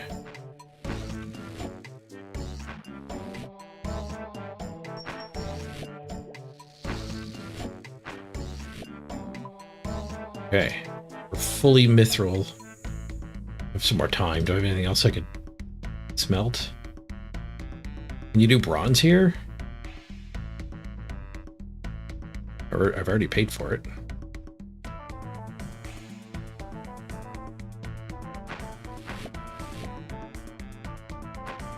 Apparently you can do bronze.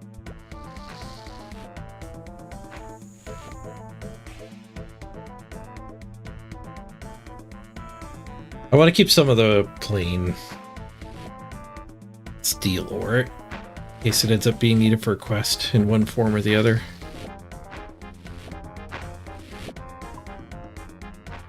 Let's call it there. Take my money out. You can take your money out, okay.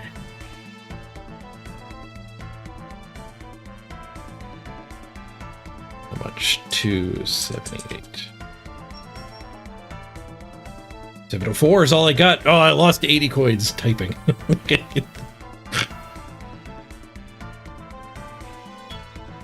All right. The fact you can overpay is nice. To get it back afterwards. And we still have 50 grand. So we've profited here still. Okay, back to the Giants Foundry.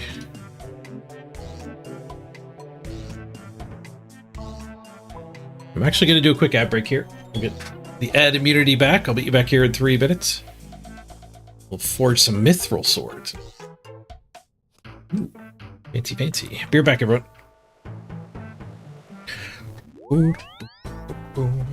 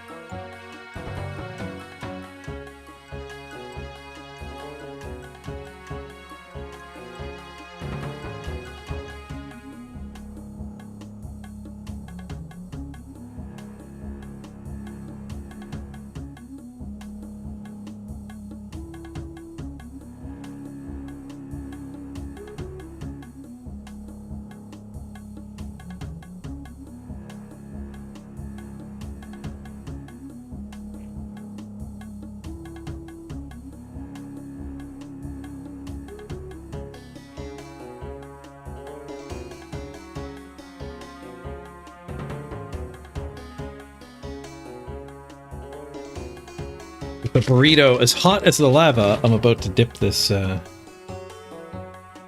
mithril sword into.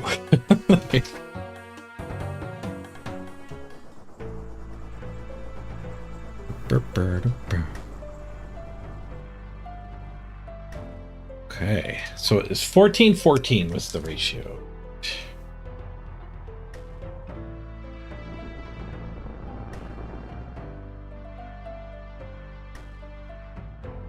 It's blast furnace. This is fun. Mithril steel. 14-14 for 65 points. Where my all steel was only 30. This is going to give us twice as much cash and experience. Oh, where's my mithril bars?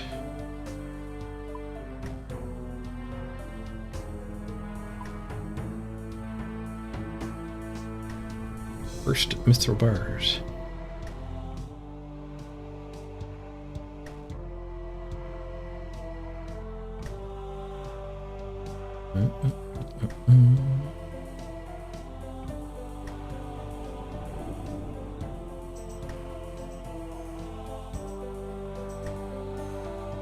You know a better way to get an even better weapon than this? This weapon's right here in front of me, though. Imagine going to doing my first boss kills and I got this giant freaking sword. Epic. Big old two-hander for my first Scurious kill. Smashing the Barrows brothers. Monkey Madness. I do have to do that for the Barrows gloves, the last year of that. Monkey Madness gives you a dragon scimitar?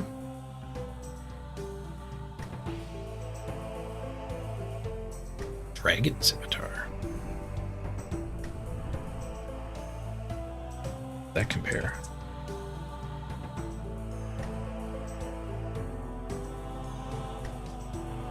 $60. I ain't got nothing on my 100 two-handed sword. That's true. You get a Dragon Defender in the other hand too. Dragon Defender. +6. Yeah, that's alright. It still seems worse than the two-hander. I don't know. I haven't looked into how long this two-hander is going to take to get, but I want the money from this mithril anyway.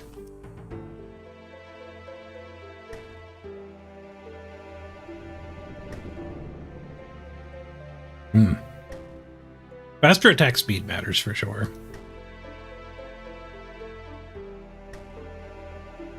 Where's the attack speed listed?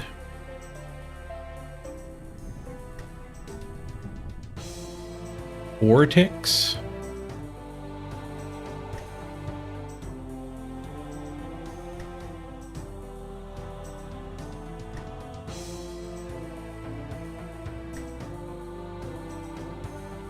Stupid sword, there it is. 6 ticks. So this does swing 50% as fast. 50% slower. For every 2 hits of this, you get 3 hits from the other.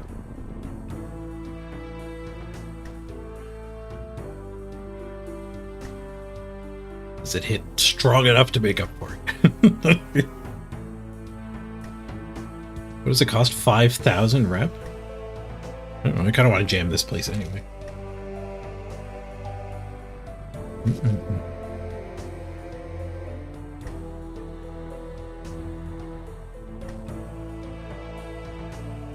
A slower weapon lets you joust better. Not that I've done any PvP at all. Maybe I'll get this sword and go do some last man standing.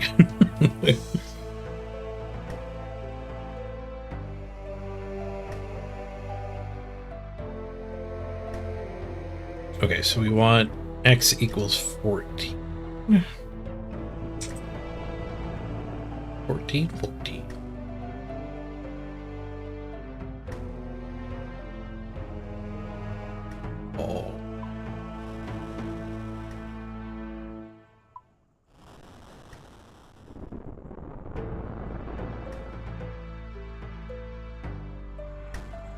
Mission me. Broad spike sword. 6 is the best I could do? Oh, it's also spiked.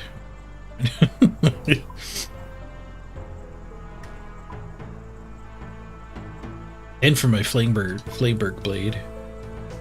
We're getting used to the mold I purchased.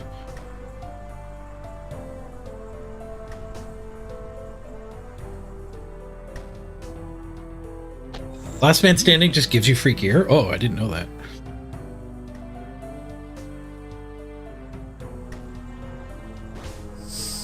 Okay. Oh, it's harder now.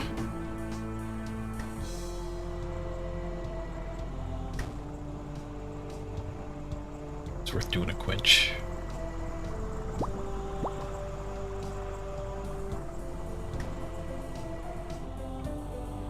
Word.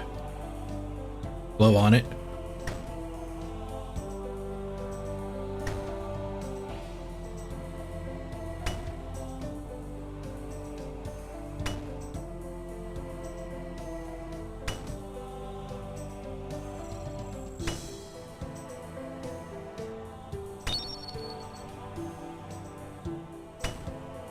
Oh, the bonus.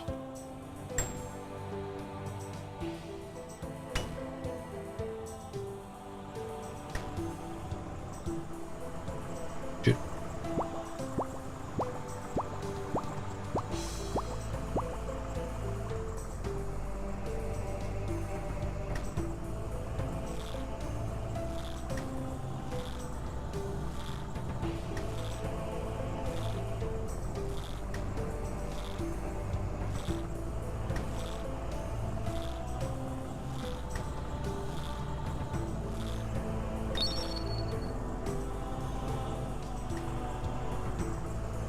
Double back and get my double.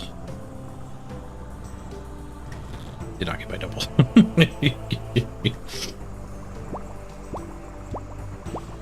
That was a safe double.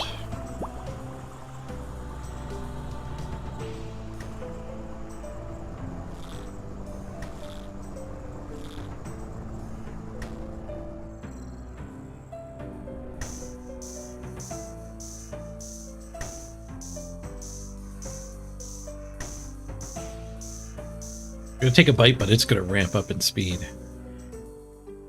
Take a bite while we wait for it to cool naturally.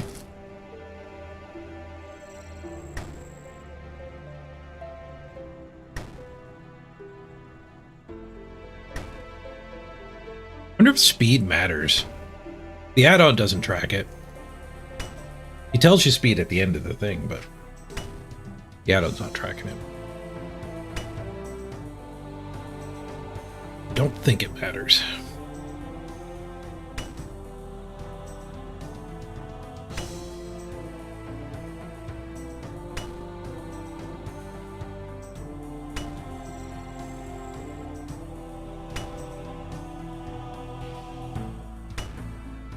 That was risky.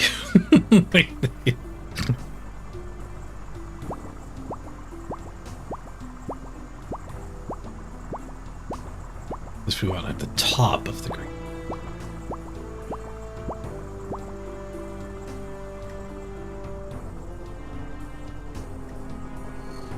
We've used both of our bonuses.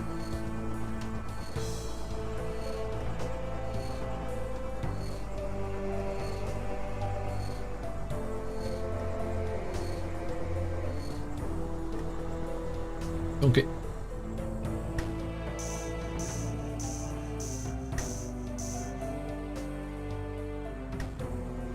Should finish her off. Oh no, there's a 5th process now. Let's roll.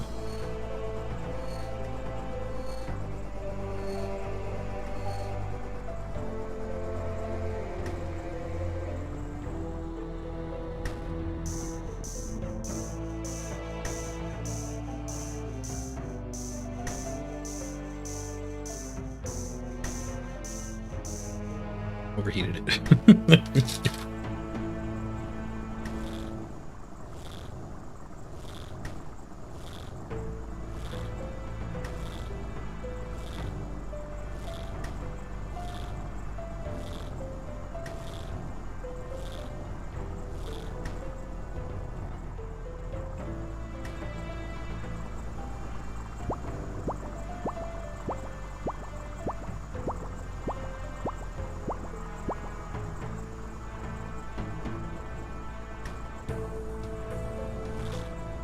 Okay. We got 11k was the most we got. Free mithril here.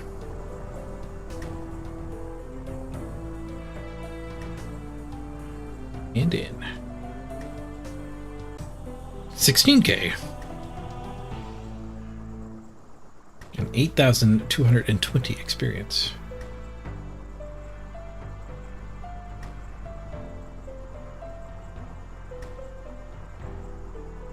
Narrow and light. Smithing 51. Make mithril axes. Chies and greaves. Light and narrow.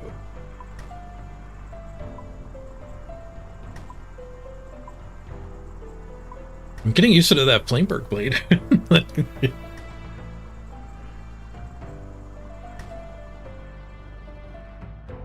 Right, Kieran. Finish the rest of my lunch.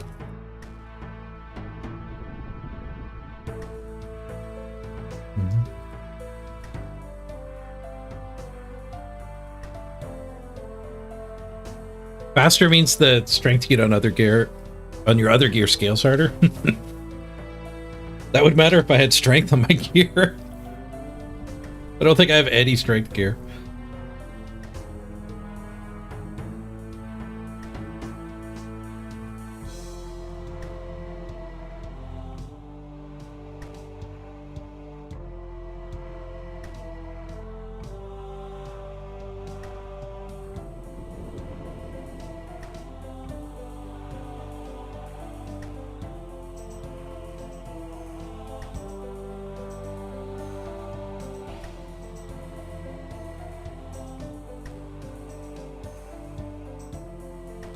Rupturing the burrito.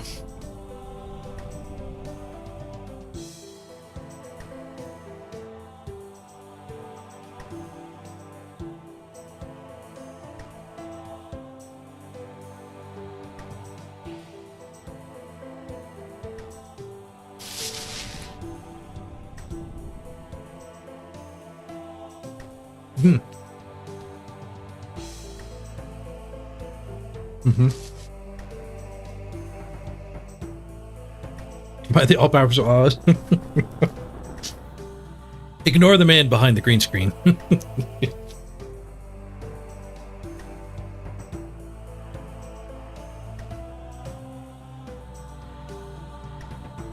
All right, let's actually see here. Let's use a DPS calculator.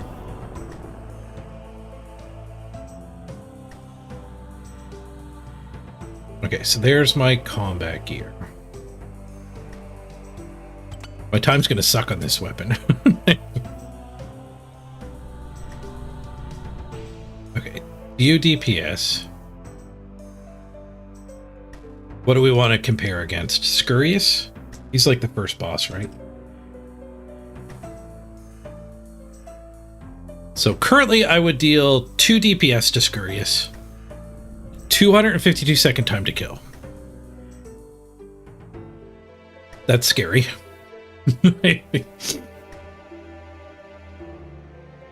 If we change the weapon to Dragon Scimitar, time to kill drops to 194. 2.6 DPS. If we change it to Champion... Wait, what is this thing called? Colossal Blade. Colossal Blade. 2.9 DPS! Colossal Blade wins! 20-second faster Scurious kill.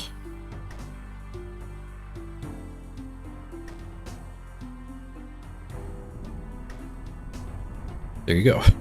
All I gotta do is spend 20 or so hours here and I'll get it.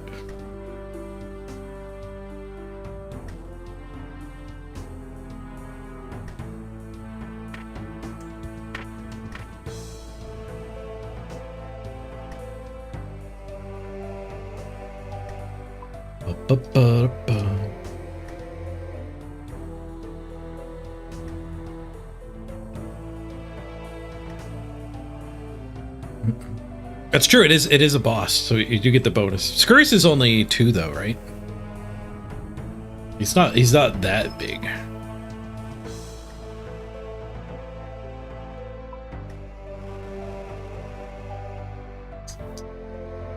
I didn't add the defender. Okay, let's clone.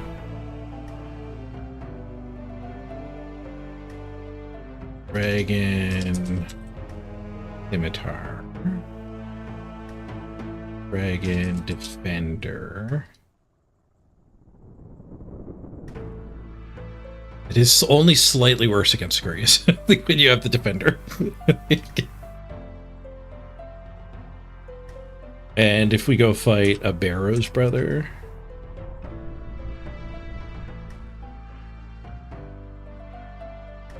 Apparently you can't just search them that way. Crab? What if we fight the gemstone crab?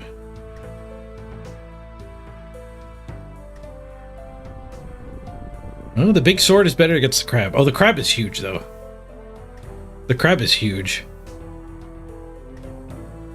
The sword actually is pretty good for crab farming.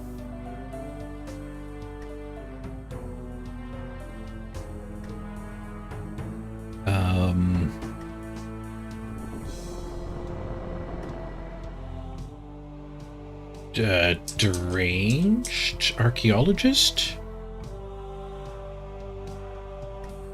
Okay, your Lodo's a lot better against the deranged archaeologist. Look at the time to kill. Yeah, you can't kill the crab.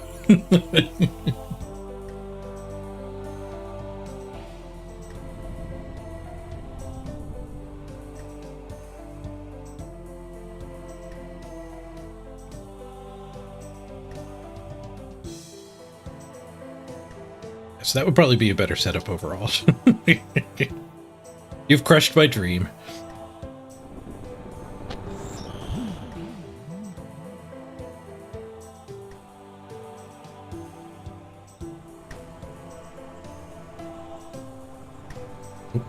Have my weapons out.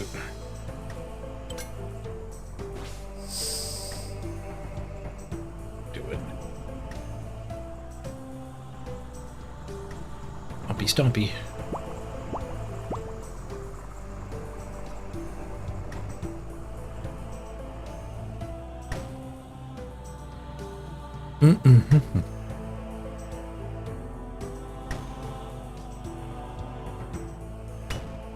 Monkey Madness is also needed for the Barrow's gloves. Like, I do want to go do that. But I think the Dragon Scimitar and the Dragon Defender are both grinds, right? Not just the quest. Does the quest unlock the grind for the Dragon Scimitar? Bonus.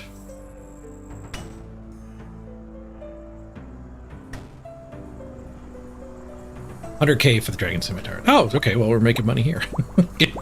I'm working towards both goals.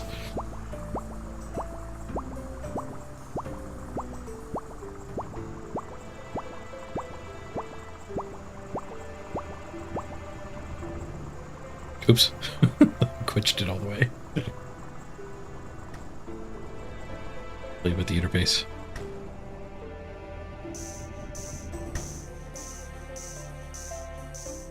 The Defender's the grind, the other one's not a grind. Okay. Again.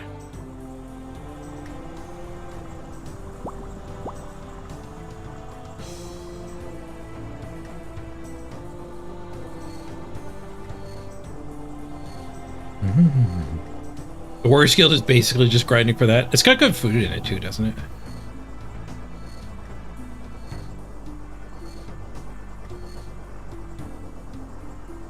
It's the doubler.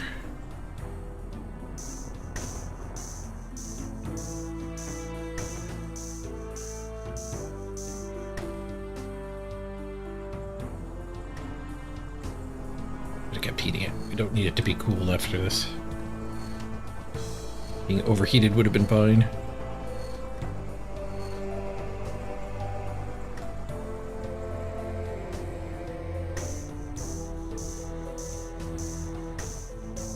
You could buy stews for the spicy stews instead of making your own. Nice. skip a step.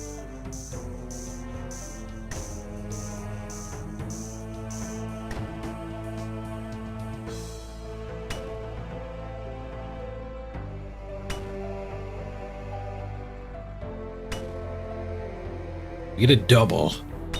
We got a double. I mean, we don't have to reheat again.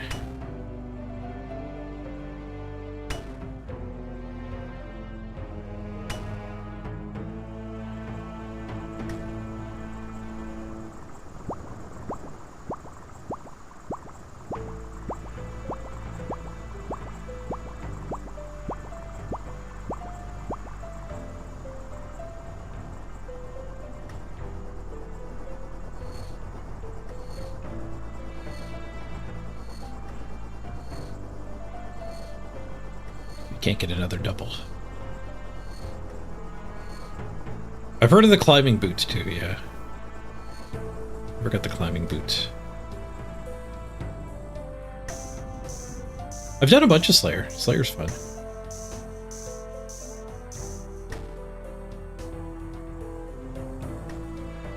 The add-on made me move too early. If I get a natural heat decay count. Worked out. Maybe the add-on knows what it's doing. It might be tracking the natural heat decay.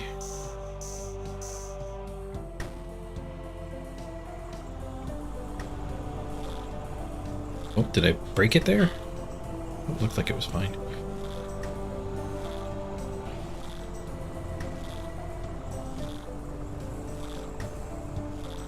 Yeah, I don't know if I like the add-on. The numbers are nice, but the numbers are wrong sometimes. Because it doesn't account for the natural diminishments.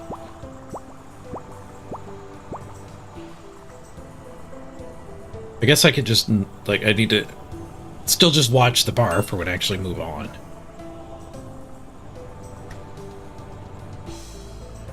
Enter in. Whoa, new record, 109 quality, 19k.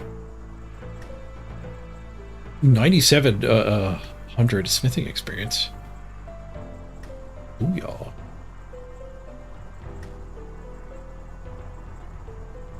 Narrow and heavy this time. Ding. Mithril maces now. Heavy, narrow, heavy.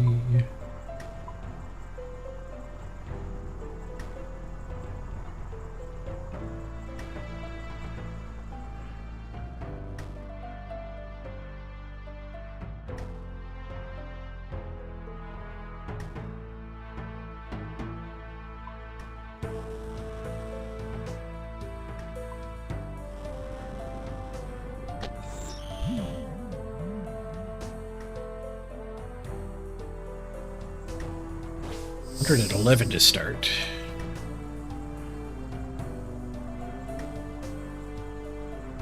Climbing boots are 2 strength? Yeah. I kind of like the idea of skipping a lot of the pre-bis gear. I like doing that in World of Warcraft too. Go to the raid with greens. Why bother getting the good blue gear when you're going to jump right to purples?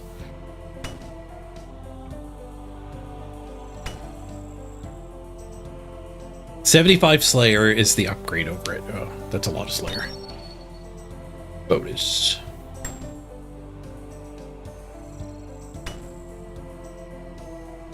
Quench. Middle wheel.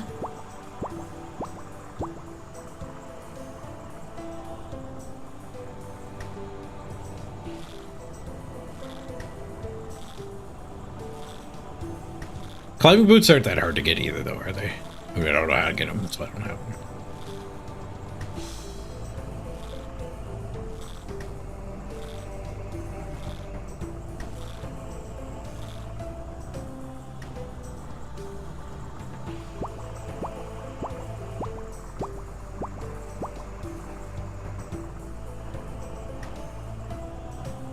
The add-on is good for that, keeping it as maximally hot when it's done.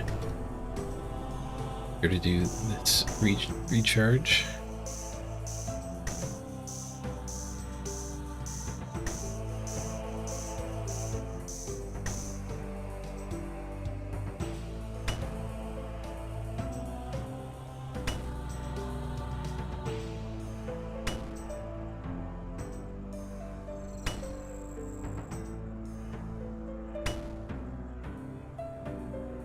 It does suck when I'm like equipping my combat gear. I just put my rogue's boots on.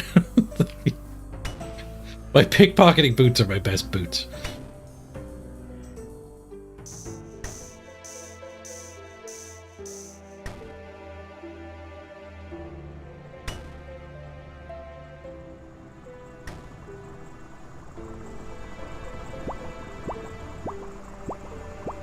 Should we do?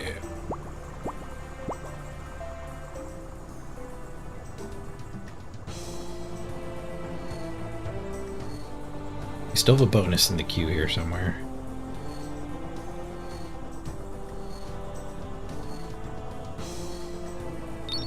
Bonus.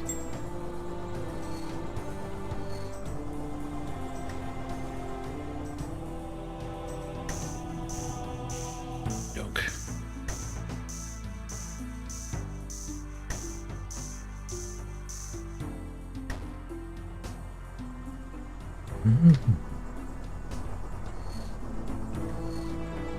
Death Plateau for the boots is pretty easy. Yeah, there's definitely a huge variety in the difficulty of quests in this game. Some of them are pretty chilled, some of them not. Just the toughest one I did was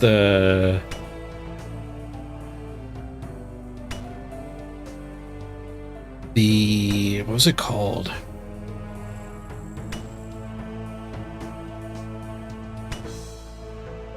A bunch of like cult worshippers going on.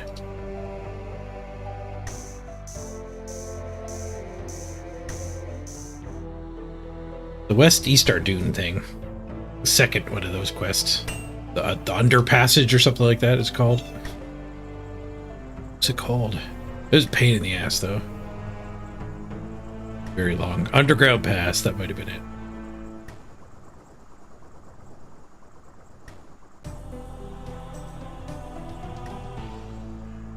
And then there was one quest where you have to like take some stuff to an old man in a shack, but Quest Helper just gets you to get the stuff ahead of time and you show up and the quest is done.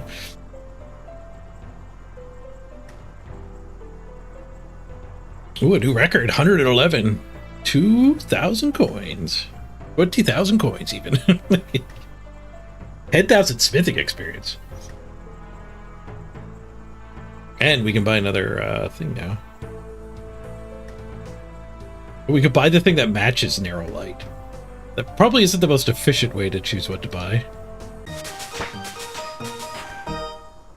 Ooh, I can make Mithril medium helms, Mithril crossbow bolts, Giant plate bodies, and the smoker canister.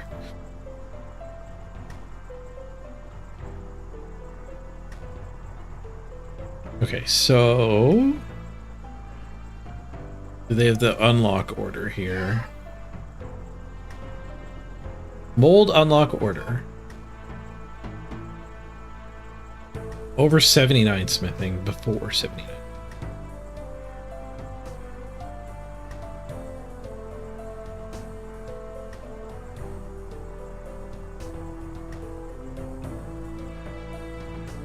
Flameberg blade I got. Serrated tip is next. 350. Need 60 smithing. Was that 50 or 60? I'm 50.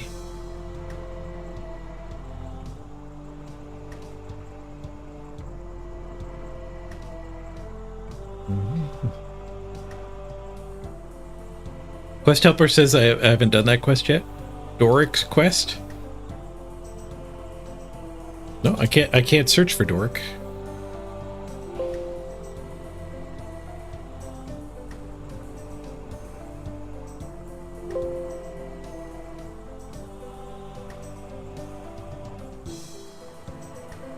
Okay, so I could get the defender's tip right now.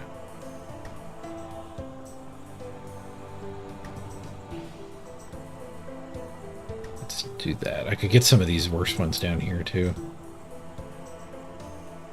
Let's get the defender's tip.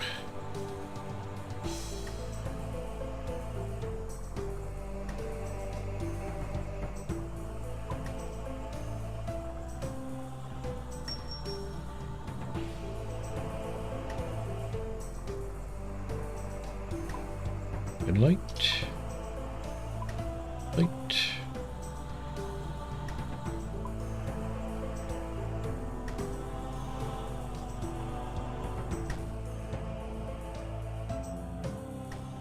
The live loaded isn't tracking the quest right? That's quite possible it's bugged. Underground. Yeah, I can't search for underground. But that must be what that one was called.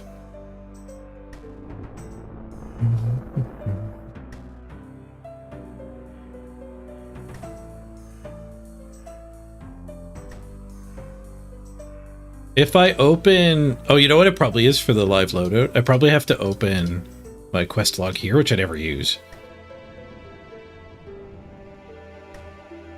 And that will probably make it actually update for the live loadout.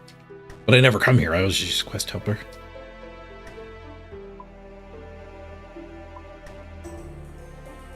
The fact that I never go there would be why it hasn't updated. I'm thinking.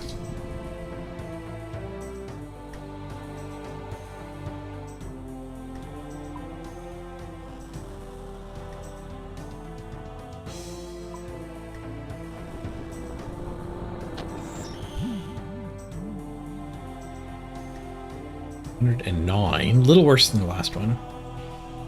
Pretty close though.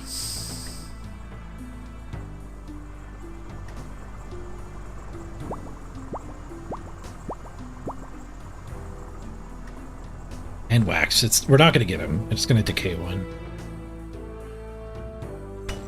Unless I get a bonus.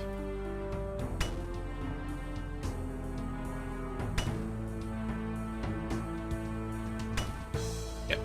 Down a tick.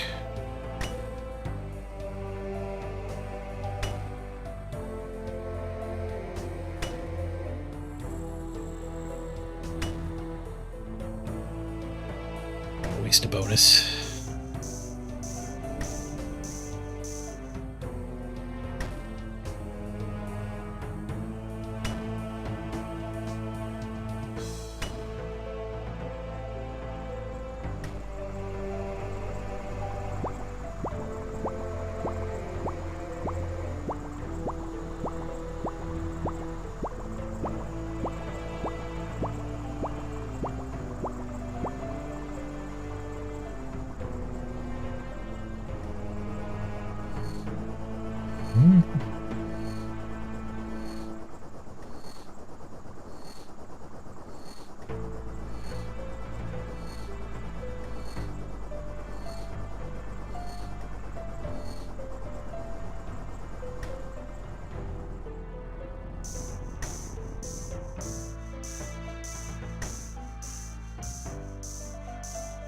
We can overheat this because we're going to a hot station next.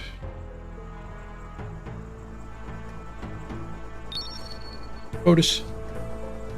Oh no, I clicked the wrong thing. I think I still get the bonus. Might not have.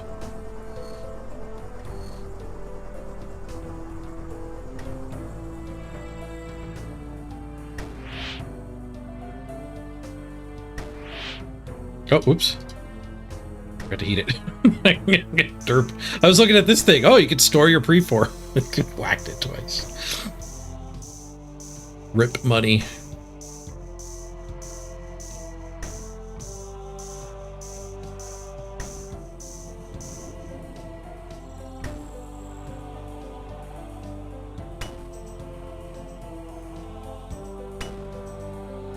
Took me 2 wrong whacks to notice, too. We won't be able to repair it fully.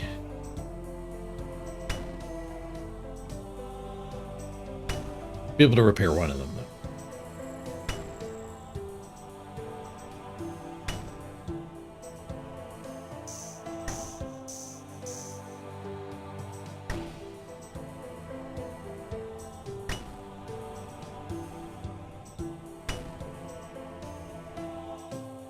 Did I get away in time, or it counted? Dangerous.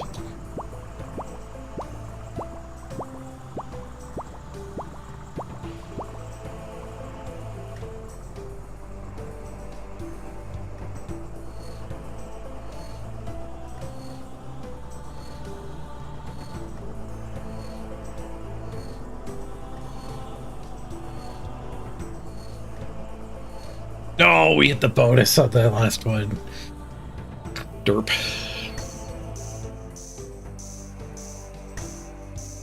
No, I overheated too. No, everything's failing.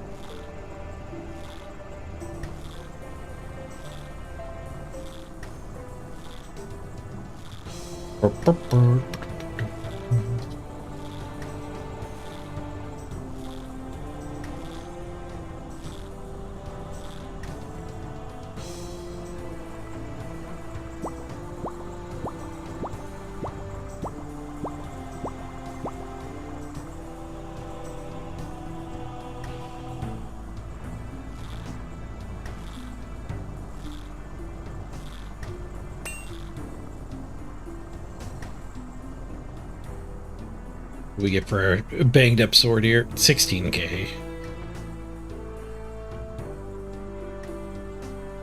Heavy and spiked.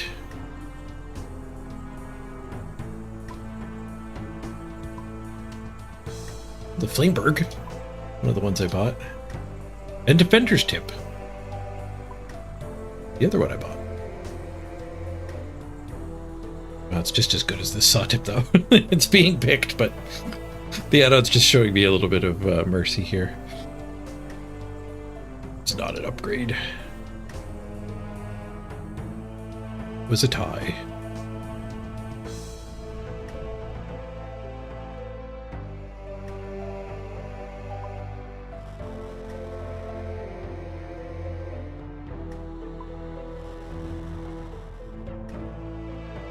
I wonder if you could put 3 types of metal in.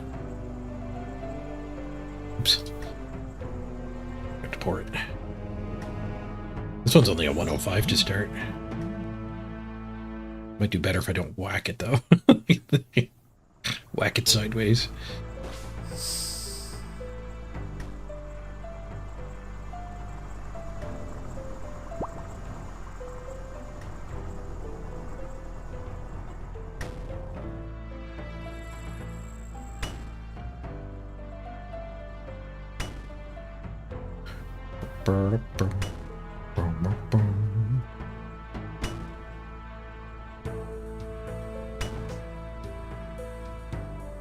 Much safer to watch up here than here, because this will tell me if it's actually close to ticking. It did undertick.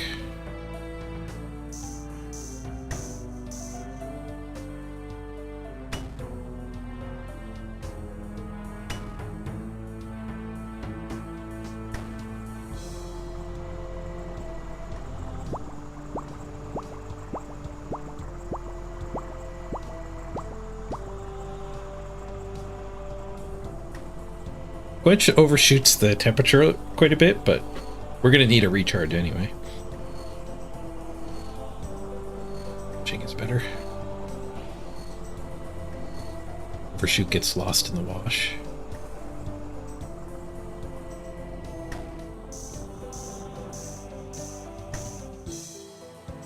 Okay, we have 14 extra heat. 14 heat, need 10. 4 extra heat. Doubled. There's an ass load of extra heat now.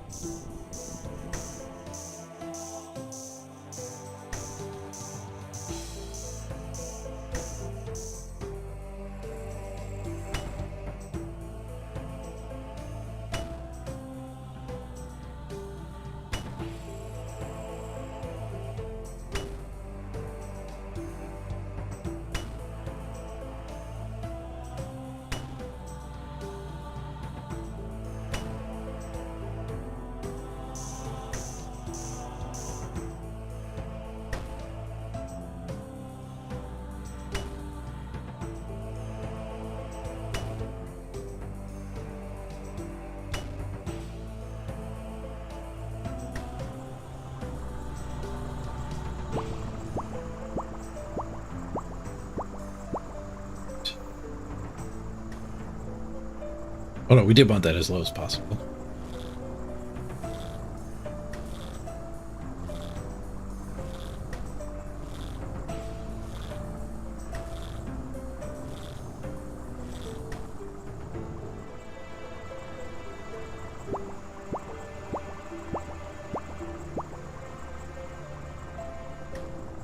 Need to heat it up after this anyway.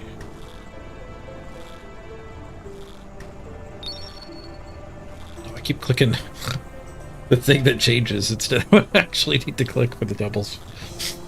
For the bonuses. I don't know if they're doubles.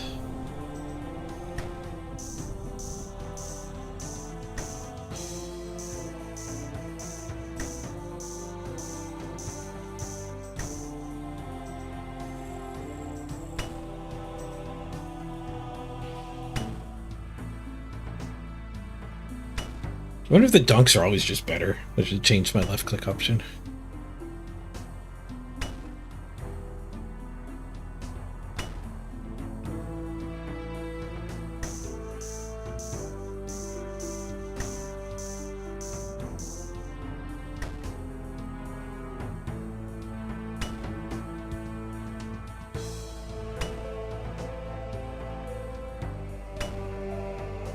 One last smash.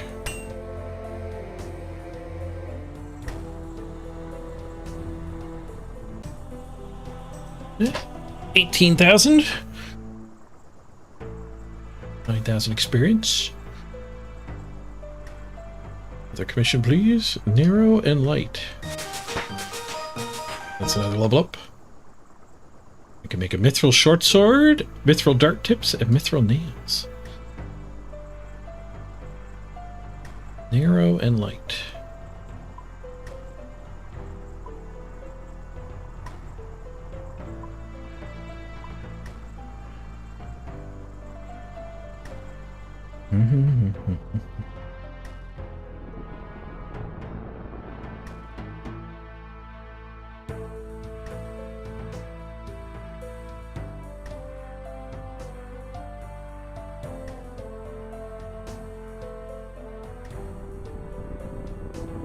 A drunken dwarf here to see me. Has he got some of the good stuff? Good stuff. I have to tip my pot again. Distracted by the beer dwarf.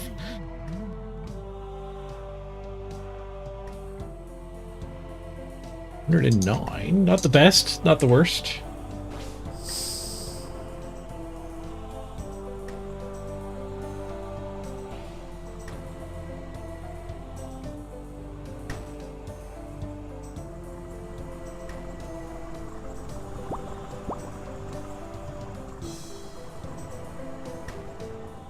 Cool.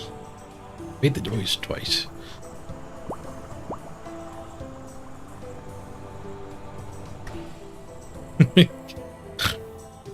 Perfectly overlapping with that guy.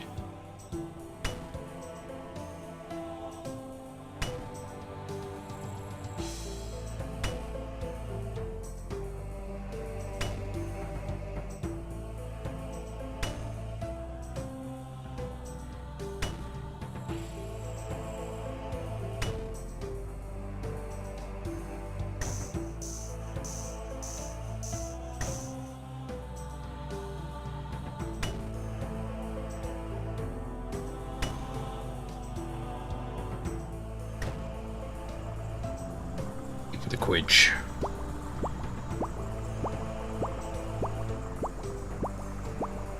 Overquidged.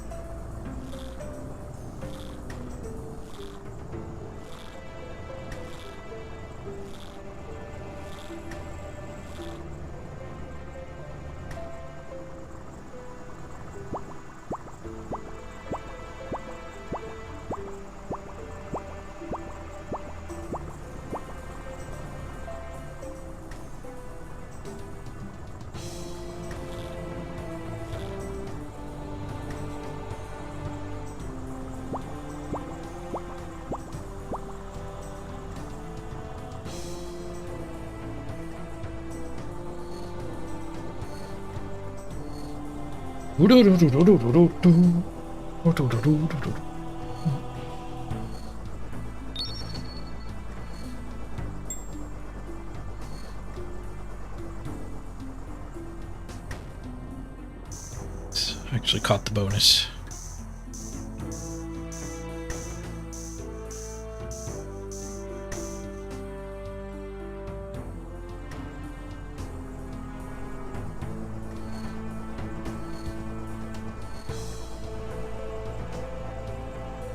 Dokes.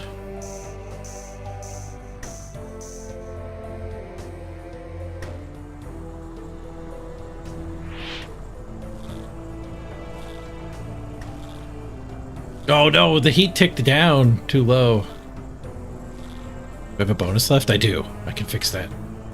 We can fix this. Bonus. There you go. It's like new. Oops. Actually finished off the round too.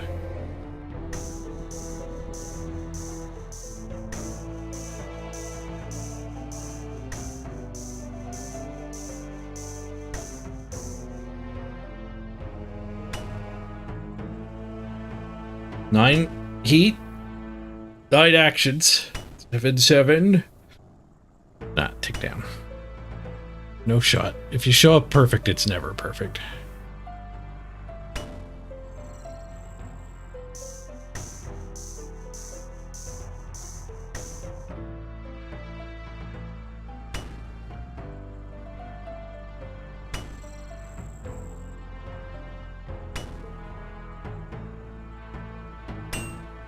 Done.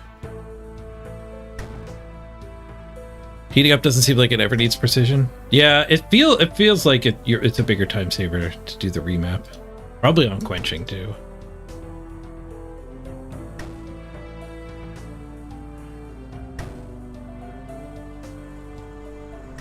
I feel like remapping this guy to hand in might be correct as well. Unless you could hand it in early and fail. Not bad, not bad. 406 reputation. So hold on. Commission. Nope, and a ding. To 55. Okay, so this thing.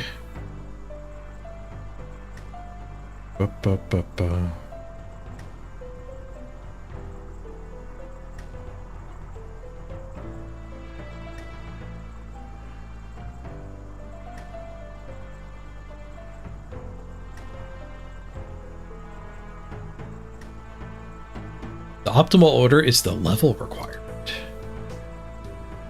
If you're very low level and solely doing Giant's Foundry, you should have enough reputation to buy the molds as you level.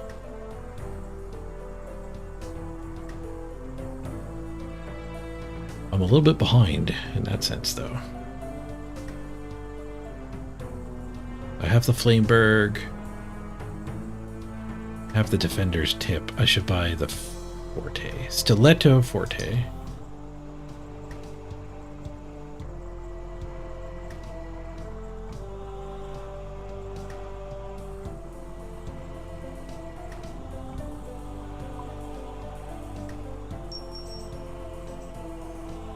New commission.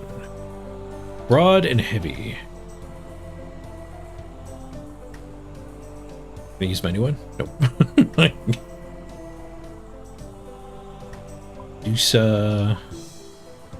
Deuce, Defender's Tip. That's one of the ones I bought.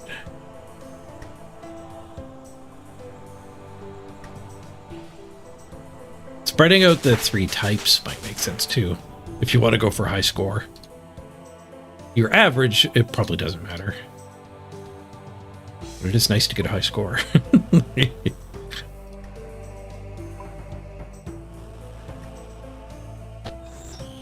Remember to dunk it.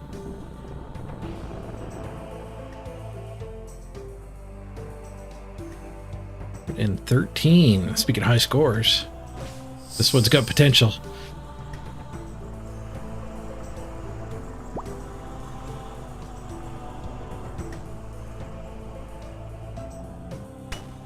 Saying the perfect match again. The perfect match is far from perfect.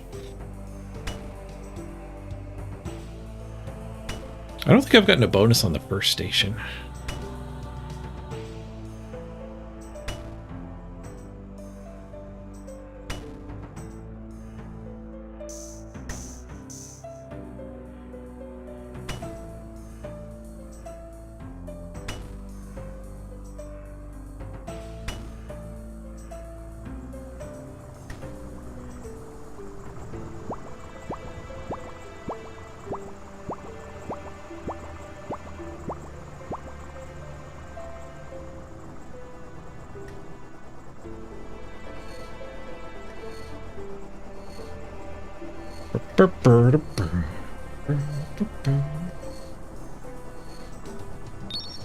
Bonus. I'm gonna get caught by the bonus putting me over.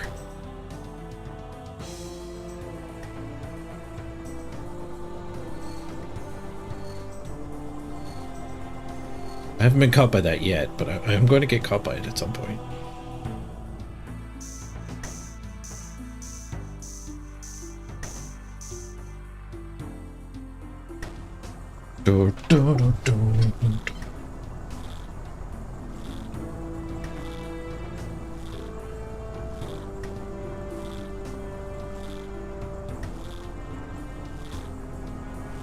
I wonder if power leveling, mining, smithing, and blacksmith. I guess smithing is blacksmithing. I need less heat. And then I need even less heat. Yeah, I wonder if power leveling these skills is like ever worthwhile. Because it seems to give you gear that's like way behind. Like if you're like 40 everything, your 40 blacksmithing is like really bad gear.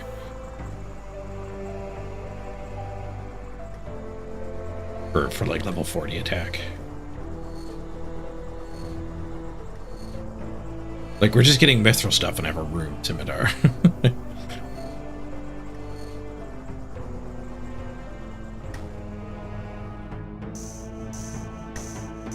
Yeah, rune's not till 90 smithing. Overdid it.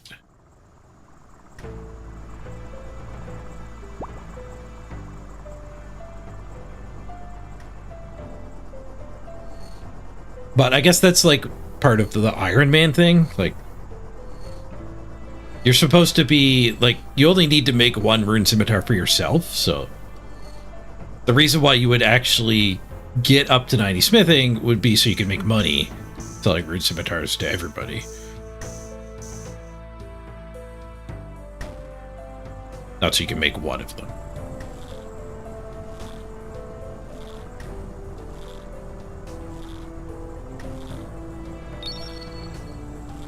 Ubers. Double gets us done. Pour heat.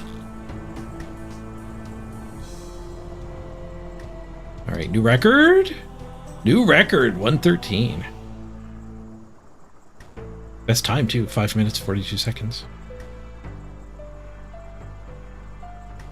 10,000 smithing experience. We ding. You're getting so much smithing experience. Because I'm burning through an ore stockpile, probably. Broad and light. This minigame progresses well, too. It's like, you do 2 or 3 laps, and then you're actually spending the resources. You're spending the resources on the minigame to be better at the minigame, but to me, that does feel better. Not like some minigames where you're just like, okay, do that 100 times and then you can buy the reward. Or like Temperos, some people don't redeem their vouchers so they get higher level fish. So then you just Temperos hundreds of times without getting anything.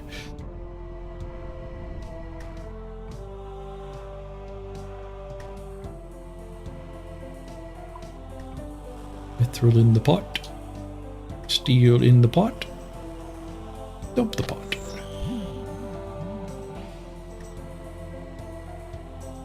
Score 93. Oh, I didn't have good molds for this one.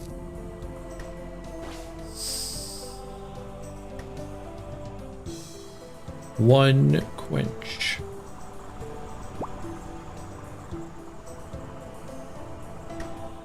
I wonder if you did that one with precision. If you could maybe one cycle the first stage. Double dip will get us a 1 cycle. Yeah. You can get first stage bonus. And it's powerful.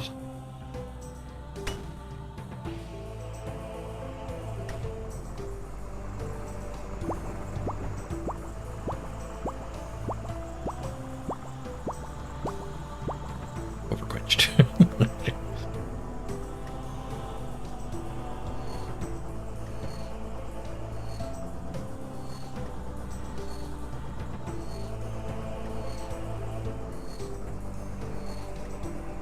I want to do that last tick in case it's the double.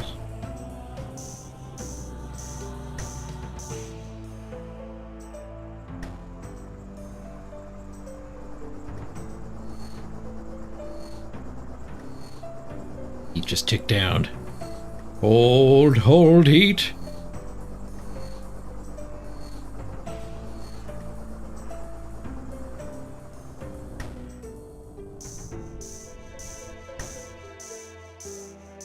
Dunks for the win.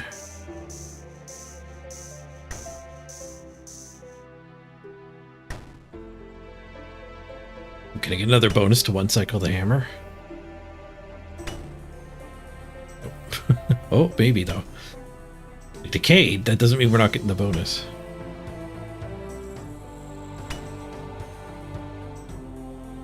This is going to be the best station for bonusing.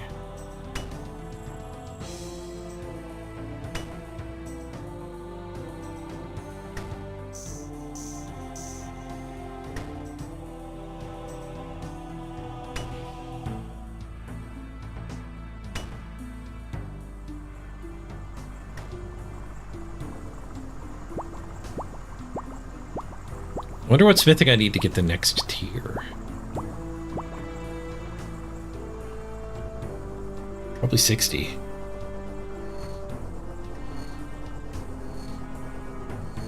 Maybe it doesn't go intense though.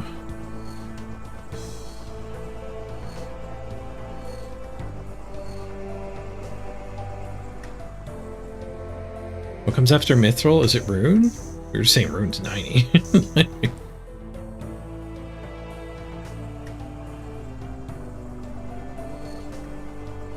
Adamant, okay. Skipping a step.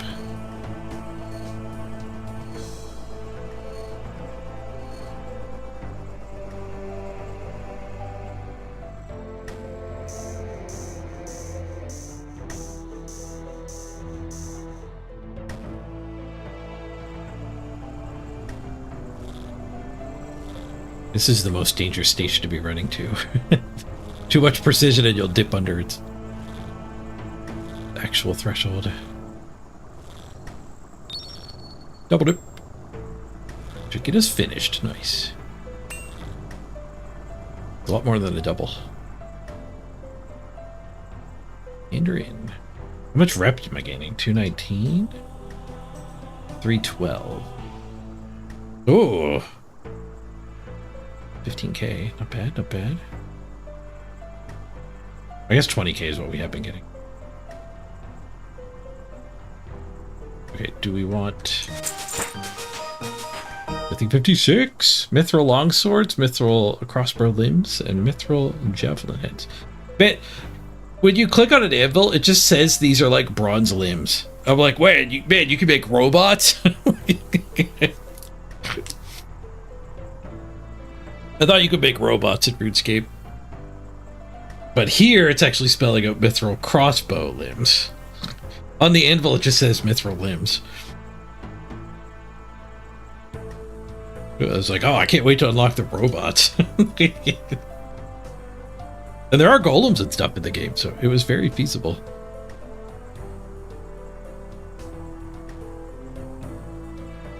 So I've unlocked 3 of these, I think.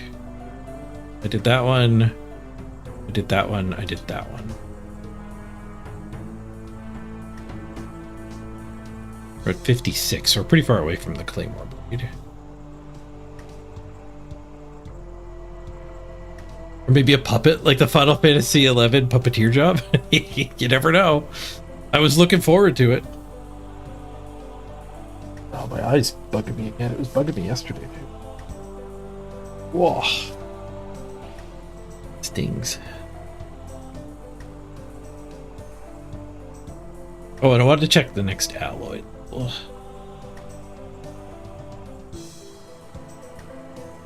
70. Okay, so it does skip 60. We can't get animate until 70. So we're rocking mithril steel for quite a while here.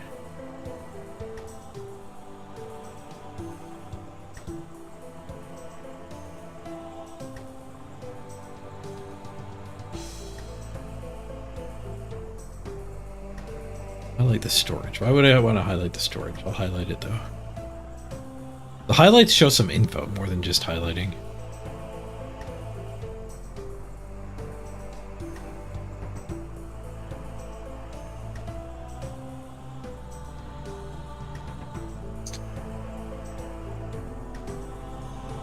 It said like 5 or 6 of these is probably where you want to be.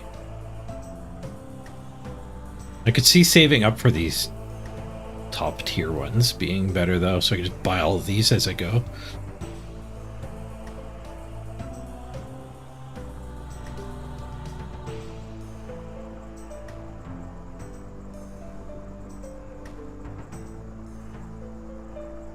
Oh, is it getting me to... Is this listing one of the obsolete ones, though? Corrupted Point and Juggernaut Forte are skipped here. Juggernaut Forte. It's got... Okay, it's got the asterisk. So yeah, you don't want to buy the one with the asterisks. And Corrupted Point isn't on this list.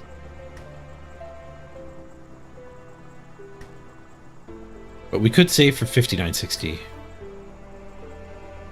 Instead of buying these other 50s. Although we're slowed down to like 2 swords per. So I'll bet you the advice of just buying the ones you can actually holds. And I should just get the serpent. Unless I'm going to hit the point, I suppose, where I want to pivot off of buying these. And just go straight for the colossal sword. It's 5k. Okay, if I want to buy 6 and then go for colossal, I probably want to buy the serrated tip and the claymore blade.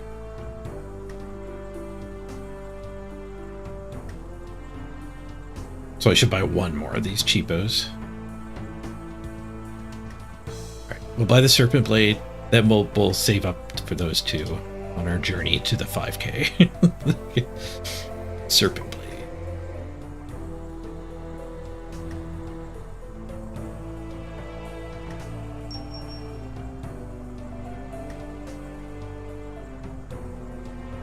Another commission, please. Heavy flat. Heavy flat.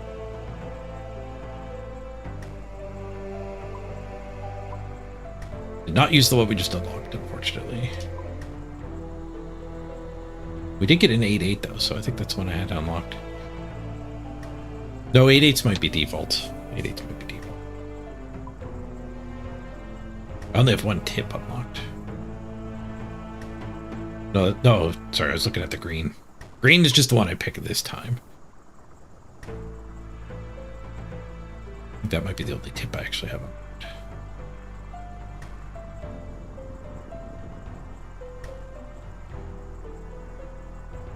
Could be killing cyclopses right now.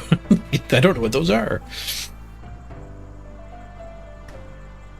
I got my Encondo hammer just because I randomly did a quest outside of there. And then I wandered in there. And I was like, oh, I can grind and get this hammer that people I recognize from like the Temperos guide. The Warriors Guild's where you spoke the cyclopses to get the Dragon's Defender.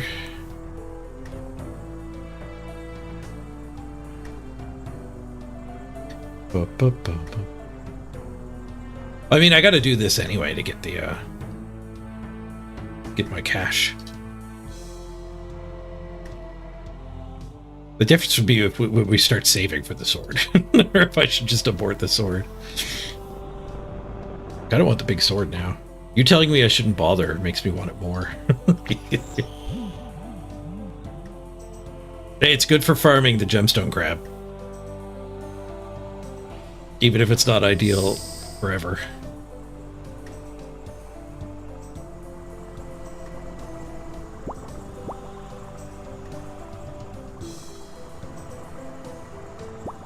It really bugs me that the sound effect does not match the event. Oh, damn it. Maybe advanced tracks is to purposely fail there instead of going to the waterfall. Because you're going to recoup it when you get your bonus. So you just whack it to cool it.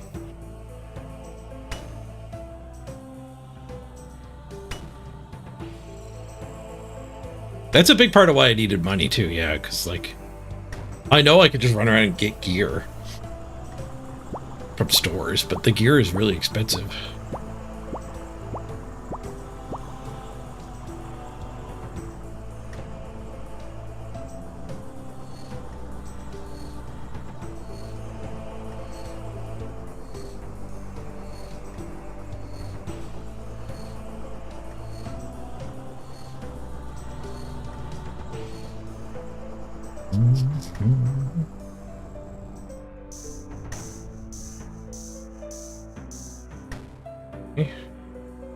Eat it.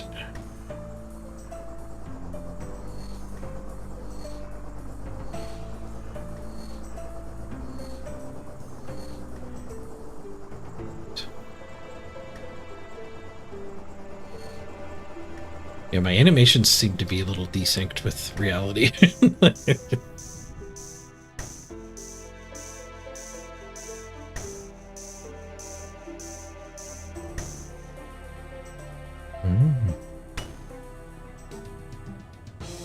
Yeah, you kill suits of armor for like the thing you need to get into the Cyclops room then. I've seen some other people doing that grind. Double dip. This gets this station finished.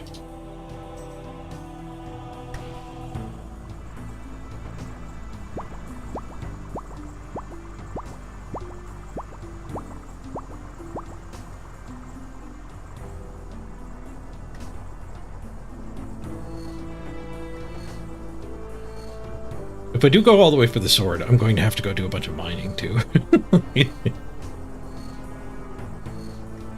don't think that my stockpile is going to be sufficient.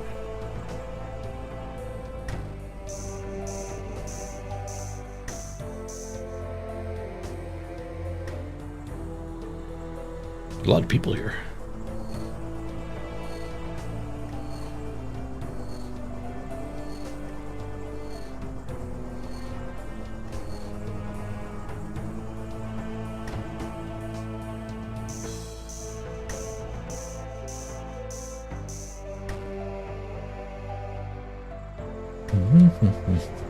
Hey, I am the one. Good to see you. Welcome to the Giants Foundry.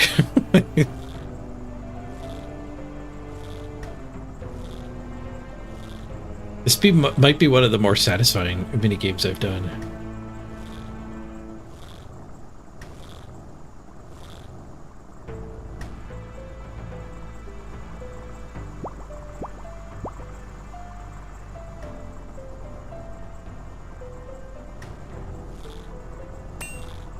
Can I make a strength amulet now?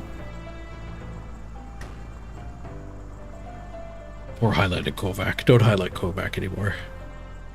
He doesn't need to be in a ectoplasm bubble like that.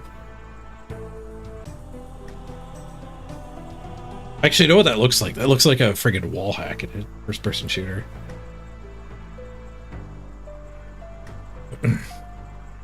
Literally made the same way by an add-on created by not the game's maker. Yeah,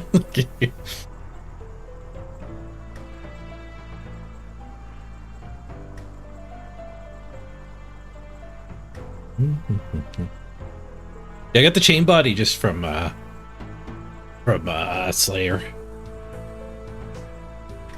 The other reason why I didn't really want to spend money on gear, it seems to just get thrown at you when you're doing Slayer. Or killing bosses, if I get just enough to do Barrows. Barrows gear will come flying at us at an alarming rate.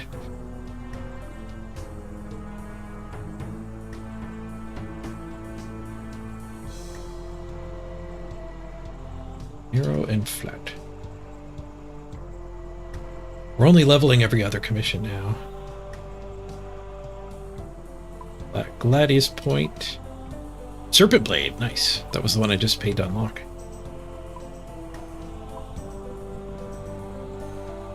Hold. I don't think 48's that great of a score.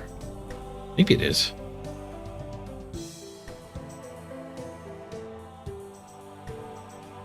Have I done Royal Titans? I have not. I haven't done any bosses yet. Is Royal Titans the duo boss? The fire and ice boss?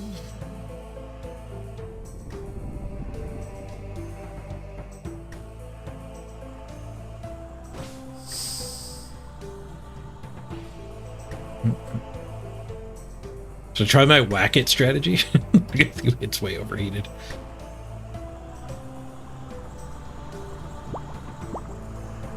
Will not try my whack it strategy.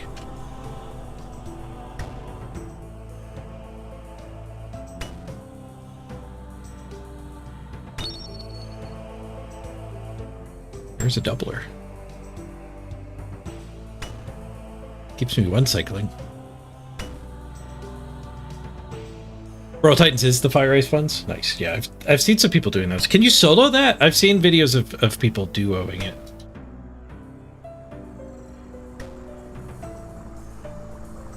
You also solo it? I think you only get half the loot. That's probably why people duo it. Because I think if two people do it, you each loot one of the sides. Or if you solo it, you get the same amount of loot. So there's no reason not to duo it other than having to talk to human beings. Pretty good reason not to do it. not to duo it. For some people.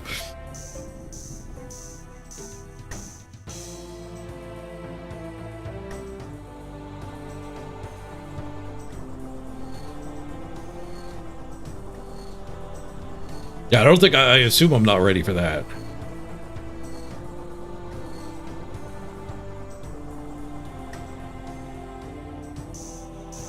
I'm still on my minigame mission.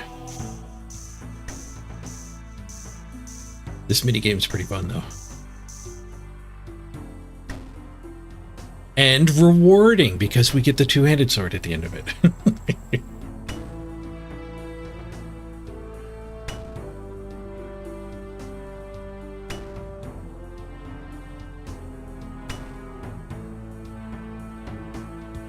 It splits the loot on damage percentage.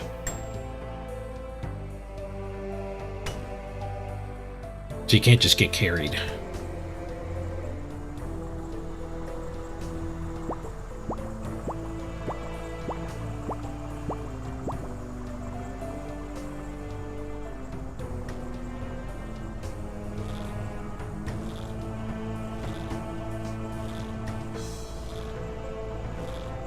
Used all of our bonuses up already. We're gonna have to go back here. You do 75% of the damage, you get 75% of the loot. Seems fair. Are there mass anonymous worlds for that, where you don't actually group with people? Like, find groups, I guess I mean.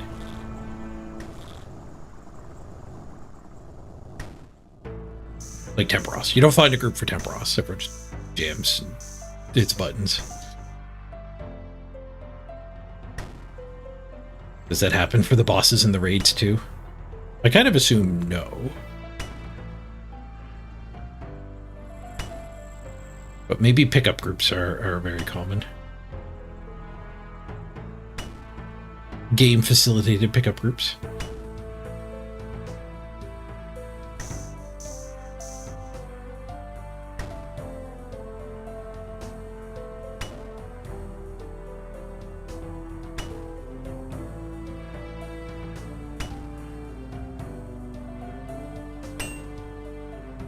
Ding.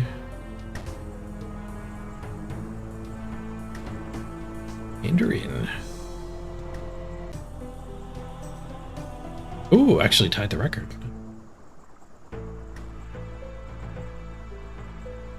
The commission boss. Broad and heavy. 57. Make mithril full helm, mithril throwing knives.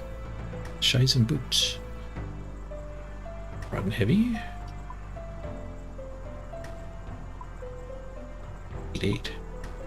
Defender's tip, broad and heavy. Bad mold.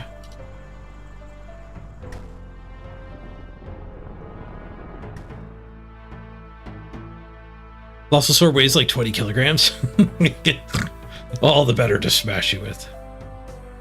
And all the worse to actually run around. Again, good for the gemstone crab.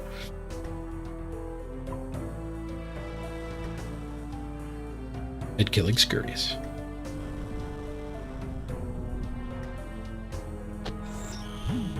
It's a new record. It was 113 last time. No, 113 again. This might be the best I can do with my molds. I want to try the fail strat here.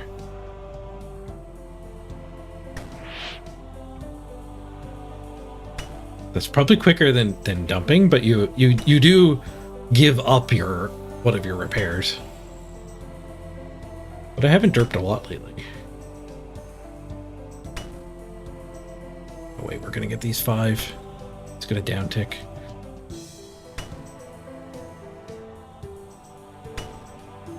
Maybe. Oh no!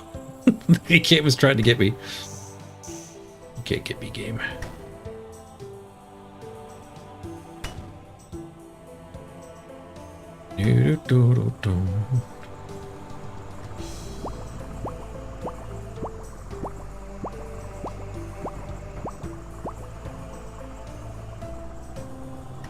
That perfect heat lined up.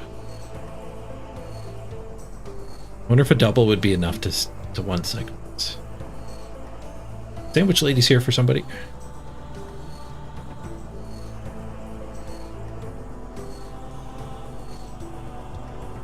Rock the... We need the bonus.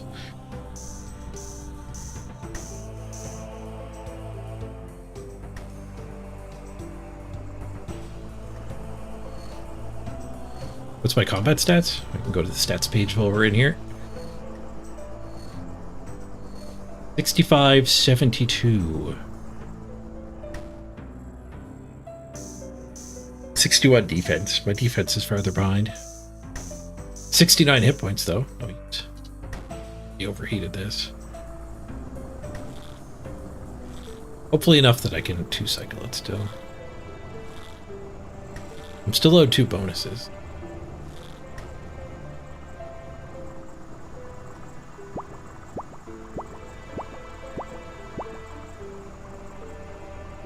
Be 2-cycled. Yeah, this one decays in a good direction. Gain more hits, not less. And the bonus.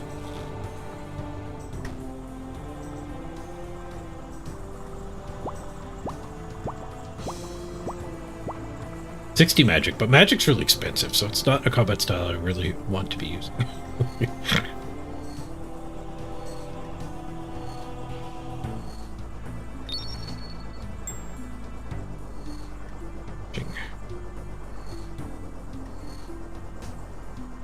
Gonna overheat this. We don't have to follow the add-on.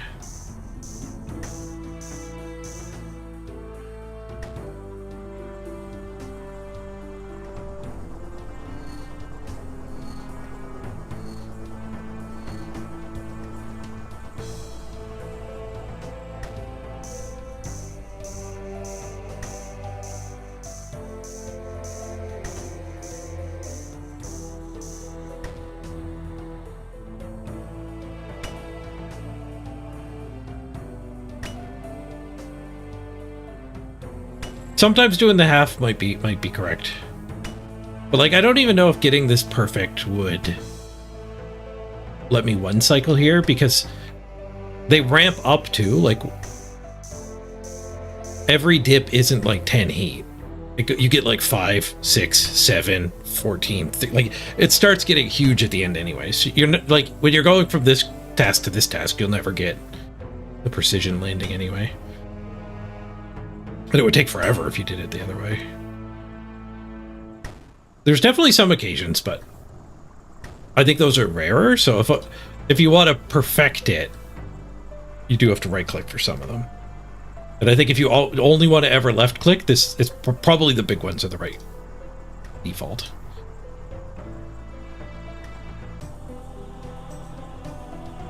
Time for the best. Okay, we could do another one, but do we want to hold out? Just get these two. Are they a lot better? Claymore blade, serrated blade. This doesn't show which one.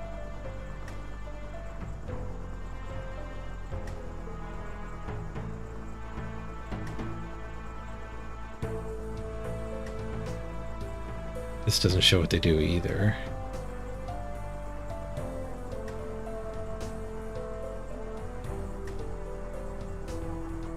I think this showed what they did.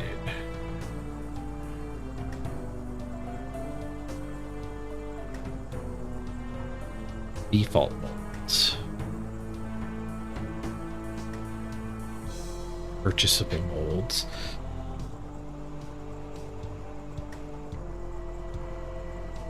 Yeah, the Claymore blade gives you 16 broad. Could definitely look for bang for the buck by optimizing this.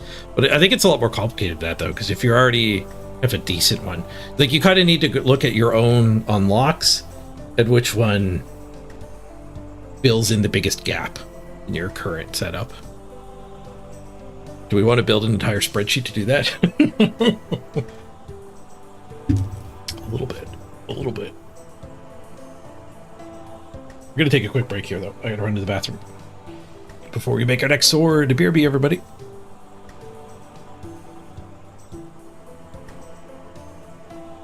Yeah, my prayer's a little short. I don't have the protect melee. You're back.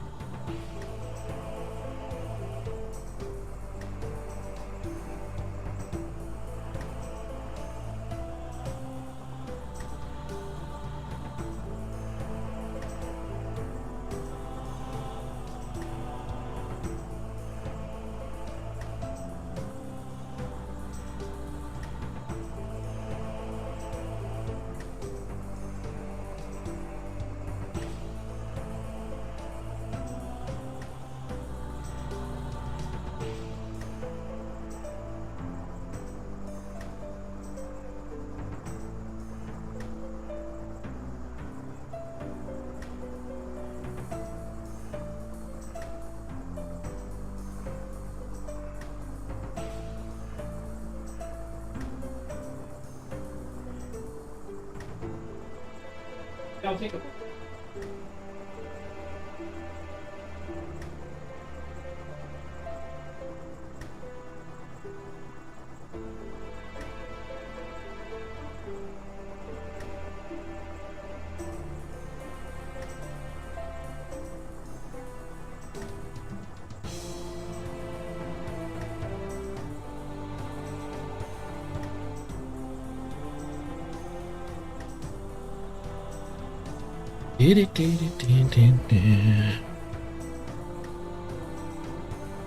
Okay, I'm back.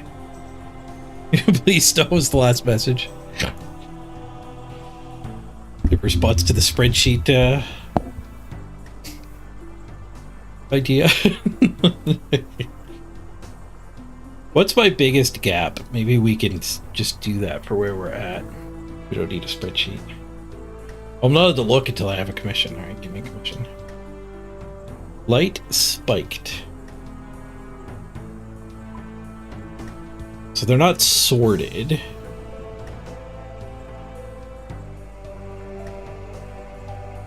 Okay, there's only 2 types. This is why it's just A and B in 3 categories. This is why there's not as much overlap as I thought.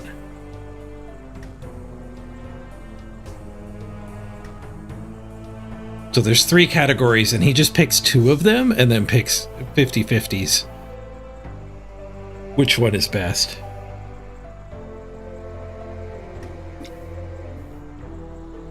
So my best narrow is an 8. My best broad is an 8.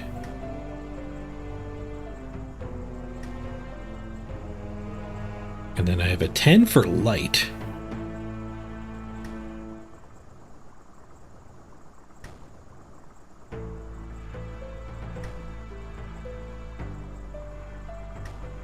Best flat is an A, best spiked.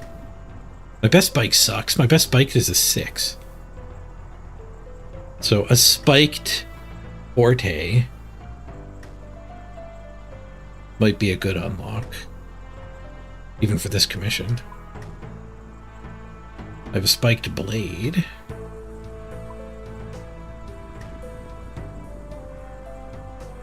Really good unlock for spiked blade. Yep. We're at, look at that, 8s for tip. A 10 on broad. My flat kind of sucks for tips.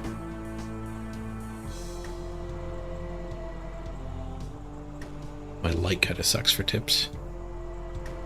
Is there a light flat tip?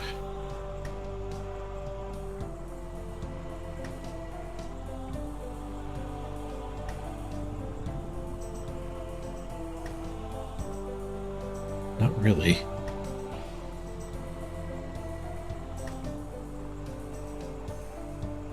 The point needs friggin' 81.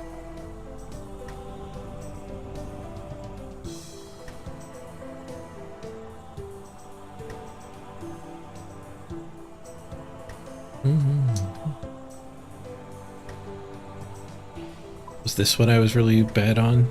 Spiked. Spiked forte. So for spiked fortes, there's 2 options. The spiker juggernaut. The spiker's not good at anything else. But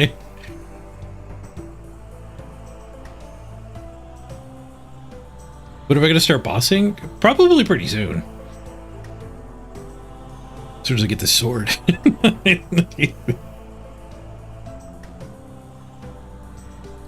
Where are we at in the minigame mission? I don't know if I want to finish this all at once. I can come back to it. Besides Foundry. 10 out of 10. 10 out of 10. Veil totems, shades, imps. Volcano, I think, is mega late game. That one's late game. That one's late game. Brimhaven I've already kind of done before I was ready to go there. Brimhaven, I wouldn't mind unlocking the graceful recolor. I hate that I run around looking exactly the same as half the people running around. I want to recolor my graceful.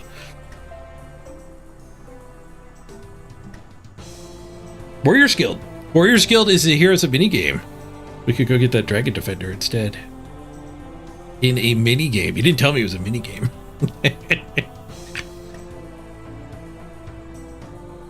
But yeah, I think I'm fine parking this and starting some boss missions. What's the best way to do boss missions? The Gauntlet's like game 2, yeah. Is it following combat achievements, you think? Combat tasks?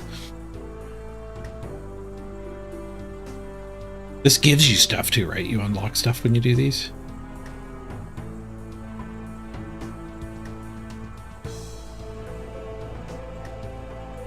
Barrow's Novice. Look, that's even one of the first ones.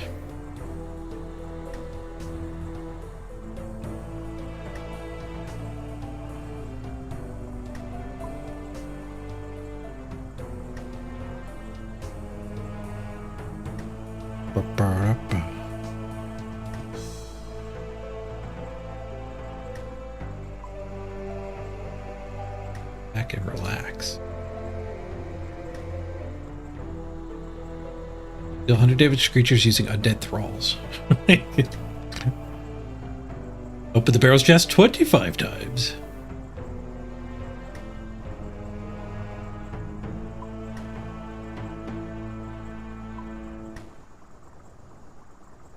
Here, easy type.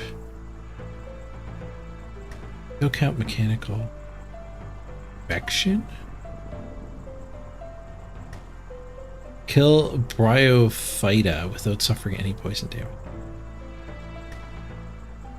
Kill a Lizardman, Shaman, and Molk, which has not dealt damage to anyone.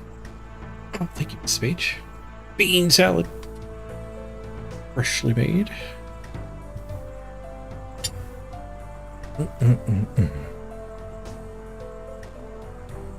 You get some unlocks through this, but you don't remember them.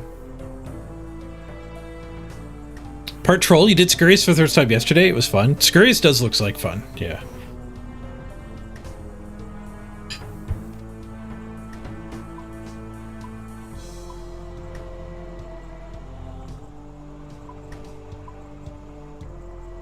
Speed, bro. No easy speeds. I killed a black dragon, apparently. Oh, that was probably the Dragon Slayer quest.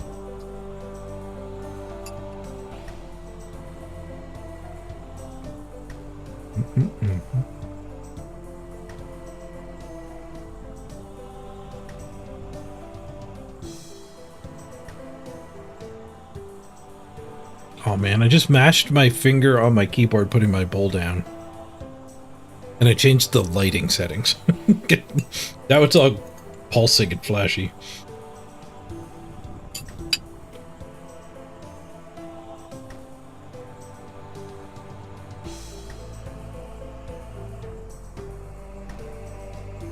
Right, it's function list. I think did that.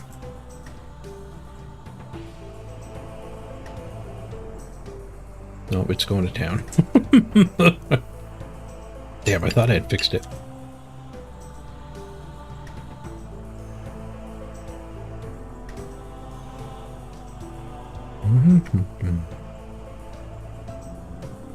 Am I playing my account? It's my first time ever playing. I am just playing RuneScape for the most part. I have the minigame mission kind of structuring me a little bit. Okay, I got distracted. What were we doing? We were going to buy a spiked thing. The spiker. Which is the spiker on the other list? It is, but it's very high tier. Unsurprising. Alright, screw it. I'm not buying another thing then.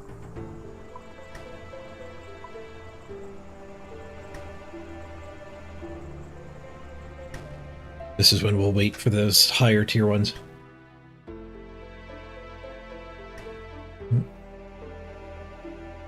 Oh! I'm out of steel.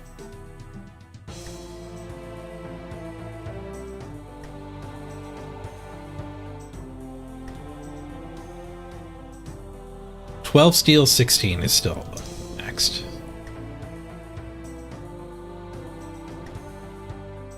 We can do one more sword, and then we gotta go mine.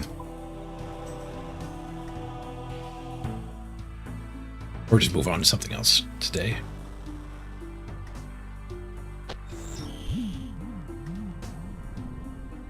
I don't want to do all mithril. That's a waste.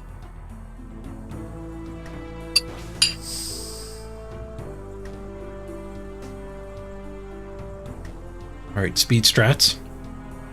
Purposeful mistake.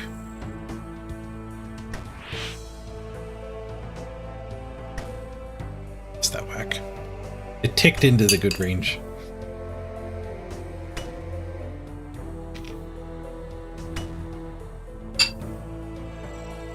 I think that's actually a thing in like Japanese craftsmanship.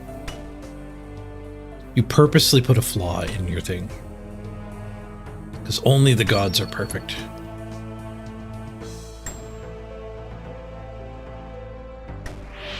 Oops. Accidentally put a flaw in. It's alright, we can fix that one too.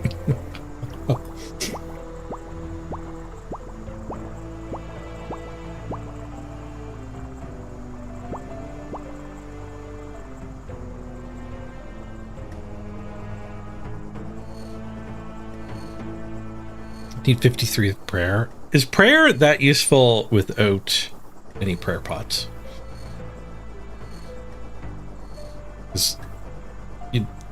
If you want to keep your protections up long term,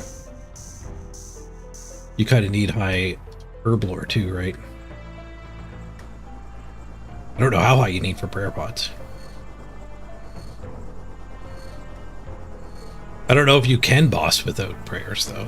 They might be designed such that like, you just get destroyed if you're praying wrong.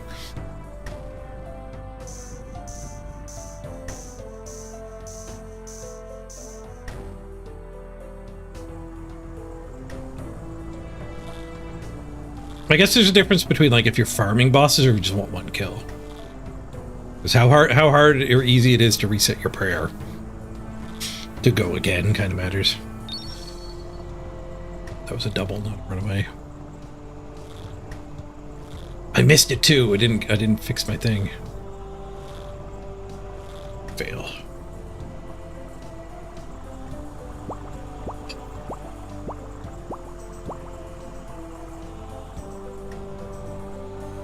$38 herb lore?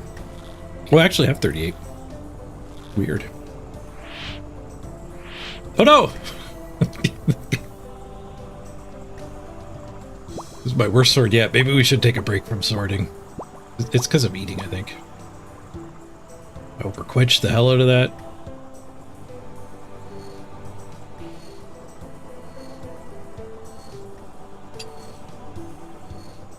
I could also wrap up the stream and go for a walk. That is probably optimal.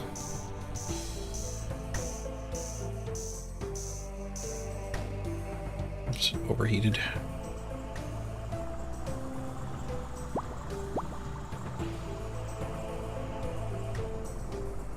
Yeah, I gotta go for a walk to the store at some point today. Get some distilled water.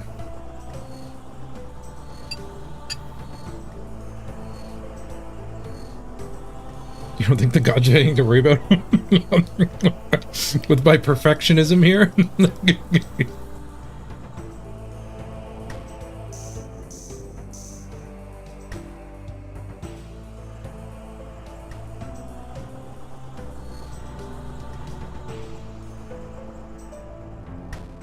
I just don't want to get gear. I kind of do want to skip gear, yeah.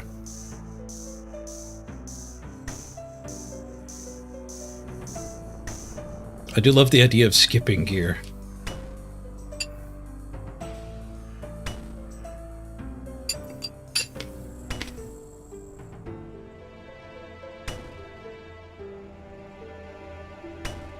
An ups the challenge of actually doing the bosses and enhances the reward because you're not replacing stuff you just spent 6 hours gathering.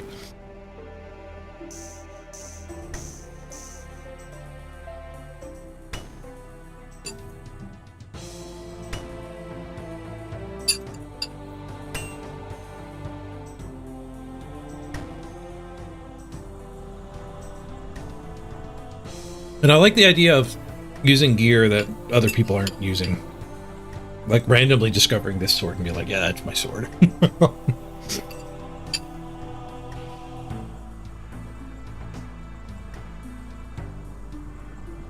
Or like my rune plate body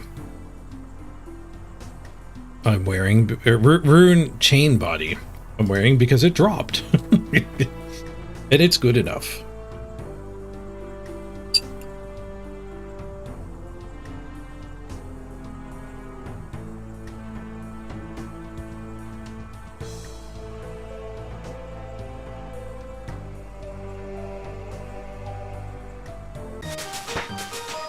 D8 smithing, nice.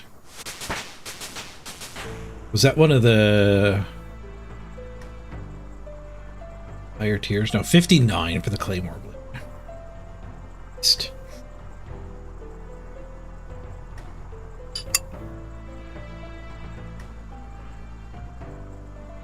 Dragon Defender is basically best in slot for a long time. Best in slot and for a long time.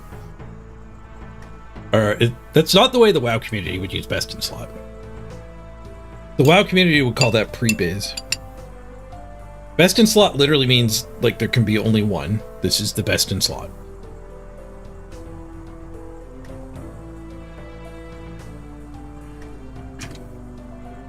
And then if you're going to put conditions on it, like the best in slot, assuming you're not doing a 40-man raid, they call that pre-biz. So best in slot for like 50 strength or whatever, I think is the way a lot of people use it. Or best in slot for a long time is another wait. I think that's what's going on with a lot of things like Barrow's gloves. They're like, this is your best gear for a long time. And then it gets the best in slot label thrown on it. Instead of like stepping stones where like every 5 levels there's a slight upgrade. There's one big outlier.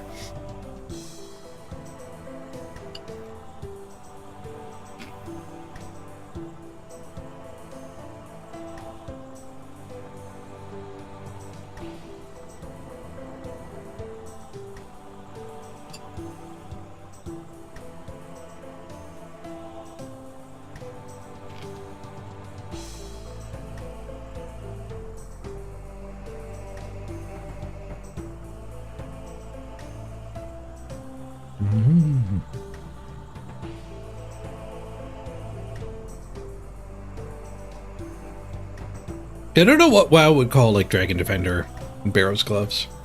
They're not even pre-biz. Pre-biz are like when you're level 60, this is the best before you start raiding.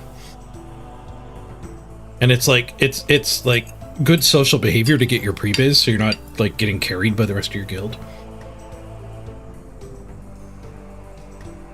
But it's a nice goal you can do while everyone's still leveling too.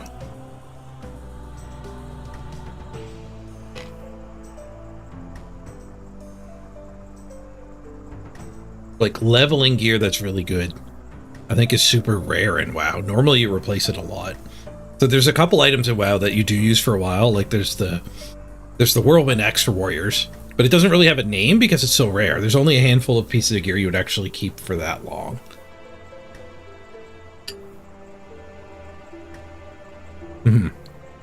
Best in slot should just be one thing. There's only one glove that is best in slot.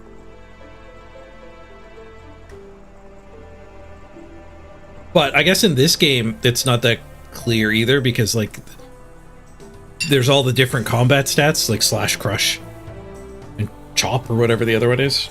Poke. So there could actually be situations where you do want other things. So it would be kind of rare for there to actually be a best in slot item here too, I guess. Although there could be like a best in slot bow. But the slot Your bow can also hold your colossal sword.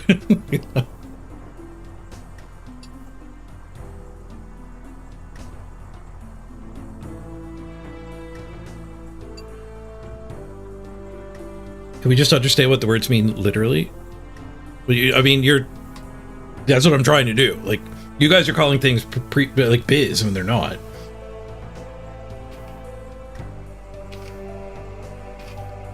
Yeah, in World of Warcraft, they're actually just our best in slots. Like, when you get certain items on your warrior or your mage, it's like there's literally nothing else in the game I would ever put in this slot instead. Like, that doesn't really apply in RuneScape.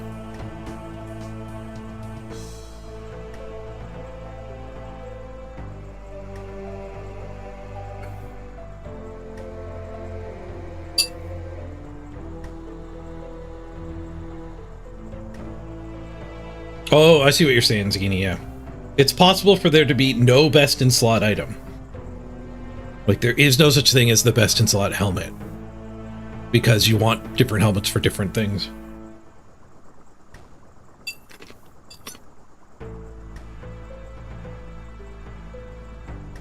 But there could definitely be a best in slot helmet for ranged attacking. And like, the role you're playing as ranged attacking would be similar to being a best in slot item for a hunter in World of Warcraft. So, best in slot for a role, I think, makes a lot of sense for this community.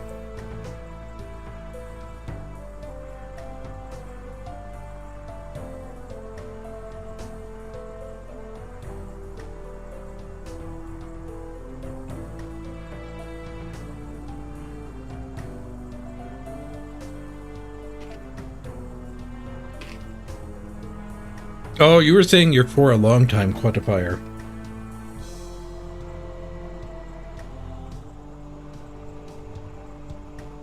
Yeah. So, like, the way I read that was best in slot for a long time is an oxymoron. But you're saying, like, forget biz as a phrase. And then your English sentence makes sense. This will be your best item for a long time. So if we just change from the BIS phrase and reword your sentence to be, this will be your best item for a long time. And then it breaks my WoW brain from thinking about a best in slot item. Like, Dragon Defender is your best offhand item for a very long time, is what you were saying. But the best in slot phrase kind of has more meaning beyond that context.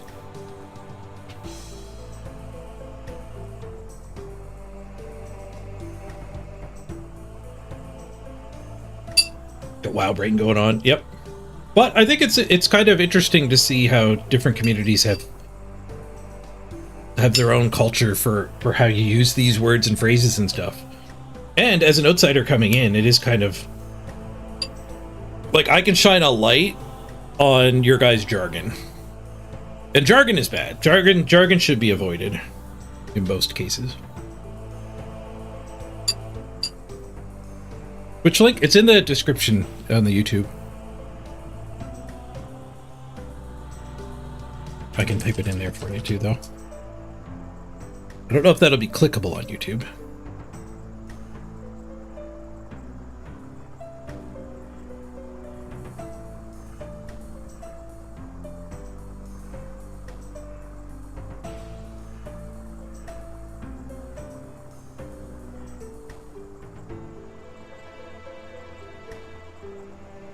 I'm trying to think in World of Warcraft, what are other items that you would like really want to go after?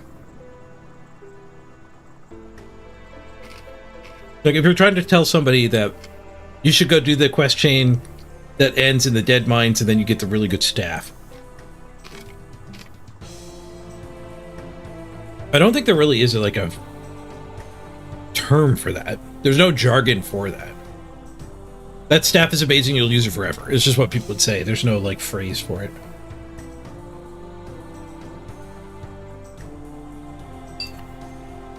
Where the raiding people in WoW are pretty obsessed with best in slots. Like, a piece of gear will drop, and the hunter will be like, that's my best in slot, do not give that to a rogue. Because for the rogue, it might be an upgrade, but it's literally the best thing the hunter will ever get in that slot.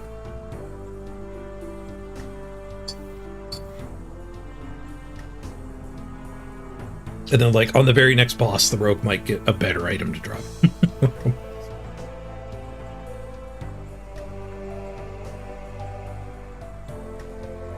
Level 40 druid helm that you use forever. Well, that's a whole nother thing. In World of Warcraft, there's leveling epics, which are absurdly rare. And, like, nobody really uses them.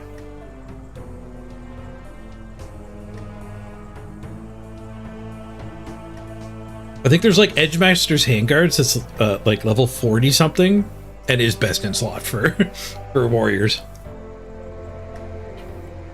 All the way at the late game.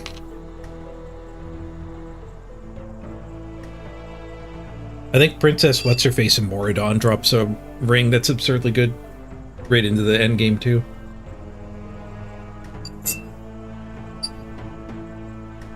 Pre-biz. So in your 40s you can get a pre-biz to gear.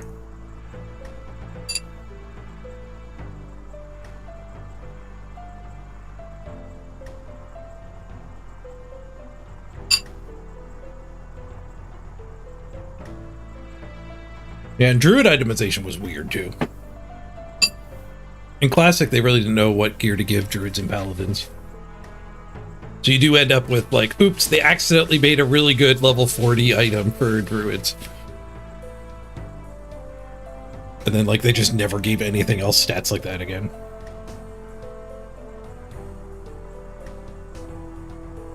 Then they gave Hunters everything.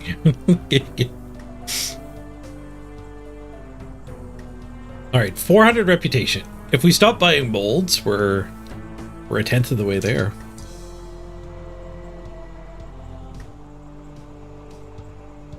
Was it 8,000? Or was it 4,000? Standing right now. 5,000. So I think we gained like 200-ish per. I think a little less than 200 per.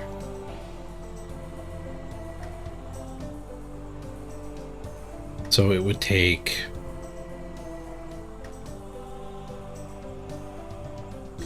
It's like 30? That's not too bad. 5,000 divided by, let's say like 175 is probably around what I was getting. That was minus 28 cycles. That's 28 full inventories of 4. I have to go farm. I'll probably do that offline while I'm playing cards. Is there anything else I want to do now before I go for a walk? Maybe we should do a vote. You guys love pointing me in directions. Let's do a poll. Do poll. What now? Okay. Nominate things I should go do now. For about an hour, probably. Now's your chance. The stream is in your guys' hands. What should I go do? Solo Temperos? I actually need cooking experience to get the Barrow Skulls finish. I will put that on the vote. Warriors Guild?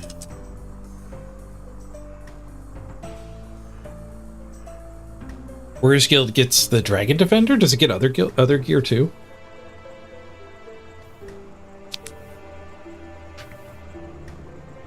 I mean, I want to do Warriors Guild eventually anyway, so I will not object.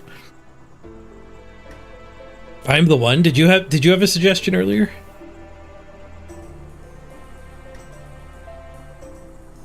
I think there was something you wanted me to go do.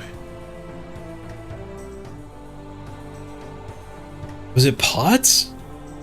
The prayer pots? Warriors Guild just gives you defenders, bronze and up. Okay, so it works like the Barrow's Gloves. If you're partway through the grind, you do still benefit. Prayer leveling was mentioned earlier. and prayer potion. Farming was mentioned earlier too.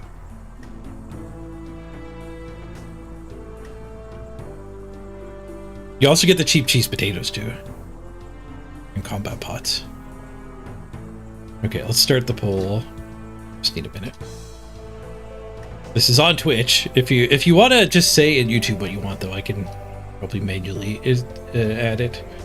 I think the YouTube viewership has dropped quite a bit, though. Yeah, there's only one YouTube viewer, apparently.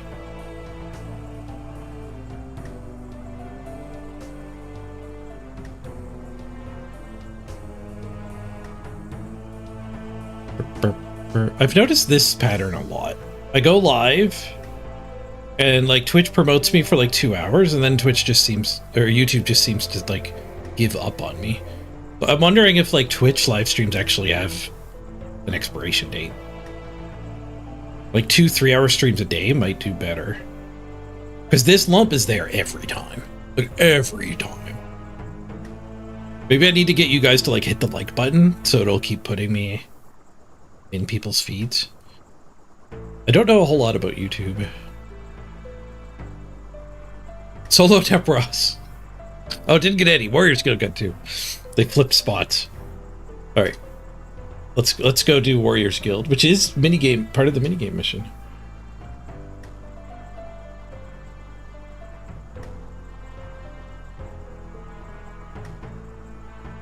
Warriors Guild. I've got all the links over here. Is there a quest I have to do? I need 130 attack plus strength.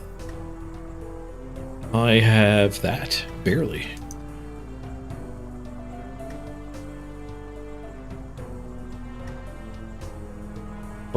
Alright, let's just look at transportation. You guys could be my guide, not the wiki. Earthrope Games. Okay. Is there any particular gear? I assume there's going to be a bank there. Let's just teleport over there.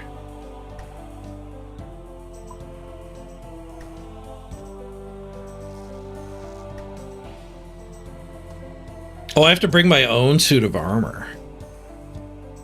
Do I have mithril armor? No, and I just burned most of my mithril bars. OTP. I clicked it too slow. Let's go to the guild. This is it right here. There's a bank right down there. There's not one proper. Do I need mithril armor to get in, or do I just need a bunch of... I need mithril armor to farm. Black armor is what I need. Oh, Lederhosen, man. Is this one bugged and you could just kill any pheasant? 4-tail pheasant. Let's see. Let's kill the 2-tail one. I think I saw like a YouTube short that said this guy just can't count. Thanks, you can take the portal. I got the lamp anyway.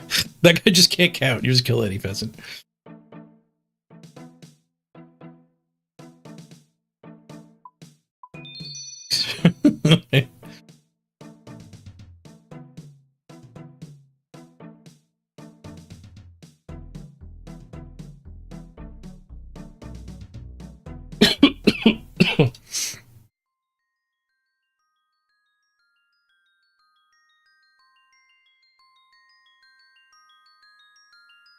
Talk about combat achievements. Oh, this guy must be the guy that gives you stuff.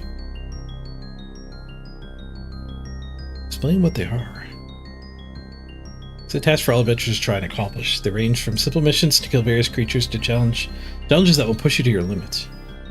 The purpose of these tasks is for you to grow and improve experience all of Galanor has to offer. I'm stronger in the process. Tell me more.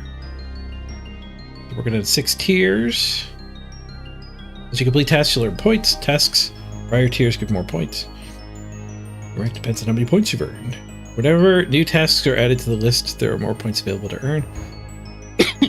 So the thresholds to gain ranks increases.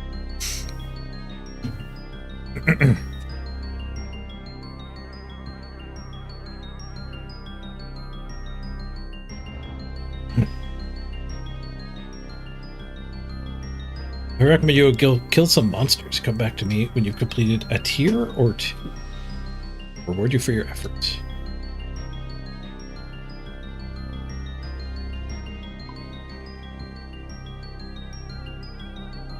Next unlock in 13 points.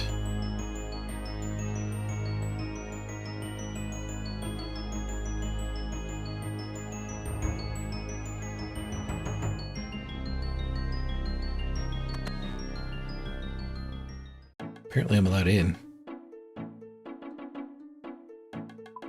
This is the right place. The shot put room. W room. Animation room. Catapult room.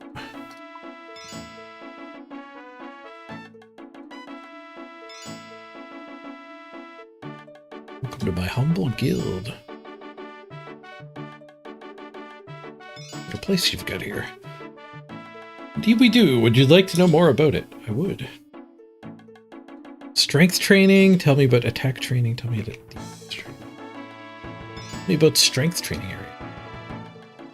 Now, the mighty warrior Sloan guards the strength training area. This intriguing little area consists of 2 shot put lanes for different weights of shot. It's fairly simple. The referee or Sloan can explain more.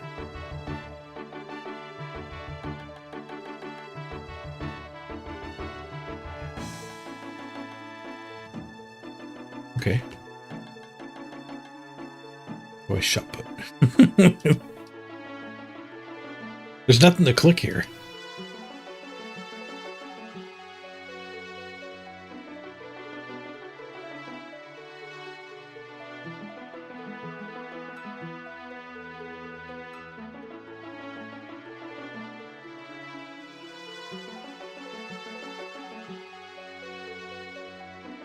Tell me about tokens.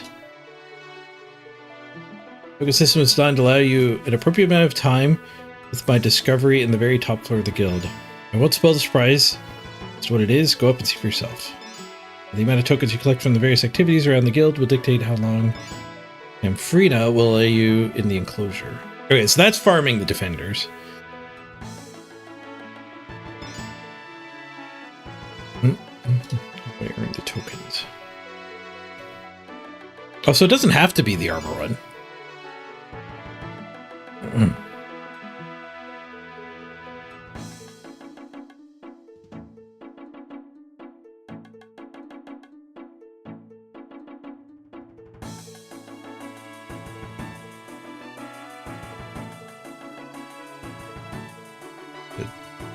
Bunch of target dummies. Okay, this is the armor reanimation station. Tests of combat. What can I do here? A spare suit of plate armor, need you will. Full helm, plate leg, plate body. Yes. Placing it in the center of the magical machine, you will be doing. Kapoof, the armor, it attacks most fiercely as if alive.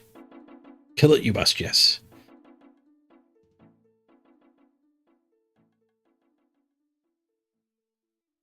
Build my own armor.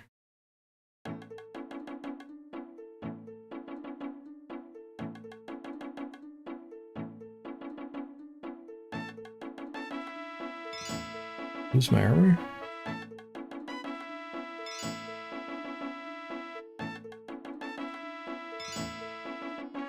If you kill it, you lose the armor.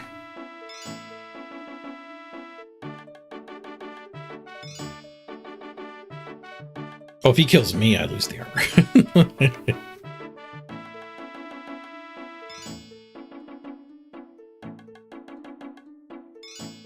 Where do the machines come from?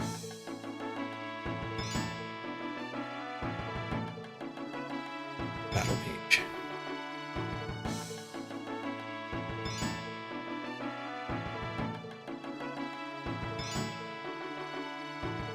There's a bank right here.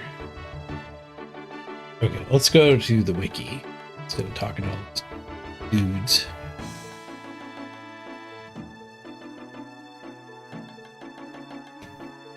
So yeah, the animation room is where people go the most often. Oh, you can just animate bronze armor.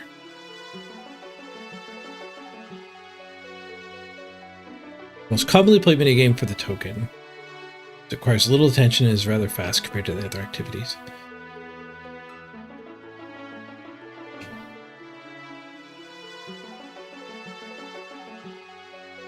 Trimmed does not work.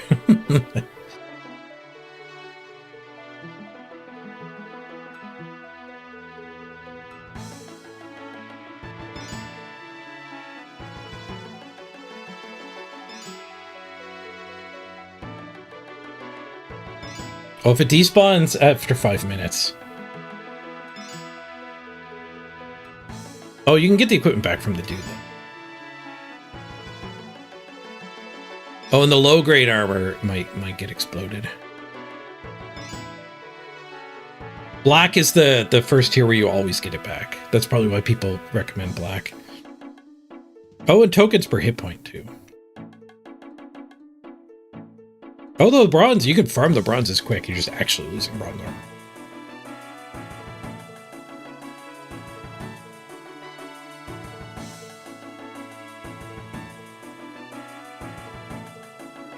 If I wanted to turn like a bunch of my iron or bronze into armor, we're gonna lose.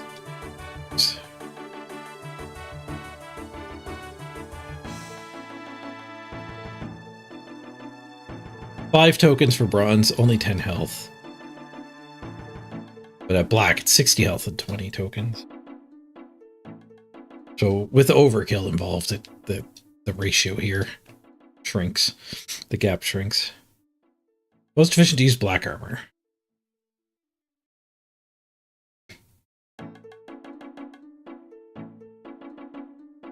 The dummy room.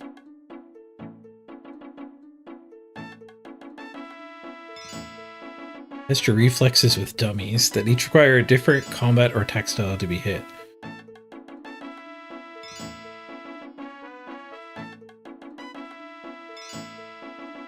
Get 2 tokens every time you hit one correctly. That doesn't seem too bad. I guess it's just active, you don't AFK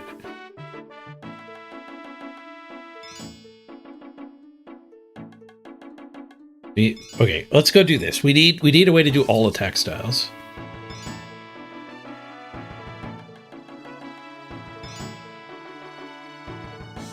Longsword can hit 6 different dummies, really?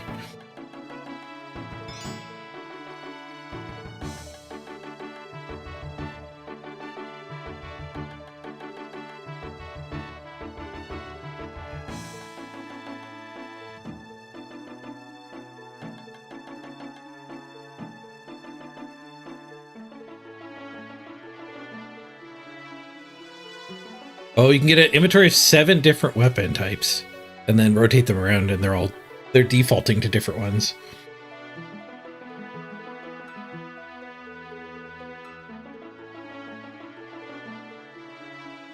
Oh, and you lay it out on your grid the same way they'll always pop up.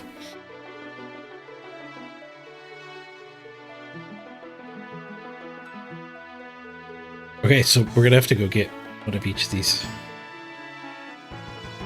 I thought we needed magic and range too. It's just the melee styles. Pound, slash, lunge, hack, block, stab, and pound.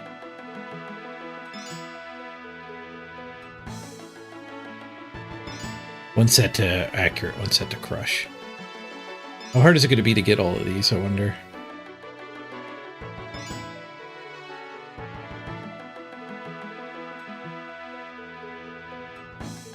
Oh, and use the short bow between inventory switches to maintain the alignment so they're always in the same spot. Okay, okay. We can do this.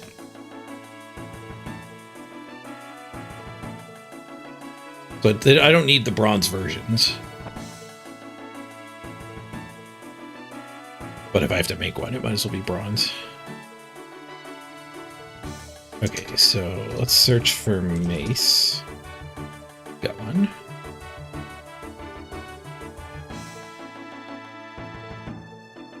A scimitar? I definitely have a scimitar. A short bow. Any bow there. Spear.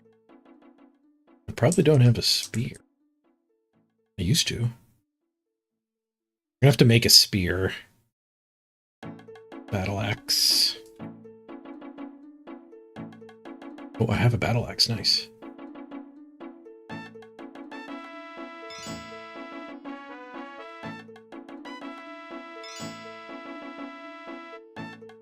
Pickaxe. I have pickaxe. I think I might have a bronze one instead of using my good one.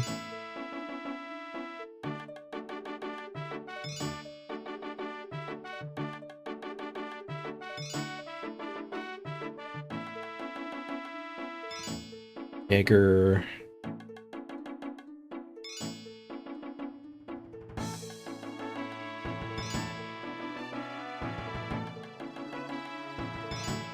And Warhammer.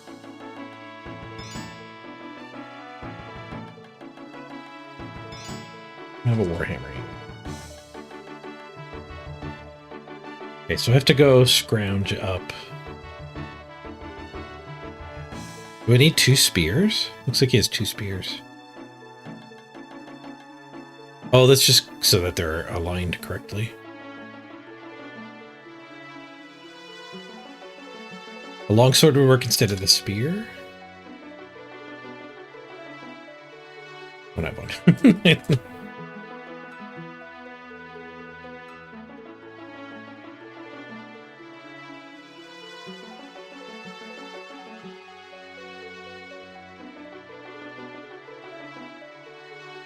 Okay, smithing, bronze bar, and log.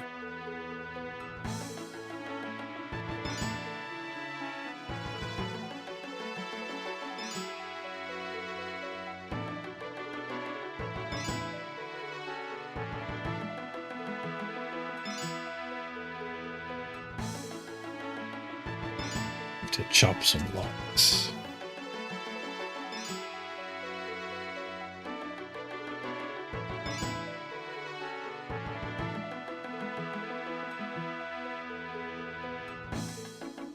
And then the battle axe. What's the other one I was missing? No, I have the battle axe. Warhammer. Just bronze. 3 bronze bars.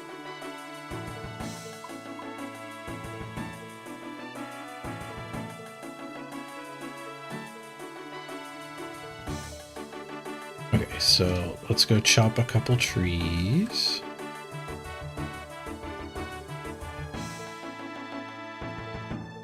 And I need to find an anvil, which is going to be a bigger ask.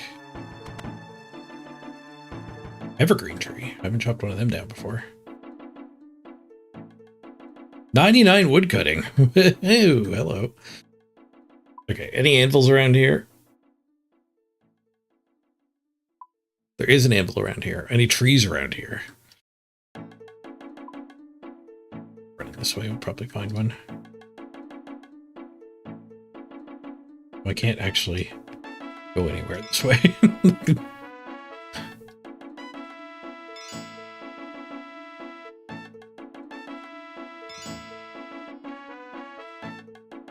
Oh, I need barbarian training to make the bronze warhammer.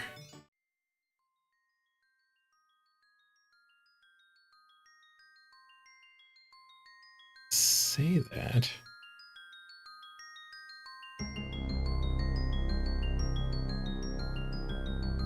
Oh, the spear. The spear needs special.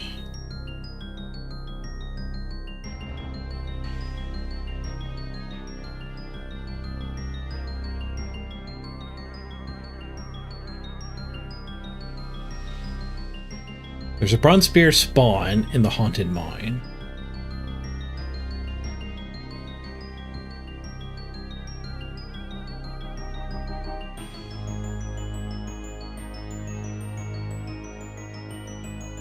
I have not done the barbarian stuff at all.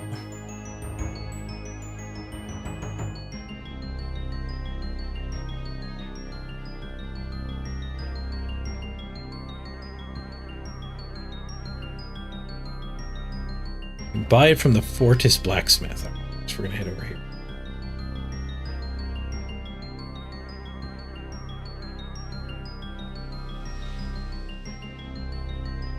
Where is Fortis? Is that the cooking? No. Search Vortis.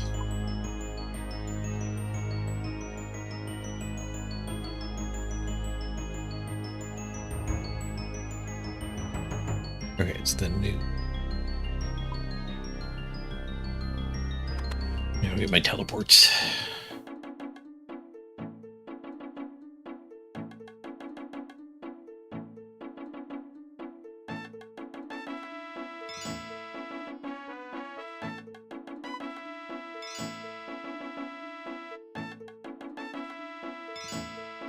Wonder if I could just substitute. What is the attack type the spear is doing?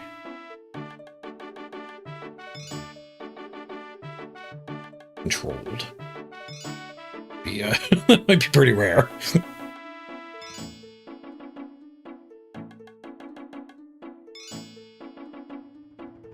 Oh, lunge.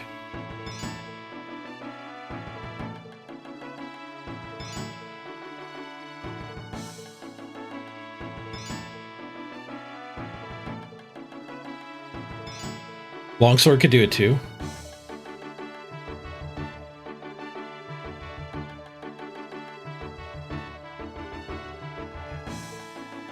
Yeah, longsword lunges. Okay, so we can just build a bronze longsword then. 2 bars. We don't even need the wood. Perfect.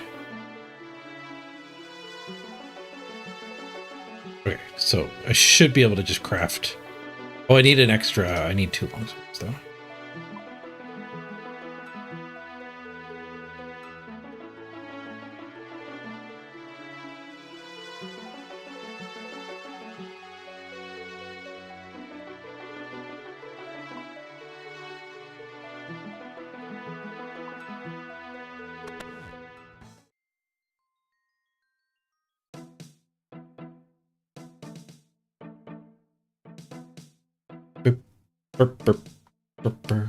I wonder if it has to be like the combat style has to default, or if it has memory for each weapon.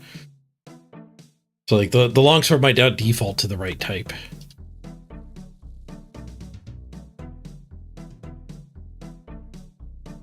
God damn it! Frick.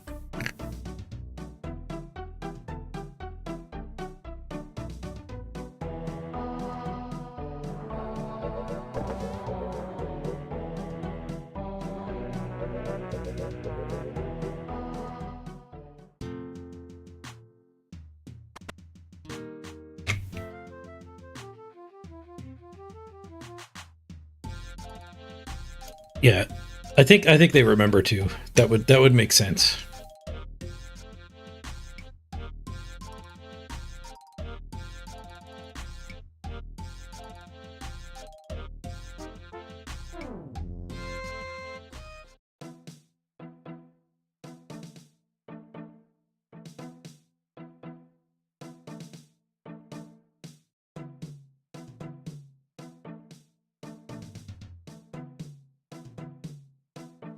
I found a farming patch, but that's just a doodad.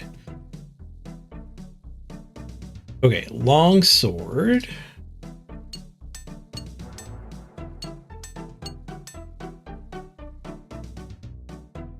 Didn't finish the second one. Sword. No, no, no, no! Let's build a bronze wire. Warhammer. Okay.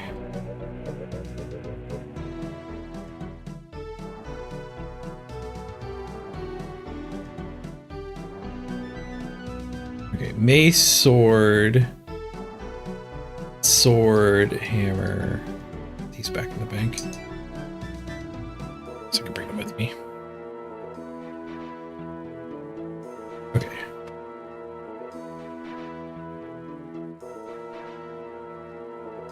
Close the window. I was trying to alt-tab back. I closed it instead of just clicking back into the game. Pound/lunge.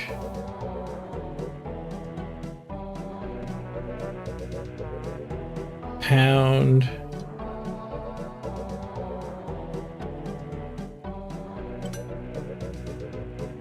Slash.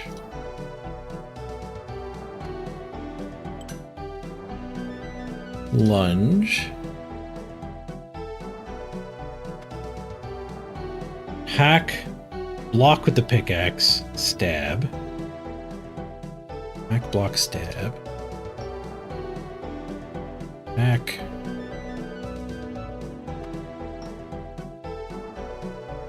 Block.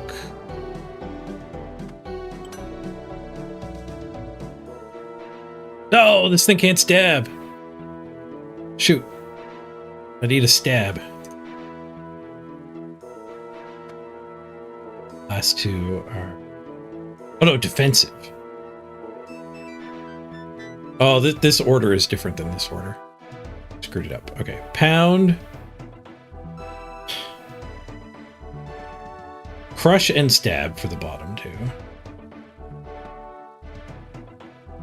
There's no crush here.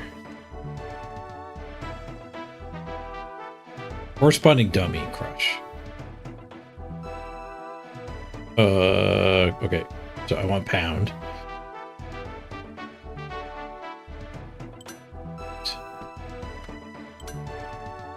And then this one we want stab.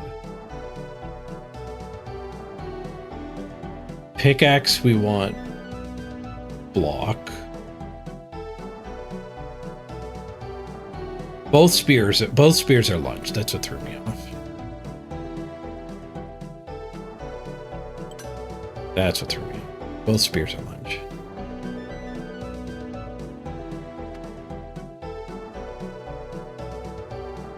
I think we got it.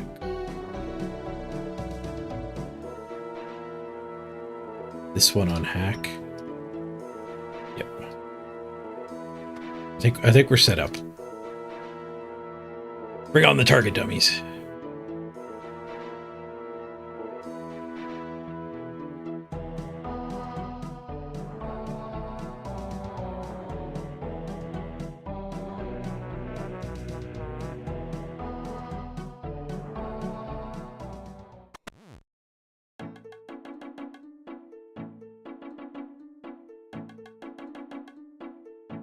So I want my thing probably facing north. The guy didn't say.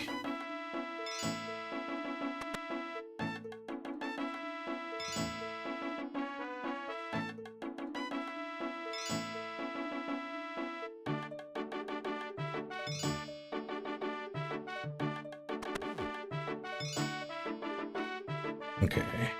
So boop. Boop. Boop, boop, boop.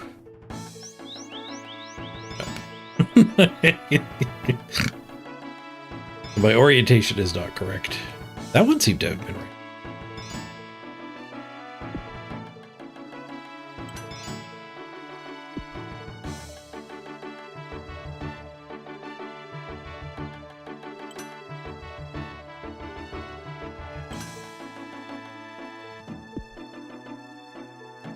Uh-oh, I just screwed everything up. I didn't go back to my crossbow.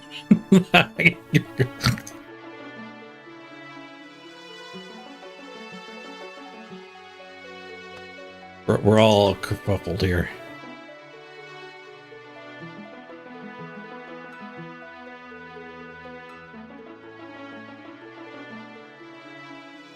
Okay, that's back. That's back to correct.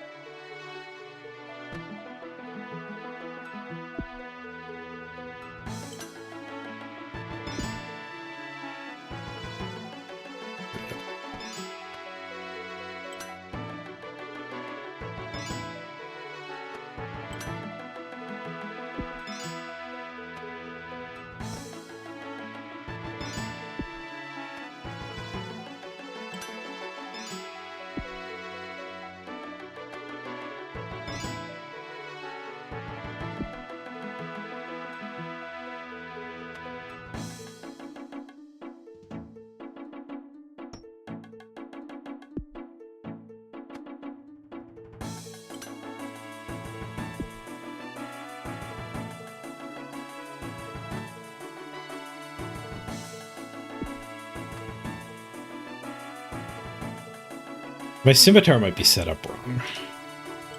Everything else is working.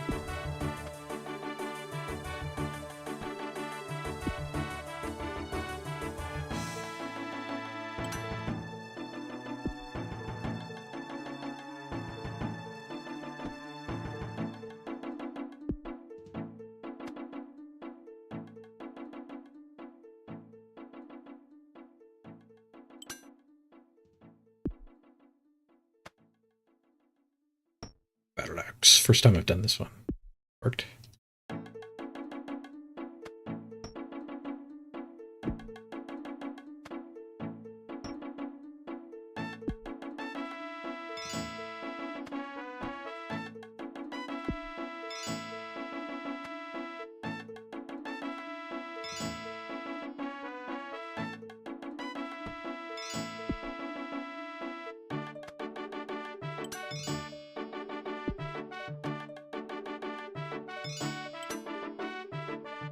I can see why people do the other game.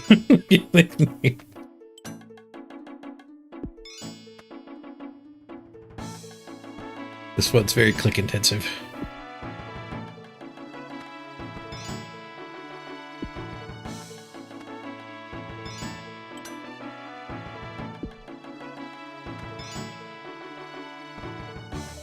I'm on a win streak because the adamant one hasn't popped up yet.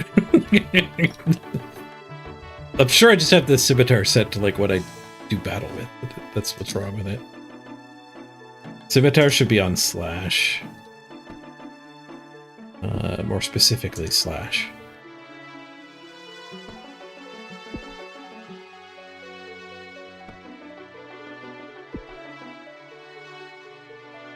Wait, is it less clicks to not even use the crossbow? Put it back.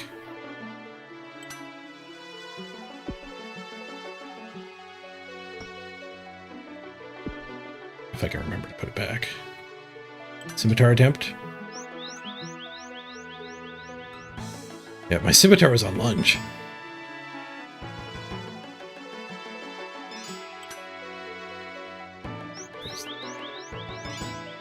Oh no, okay. Maybe we need the crossbow strats.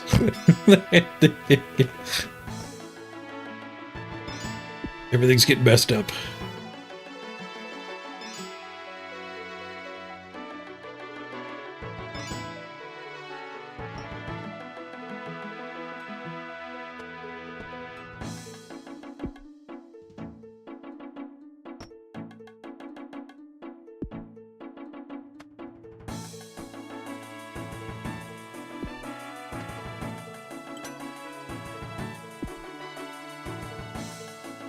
Why did that sword get me?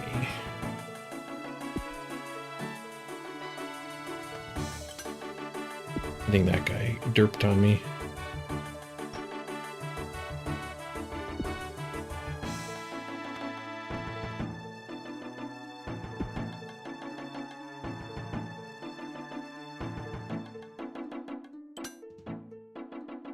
Yeah, that needs to be lunge. That needs to be slash.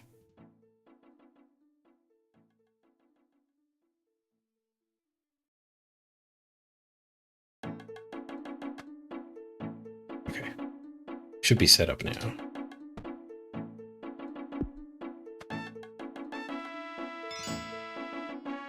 The scimitar and the longsword might be overriding each other or something.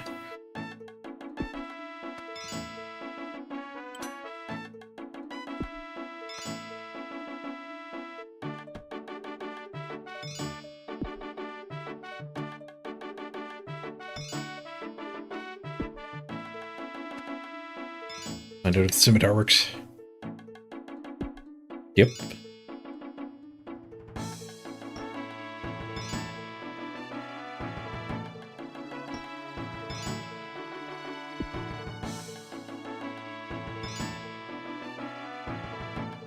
Next one.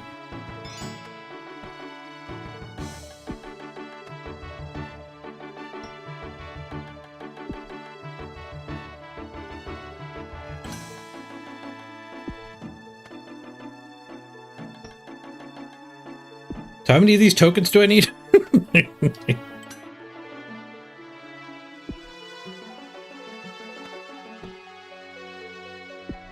Two per here.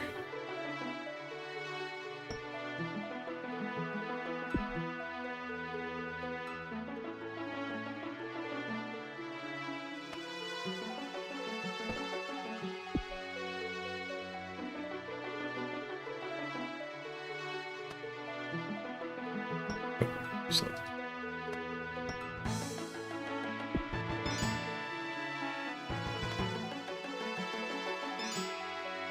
The X might work for slash, yeah.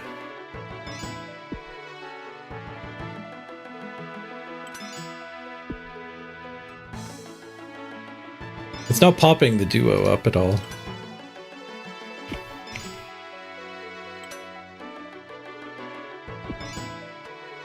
Where's the duo? Maybe I just always use the other sword, it'll be fine.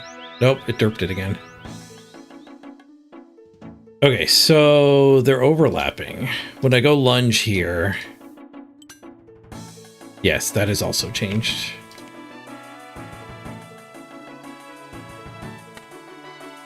The axe does not have slash.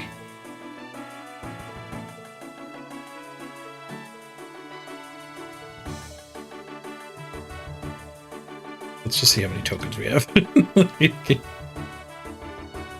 Claim tokens. 132 tokens, hooray! Okay. What else we got? What else we got? Catapult room. Located on the second floor next to the stairwell. To start, the player may speak to Gamfried. Obtain two-handed defensive shield, which could be equipped in this minigame. The shield-equipped players need to block ammunition fired at them from the catapult by selecting the appropriate defensive style from their inventory. Each time players defend successfully, they will receive 10 defense experience and a token. Fires every 8 ticks. 750 tokens per hour. Did this have a tokens per hour? It didn't. Alright, let's go catapult.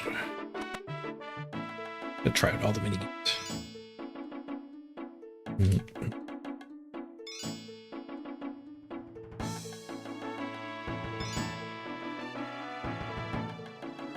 This looks safe.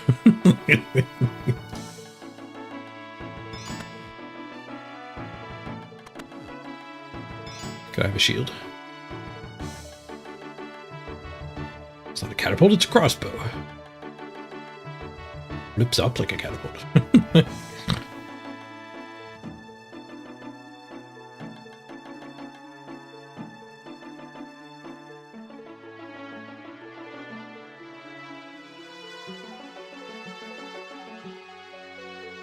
Beautiful piece of engineering.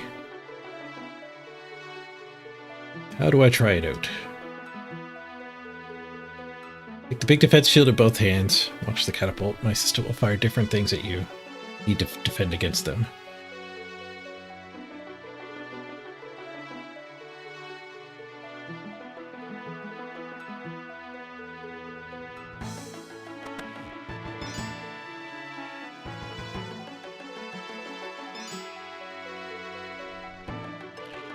Watch out!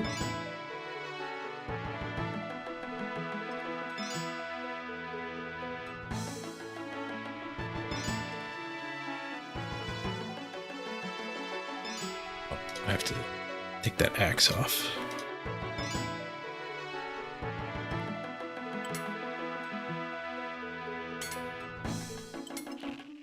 Oops.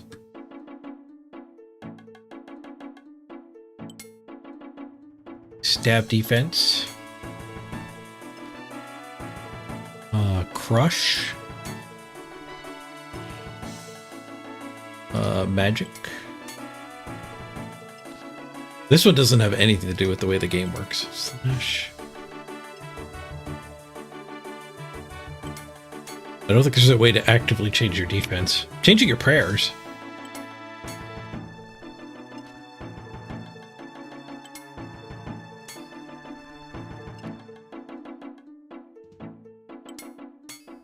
It's a little less click intensive than the other one. Definitely not a good way to gain experience, that's for sure. Almost certainly not a great way to gain tokens.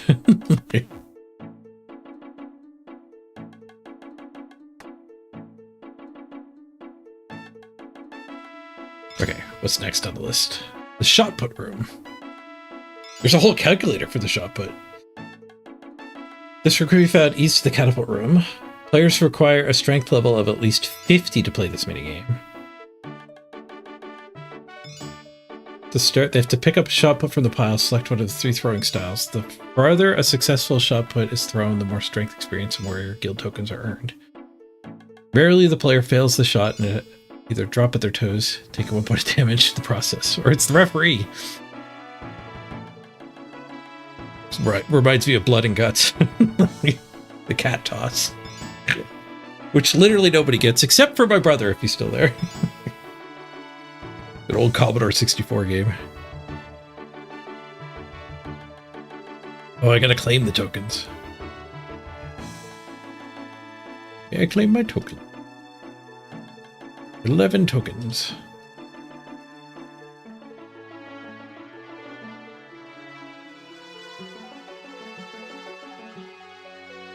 Ooh, there's a lot of factors. See the calculator page to determine. The most optimal rate of guild tokens, you should use the 22-pound shot with the standing throw style at 100% run energy.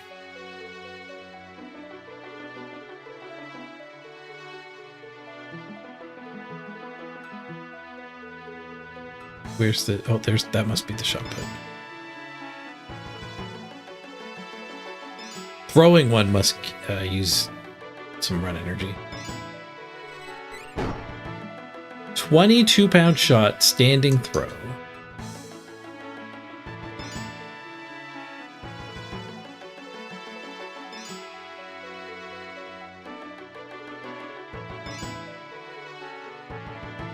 Hands aren't free.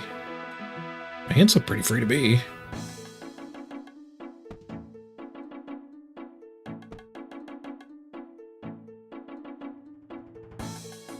Oh, ice gloves? No gloves allowed. Standing throw.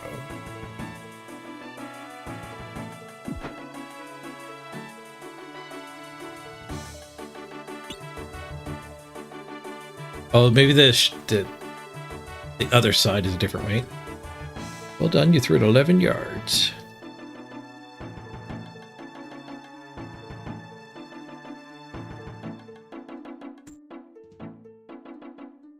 Spin and throw.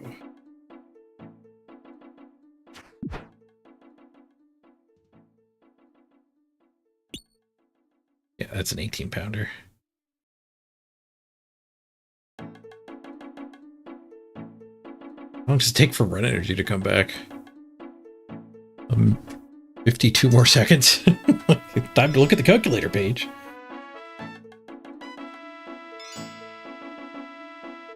No, it still drained my run, so I don't think it mattered it wasn't on.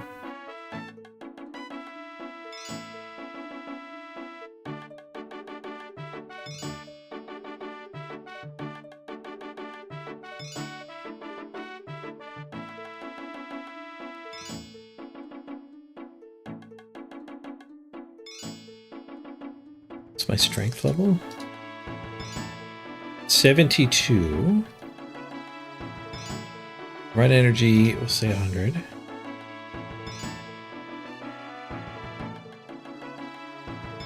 Use ground ash, you can get dusted hands.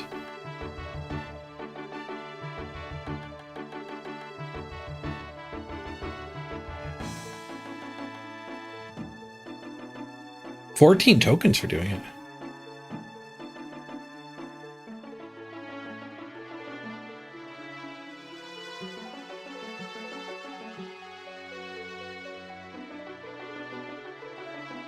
Dusted hands barely helps. Same tokens.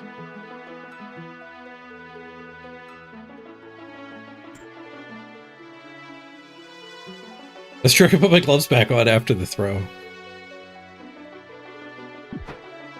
Oh, I got the wrong gloves on me, though.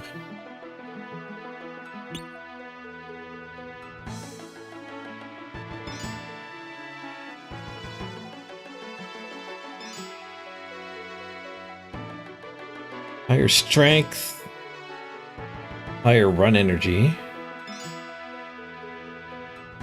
Shot weight is an inverse effect on the distance. More weight reduces shot distance, but it rewards more token. Standing throw gives a bonus equal to 30 additional strength levels. Step and throw, 20 additional strength. Didn't throw 10 extra strength. Dusting with ground ashes gives 5. Are there ashes here? Or you gotta bring your own. Bring your own.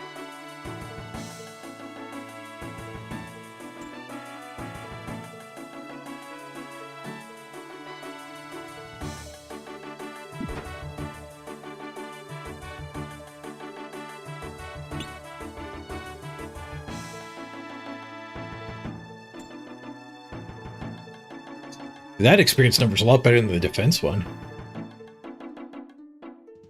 Look at the formula. Let's go, formula.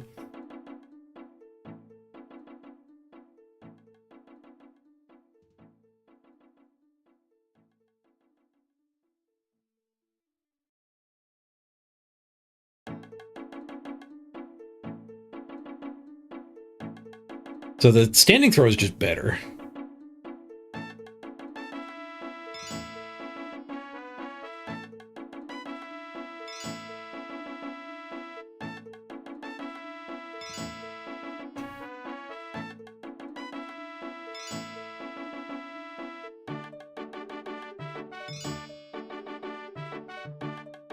There's some RNG to it as well.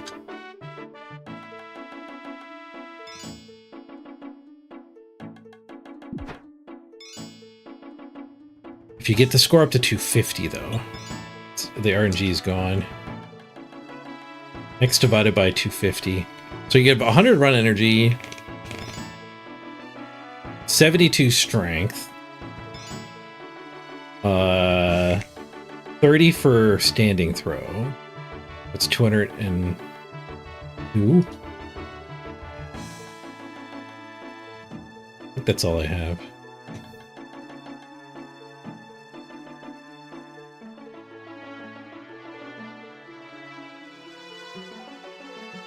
If I get one more point, we throw it another yard.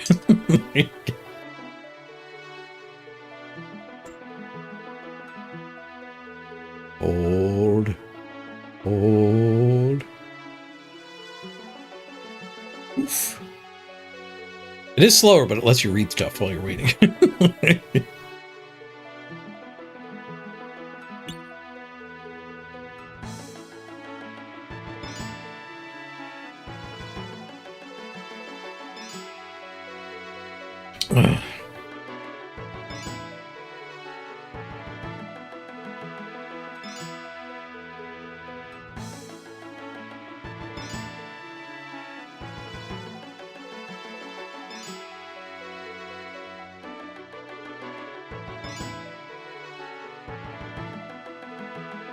The 22 pound just gives you 3 plus the distance.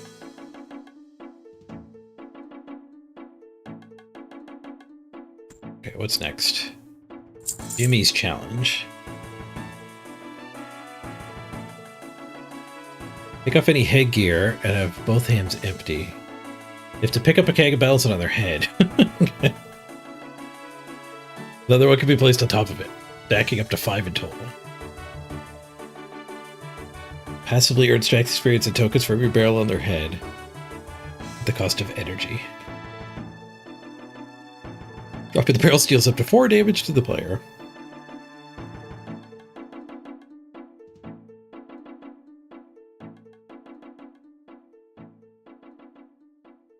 One last throw.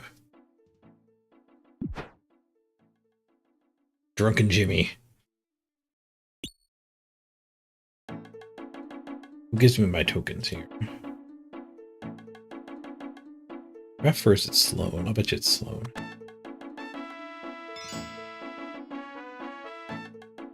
May I claim my tokens, please?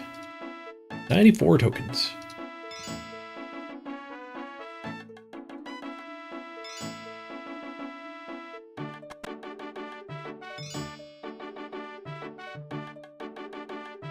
There's one of the stores. Ain't on there. What's up, Jimmy? Oh, I balance kegs.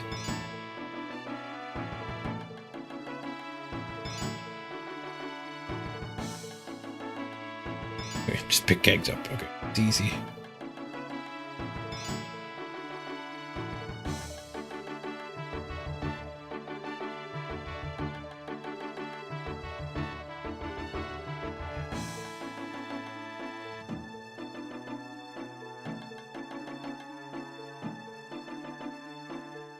Oh, I gotta take it off.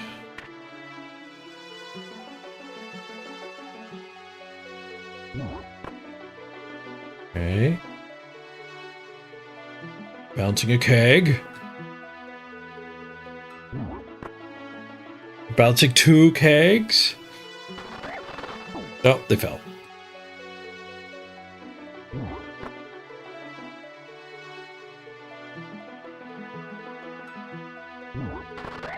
Oh, they fell.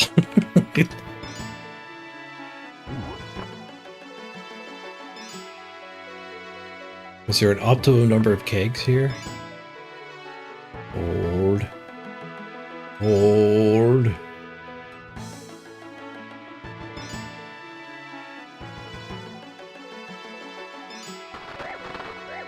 No, it didn't like me running to the next one.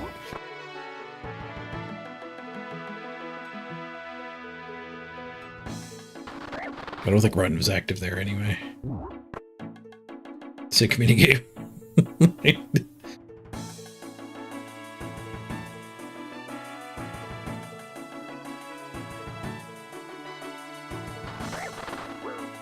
Yeah, let's let that recoup. Oh wait, I went and picked another barrel up, didn't I? I did. Sorry, I got a barrel in my head.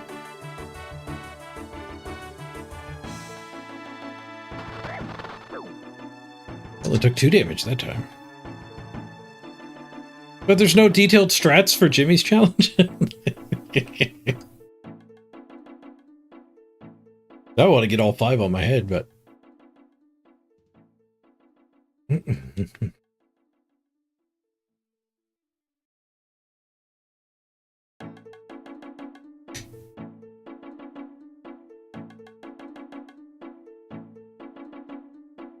Okay, so the strat's got to be... Ding, ding, ding, ding, ding. Or ding, ding, ding, ding, ding. Those 2 are the end, though. Ding, ding. Because you don't want to go in there and back out.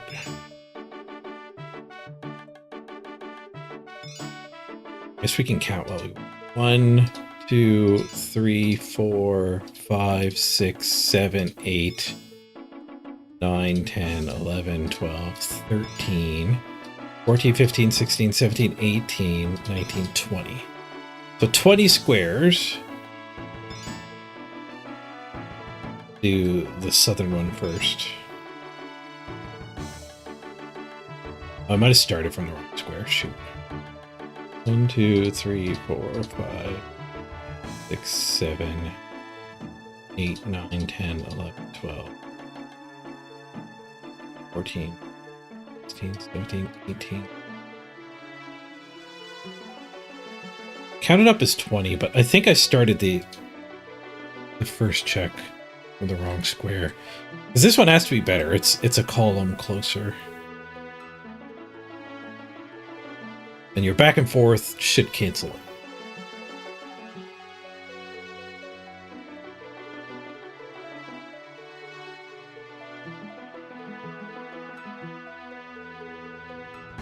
Maybe not, though.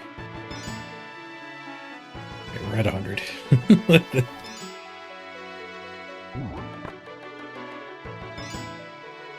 Oh, you can do diagonals.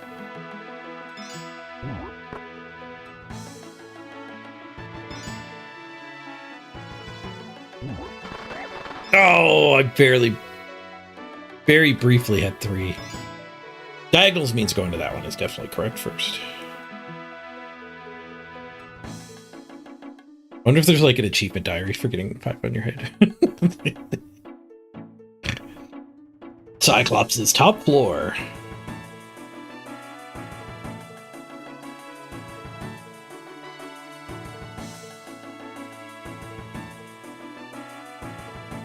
The defender's up to ruin. Where do you get the dragon one?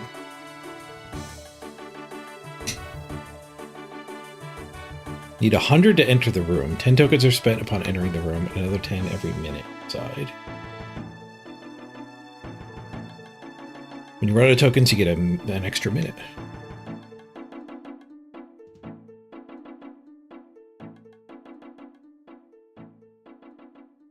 Oh, Oh, energy.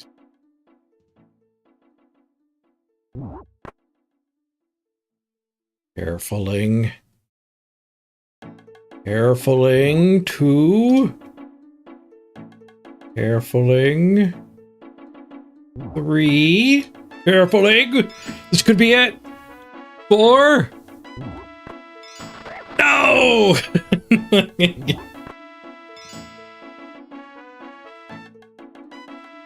I have a barrel on my head.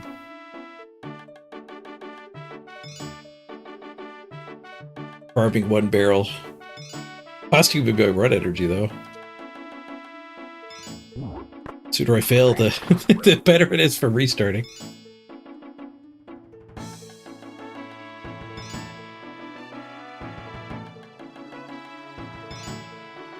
Players have to earn the defenders in order.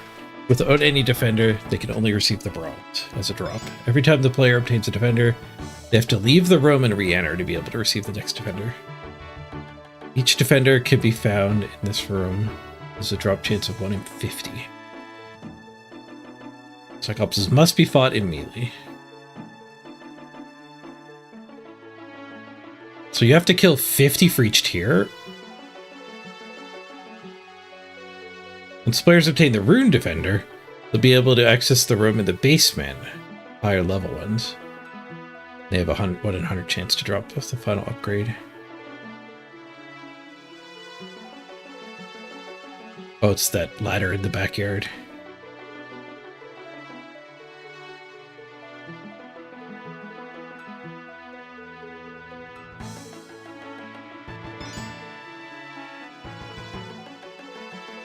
Okay, you still pay for the bottom one.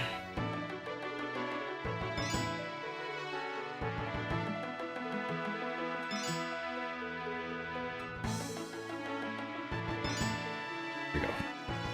This is it.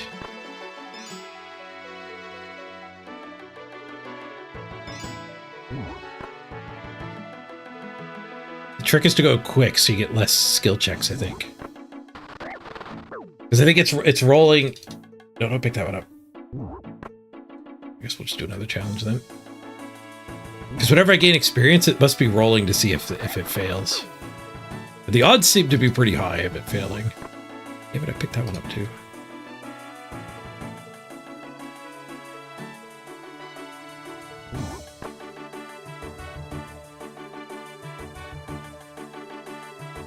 Hold. I think I'm over it. Just hold these two. Shops and banking. There's a food shop on the first floor. And a potion shop too. Armory on the second floor. Oh yeah, now we're maintaining. I wonder if you hold still when the thing is ticking, if that's the trick. Now I want to try that. You gotta get a sense of the pace when it's going to trial and stay still.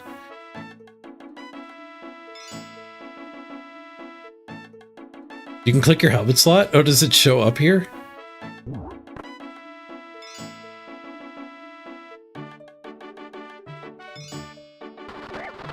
Oh, you can take it off by clicking it. It still hurts you.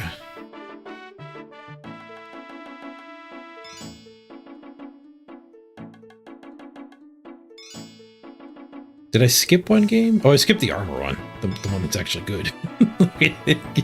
Gotta go find where I can get black armor. Full helm, plate legs, and plate body.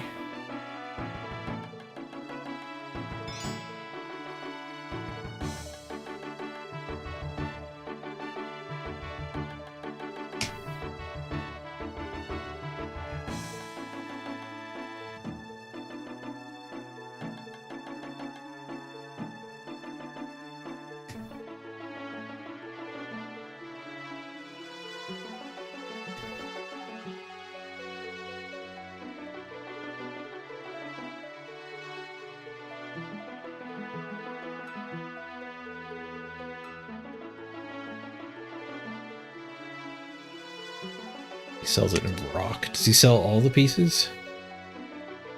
Nope. Just the plate body.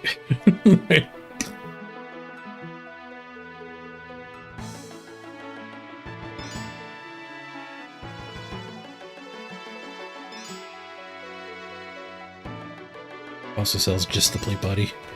You have to do a whole bunch of running around to get all 3 pieces.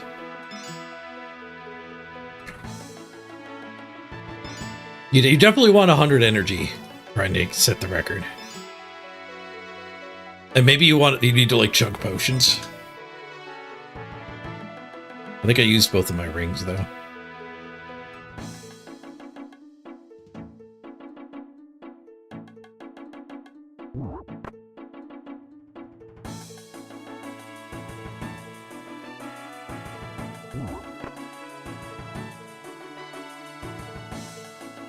Wait here for a check. Ah, I failed it. Alright.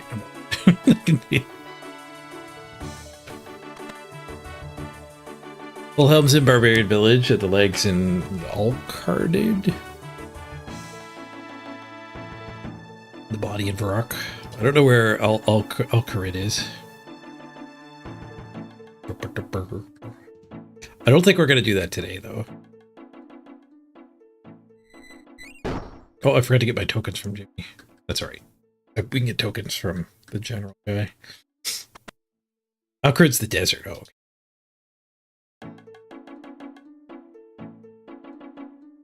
This guy sells up to adamant.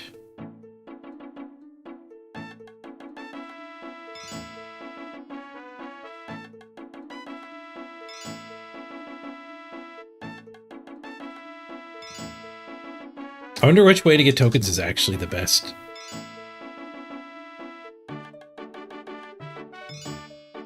Warrior Guild tokens.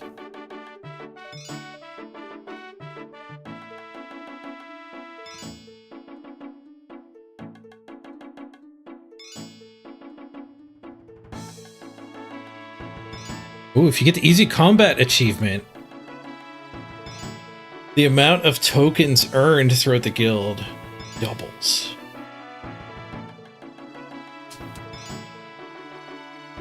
So coming back and doing this after doing a bunch of the combat achievements actually is the correct order. You've never seen anyone do the other one, so yeah, if it was click intensive but better, you'd think people would do it.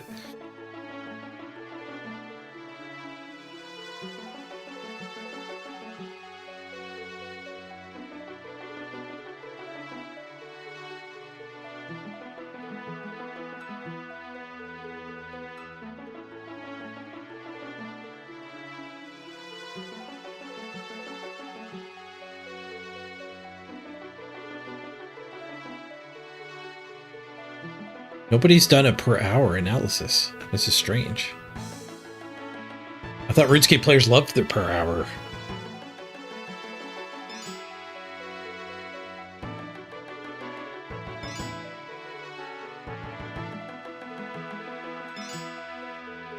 Maybe the armors are just like far and away the best. 10 rounds of the dummy room does take a while. That's the equivalent. Dealing 60 damage. Even if it's close, that's no good. Catapult's obviously awful.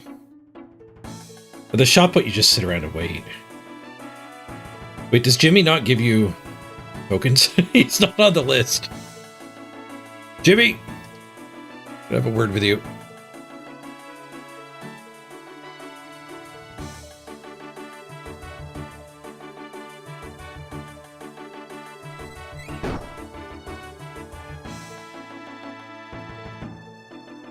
Jimmy, did you not give me any tokens?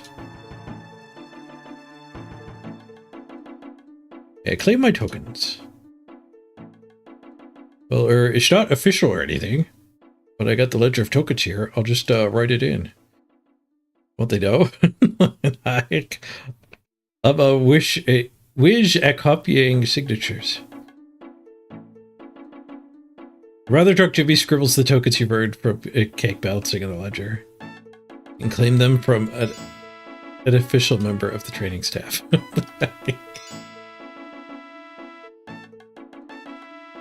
All right, what did I get for kegging? It's not even on the wiki. Can I have my tokens? 58.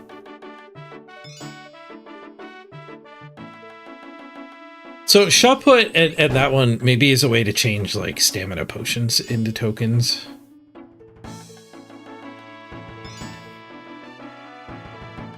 Where the catapult just seems awful, and then the target dummies is just insanely click intensive. Okay, so I need my combat gear.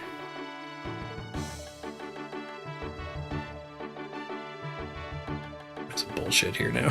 You put it in the for sale tab. I should have sold these to the weapon dude. Yeah, if it doesn't find a home, it's for sale.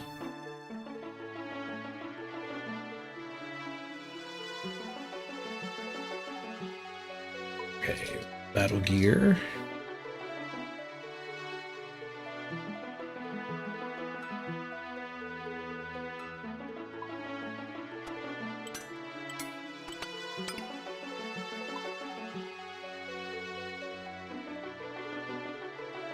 And need some grub.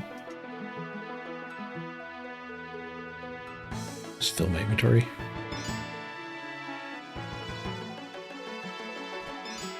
Go farm Cyclopses for, 9 minutes?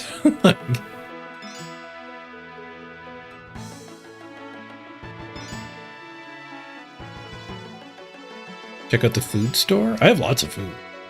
Food from Lily. Well, Lily's the potion lady. What does she want for potions? 15. That seems pretty cheap. Defense potion's not cheap, holy crap.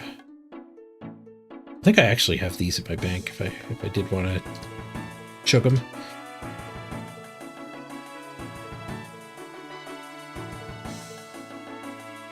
$12 coins for a trout. 48 for a bass. Plain pizza. Potato with cheese costs 9. I hate how there's no tooltips in this game. Potato cheese heals 16.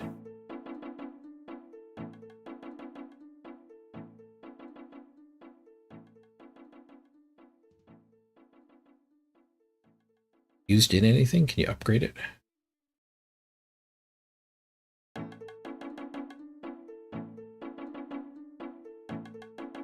Yeah, but it's not free. 9 coins. I paid 9 coins for 2 more healing a click. He says as he wastes half of the fish. 9 coins is free? 9 coins is not free.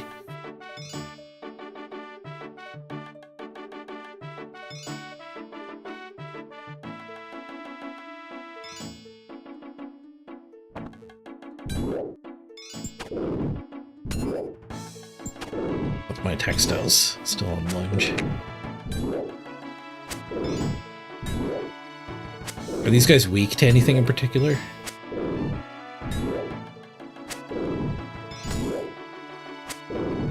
Nope, their defense is all zeros.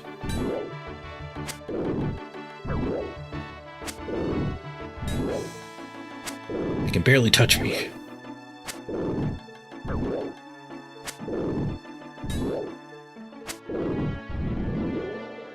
A potato with cheese is the same as eating a potato and a cheese. That is satisfying. Hey, we're getting prayer experience while we're here.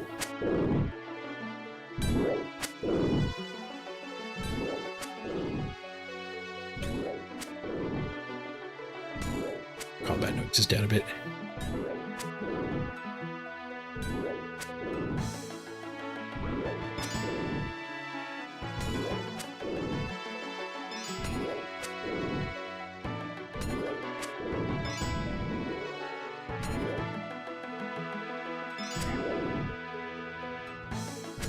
Steel mace.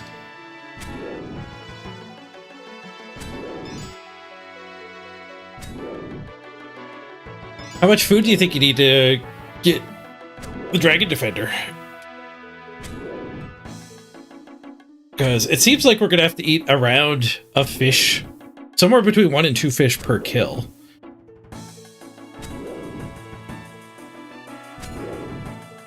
So it's going to be...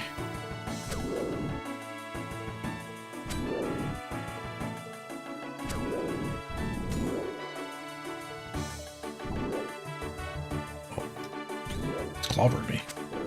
A lot more than 2 fish a kill. Especially when you're not paying attention.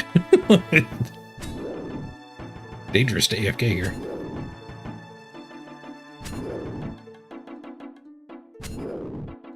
That 9 gold is going to add up, is what I'm saying.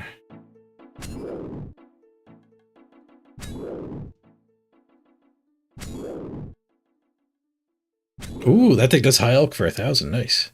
Black 2-handed sword. Steel base, I get high elk for -13.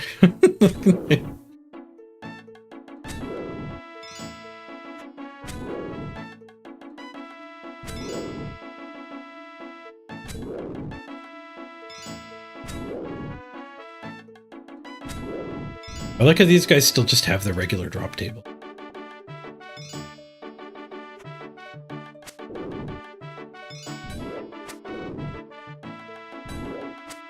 I have like 700 of these fish, though. I have to eat them eventually.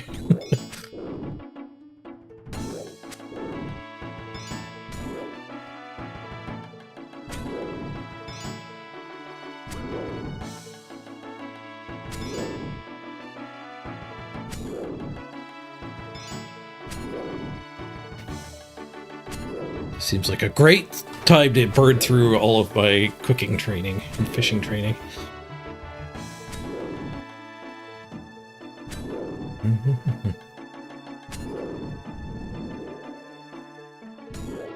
B-Man. Hold on, B-Man. Wait, I'm not helping you, B-Man. I kicked him. I don't know what would happen to my entry fee if I went and did a minigame.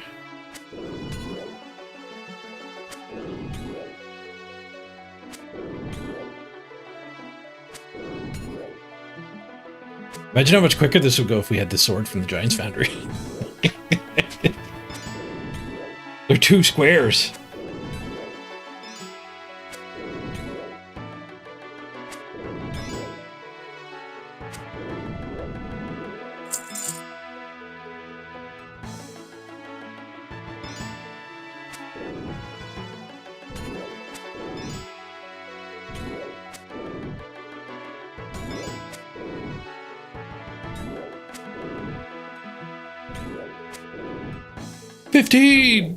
Max hit. Back-to-back max hits. That stupid giant.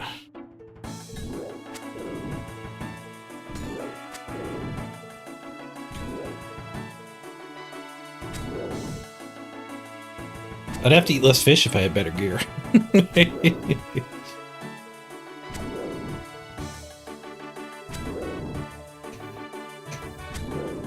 That rune gear would pay for itself.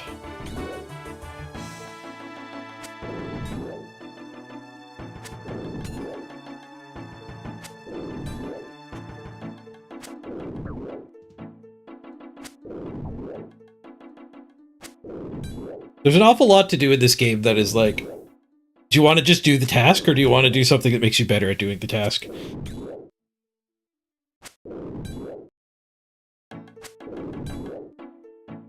That comes up a lot. You want to just go do farming, or do you want to go get volcanic ash so that you can get ultra compost so your farming will be better? If you just went and did a bunch of farming, you might reach your farming goals. Less time that takes to do the quest. And farm up the ash.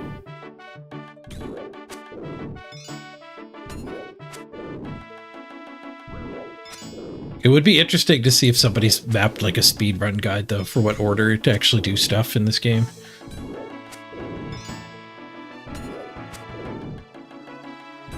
How much cash am I up to? 287,000. Man, we banked a lot of cash in the Giant's Foundry. I never checked how much we profited there.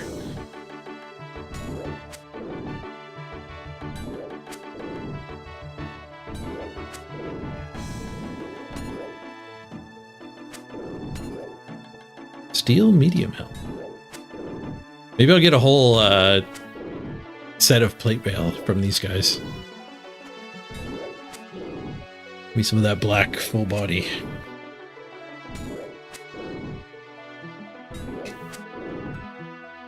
I have the mats for the strength one. Do I have the magic for it?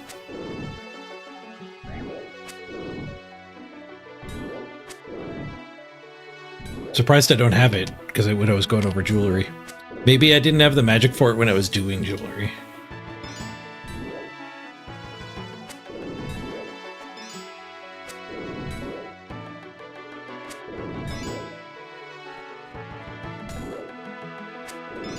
Let me see if that's worth. Can't bring this up while we're in combat. Let's lure him over to the corner.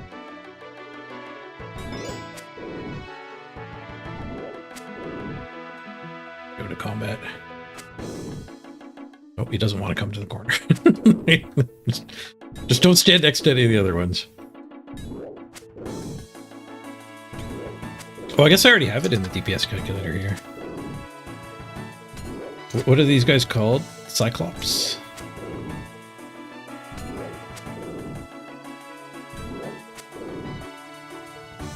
Look at different ones. Cyclops 6, is that right? No, Cyclops 76. This game just reuses.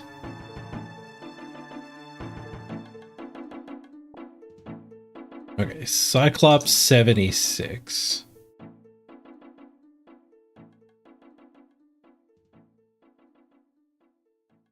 Oh, this is like an old DPS calculator.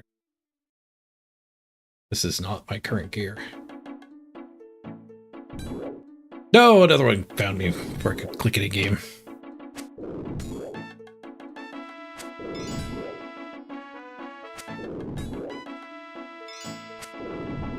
Kicking this guy's ass. We don't need a strength amulet.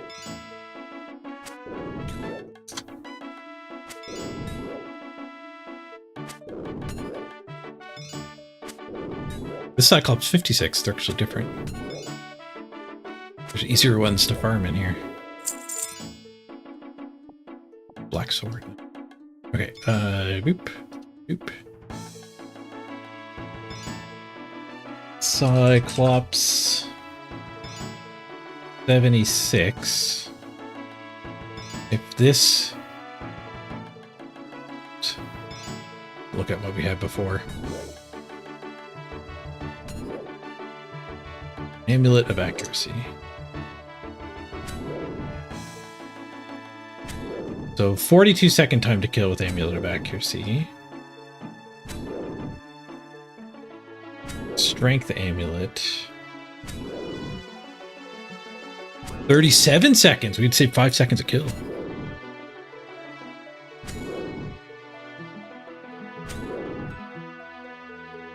We only need 37 magic? I wonder how I missed that while I was doing the gem crafting before.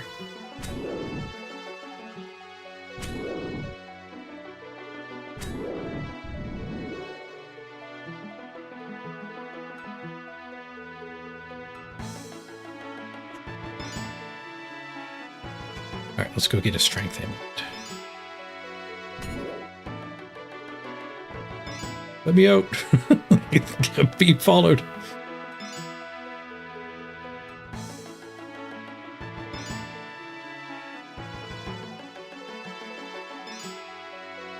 Okay, gold bar, ball of wool, ruby.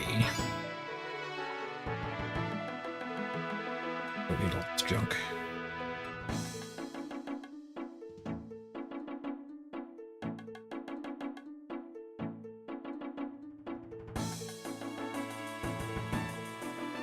Gold bar, ruby, chisel. I need a hammer. I'll bring one. Bring 14. And a ball of wool.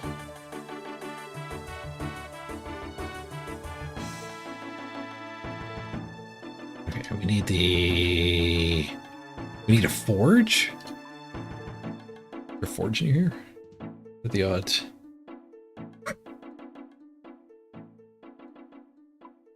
furnace. Is anywhere near.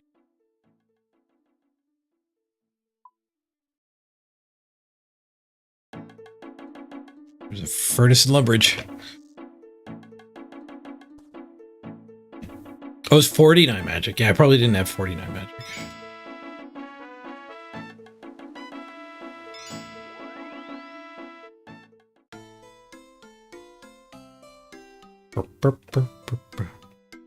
Oh, need the amulet mold.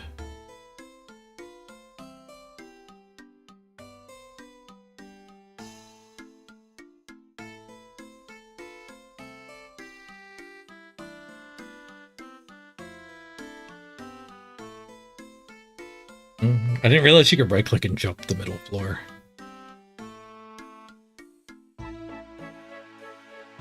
Necklace? I don't think it's necklace. Amulet.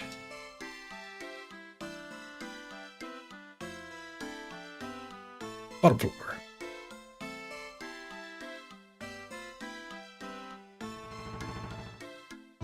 It wasn't with all the other ones. I fixed it now. I love how it just auto-paths you when you click stuff. But I do a better way to go. Oh,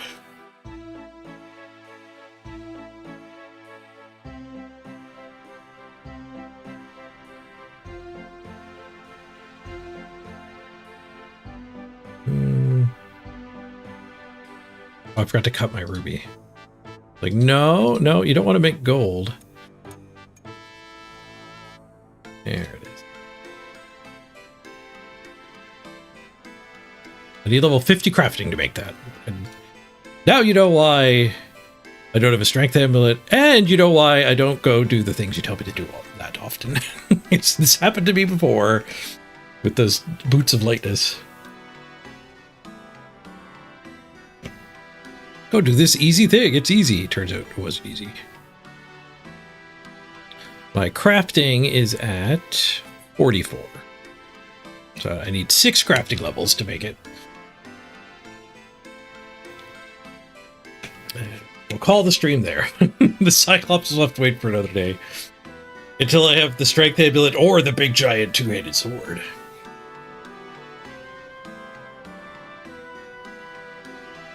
It's time for me to go for a walk.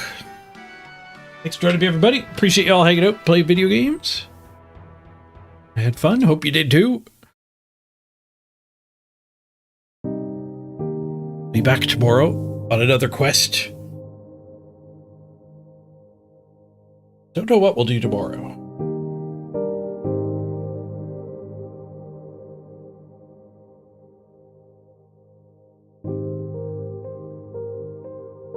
You pressure me into that a little bit. I don't hold it against you, though. You were trying to help. It's easy to miss stuff like that. It's easy to miss stuff like that.